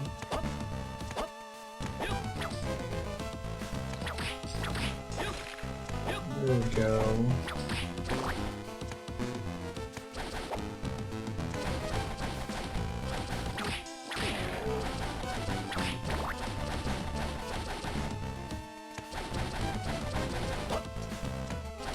It's either being a boss soon, right? Oops. Nope.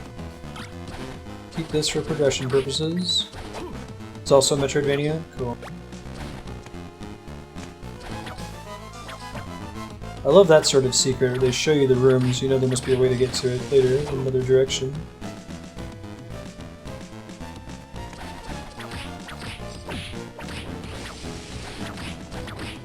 These guys are a lot easier now that they die in 3 hits instead of 4. Makes a big difference. Pretty easy to be capped out on hearts in this game, it feels like. Oh, I thought for sure that was going to be a save room.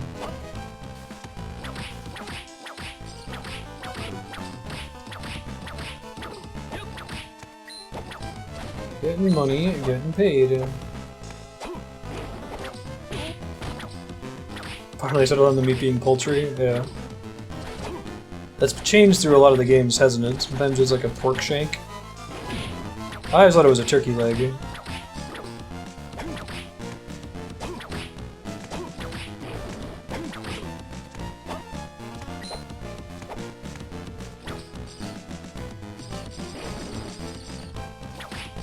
Two, three, four.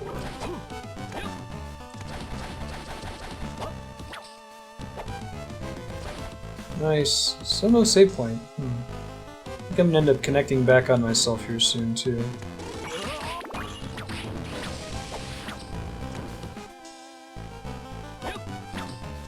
This makes me think I'm near to where I'm gonna get double jumping soon, maybe. I like the ice cross, that's cool. Oh, like follows you around? That's rad. I'm trying to remember that the cross is here.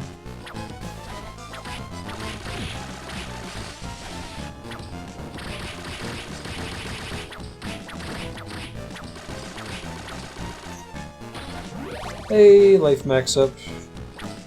That's a full heal. Living the dream. Cool. We'll call it a roast.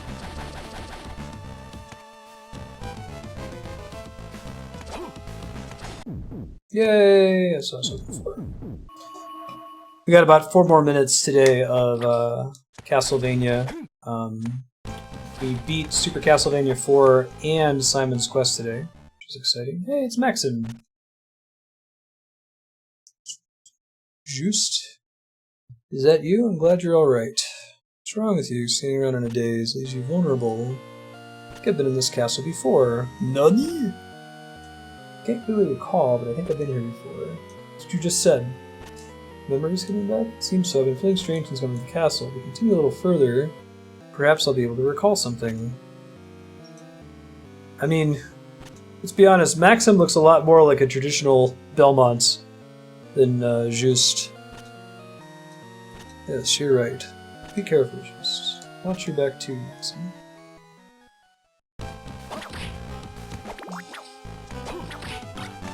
Just kind of looks like Dracula. Boss fight hype. Oops, no, that was a bad decision.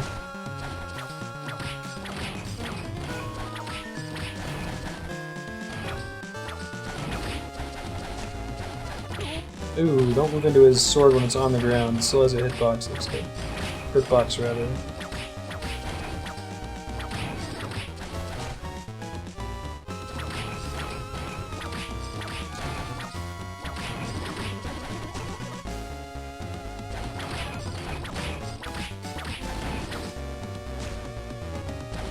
Oops. Trying to be fancy there and get an early hit off. Incorrect.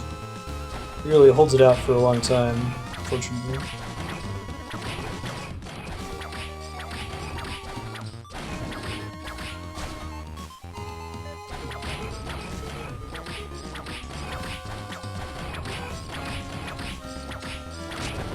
Nice. Give me that loot! Give me that loot! Give me that loot! Nice.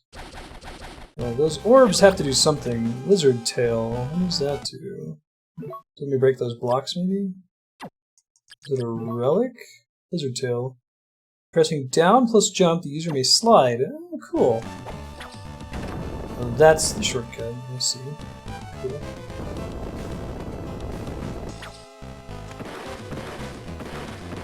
Not as fast as doing this, though, I don't think. But let me go under those little areas, which there are a couple that we found so far.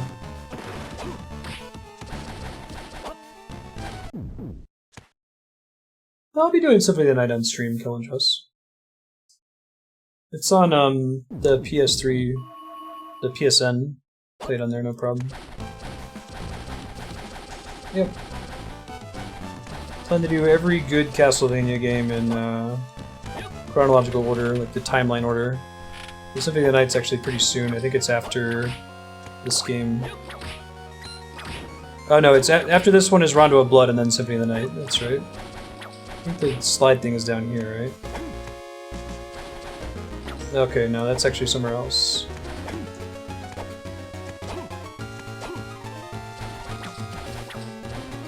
Yeah, we can discuss it, it'll be fun.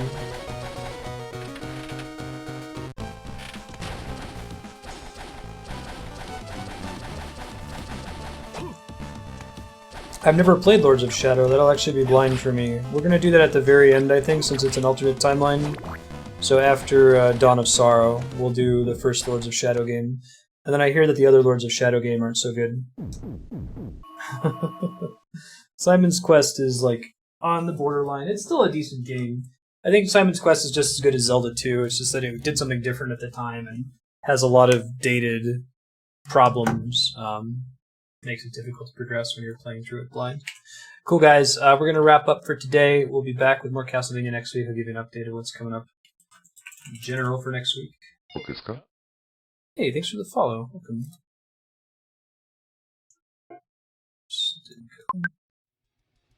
Right, so thanks everybody for hanging out.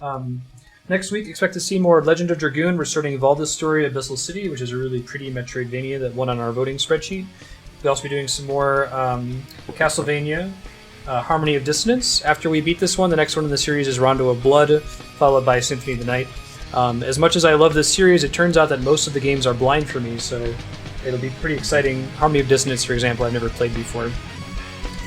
Don't forget to go to games.marsa.com to see a list of all the games we played on stream so far with YouTube playlists for all of them. Vote for the next game at vote.marsa.com. Have a good night and a good rest of your weekend, everybody. We'll see you on Monday.